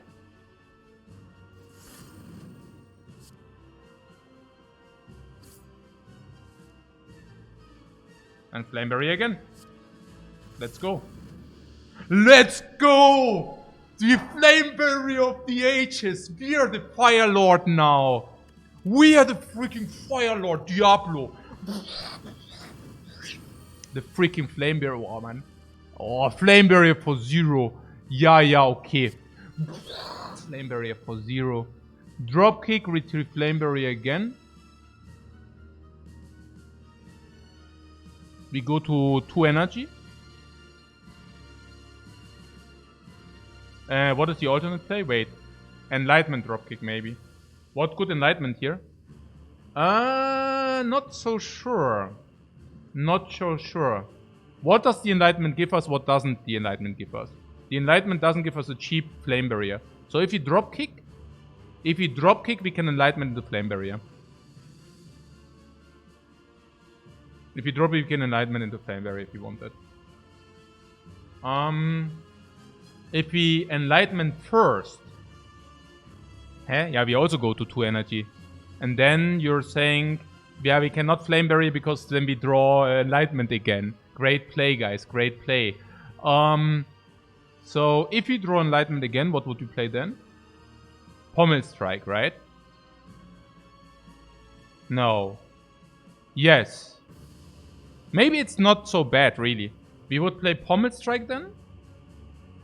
And then we get Dropkick and the other dude, right? So 1 energy, 2 energy, 3 energy, and then we can play Flame Barrier if it costs 1 or 0.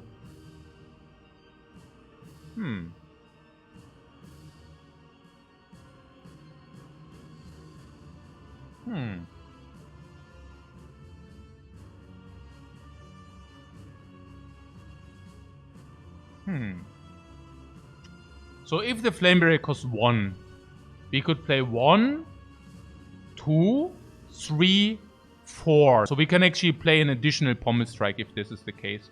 Otherwise it would be bad, right? If we play this and we go to 2 energy, we cannot play Flame Barrier. So that's more. Yeah. What? 0 Enlightenment when redrawn. Okay, so Enlightenment now.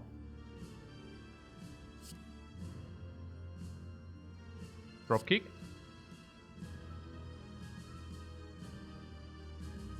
Or Pommel Strike. No, Dropkick, right?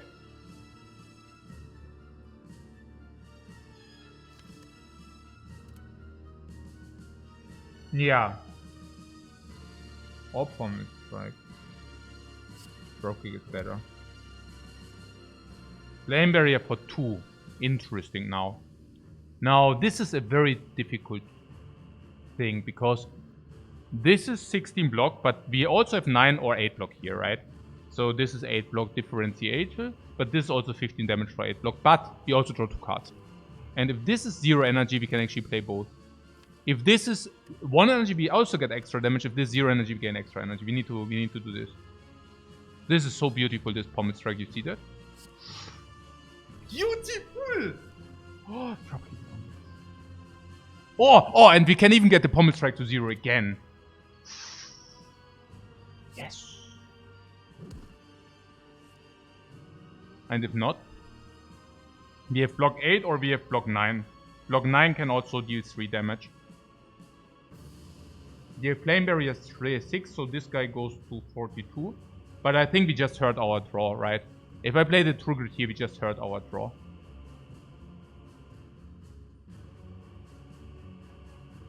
Okay.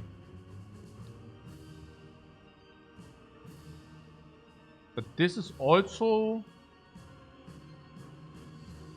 1 more block. That is also 1 more block, guys. I don't know. And this will also always cost 1 after Enlightenment, so it's only the roll for this on 0, yeah? And you're saying that on 0 is such an important roll. This on 0 is the same, it's the 1 block, but this also deals 3 damage, though.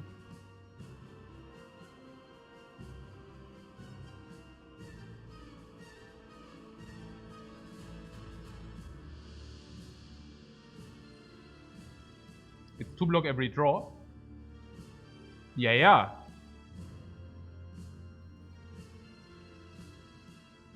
What? We need to survive at Lifecoach? You need to survive, you don't need damage. What are you talking about? The bird is on 33, man! The bird is on 33, the bird has less life than we have, man. No! We need to, like, damage is important here, guys. Damage is important. This guy is already nearly dead. Man. Hey, Jungs. Kommt schon. Okay. Also. This on 0 energy is the only way that defense is good, right? On 1 we can sometimes squeeze it in. But this is also 1 more block, and this is bringing it to 45, 39 already. This guy is on 39 already. Is 39 some kind of threshold? 39? If dropkick is 12, this 27? Yeah, of course it's a threshold. It's like dropkick, pommel strike, dropkick is killing this bird. If you do the true grid here.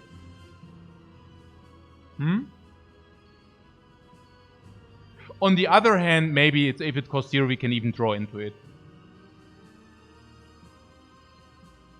Yeah, actually, and this can also be cheap, and then, yeah, no, it's probably okay to play this hand here.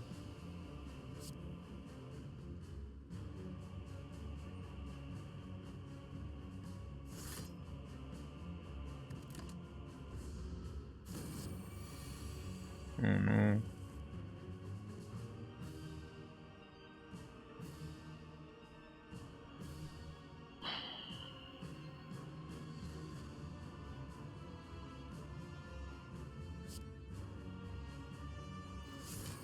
Well, Vulnerable also wears off at some point.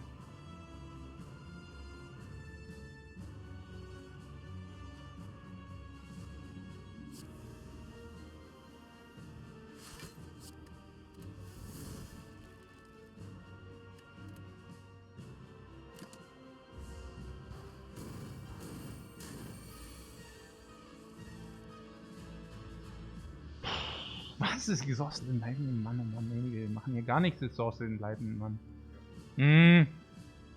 Oh, Vulnerable 3, ey, we are also calculating very clutch. We are also calculating very clutch here. Okay. Flame Barrier, Enlightenment, Dropkick, same. What is dead or was? Is already dead or was? Ja, warte mal, jetzt machen wir Enlightenment oder Enlightenment Dropkick hier, oder? It's the very same reasoning we just had. Yeah, it's the very same reasoning. Flame Barrier for 2, is that it? Wait, we can also Pommel Strike. Yeah, it doesn't matter now. He actually got it right. Was a really bad play, wieso? Nö, ich glaube, das passt schon. So, was ist jetzt hier? Flame Barrier, jetzt müssen wir mal überlegen. Also Flame Barrier is 32. And 32 means we had 44. And Flame Barrier, then we win. This is 16 block 32. 44 and we win. And throwback 2 times 12 and we win. And we are finito.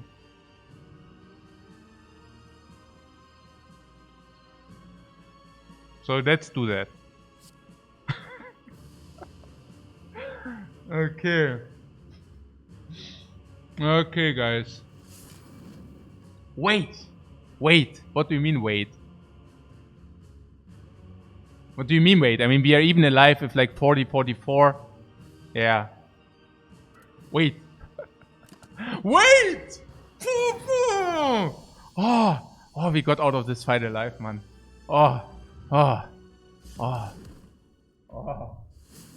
Hey, wait, no.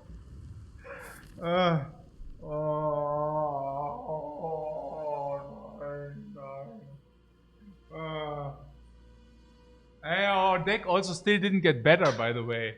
Also, we still are, also our deck is still crap, by the way, yeah? Just saying, yeah?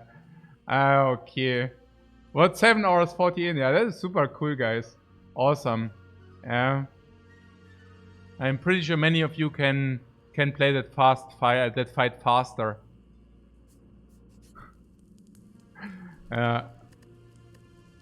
And dying then. But okay. Do we want to smith or do we want to heal? We are at 10 minus, but the thing is, if you only get one bite for free, it's basically minus 8 only. And if you get like something like a cheap Reaper, it's basically not even minus 8. So... do we have something which we really want to upgrade? Let's put it this way. I don't even know how our deck looks like because... yeah. Barricade. Now, Barricade doesn't get cheaper. We have Snacko Eye. No. We don't upgrade the Barricade here. The Flame Barrier could be. Yes. It is the Flame Barrier or it is 10 HP. The Flame Barrier is certainly giving us... I mean, we played it in the last fight 25 times. But I'm pretty certain it gives us like 3 life in the Spire Shield, Spire Spear. Also throwing back damage. And then the same against a heart. Maybe against a heart really a lot of throwback damage too. I'm actually really thinking about upgrading the Flame Barrier. In honor of the previous fight. Perhaps just because it's also better. Yeah. Lifecoach should really go parking in the cart to not miss it, really. Wow. What? The mic is maybe restart the thing. Is the mic is the microphone? What's up? Nee, okay, what's up, guys? We can use the elite for heal. Yes. We can heal full against the elite. With the 3 bites. How so? Yeah, Barricade.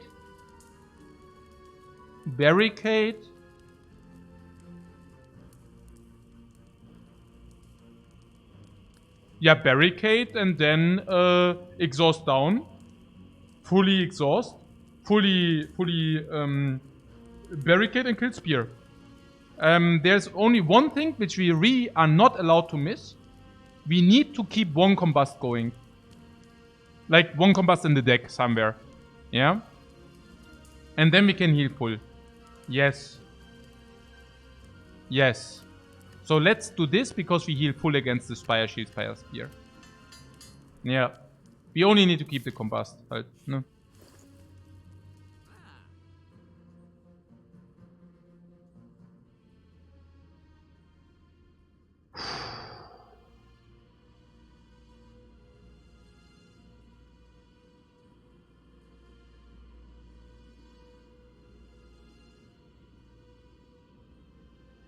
Refreshing help, okay, good.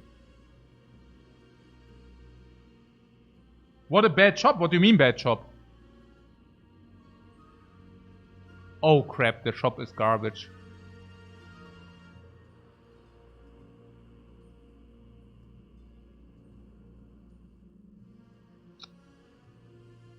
Buy all power potions for sure.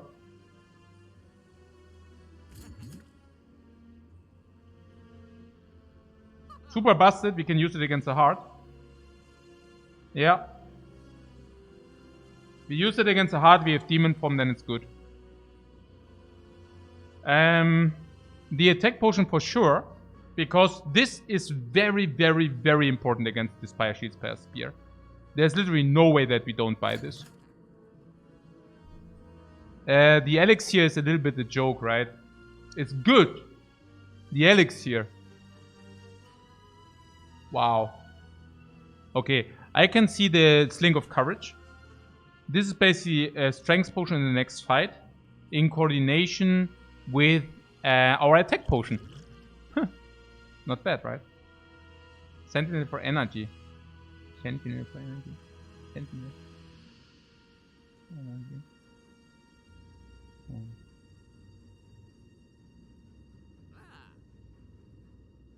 169 strength potion Monka is. Yeah, what? Yeah.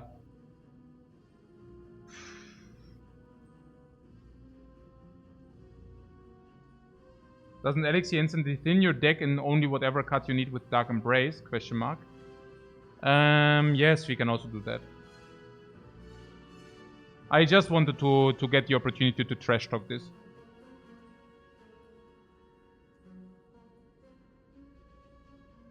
It might be okay. It might be okay to do that with Dark Embrace. Because it's also damage from the elixir, but... I mean, I'm not really feeling very well about our situation here, but I guess we also don't need to feel very well about our situation. Yeah, maybe our situation is just garbage and we need to make the best out of it. The bomb is great. Great. Maybe we have a different... Great. Okay. Isn't things just better? I don't know.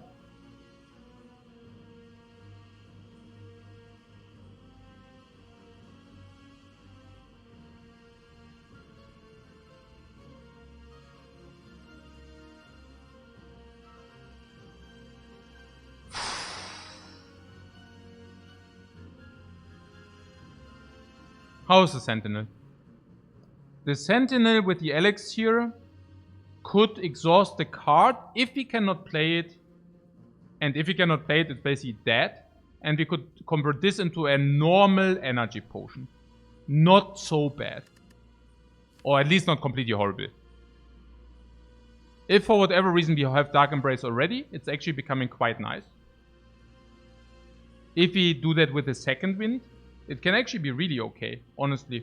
Then we can second wind and we even get extra energy for that. Really not bad. Damn, the sun is coming out. Oh my god. Second wind, yeah, oder? On the other hand, it reduces the likelihood to draw dagger. Dagger really important. Dagger with double attack can already kill the spear. Dagger is always vulnerable. Dagger is always 1-5. 105, sorry, 105. And we have vulnerable potion, double attack potion. Kills the spear already. And attack potion is super trash against the heart. So let's use this attack potion and the ritual dagger to kill the spear. And then get infinite block. Endgegner-Sonne. Ja, die Wolken sind gewichen. Und jetzt werden wir durch die Sonne auf... Ja, whatever. Mann, oh Mann, oh Mann. This is so intense. This is so freaking intense. What attack potion doesn't work that way, but sure, what, which way? Did you say something? What? No, I don't know. Just like in Lord of the Ring, you mean the sun is coming? The sun is coming out and saving the run. Wow. But seriously though, it is the elixir? Remove and Sentinel, correct? Okay, let's talk about the remove first. Can we talk about the remove first?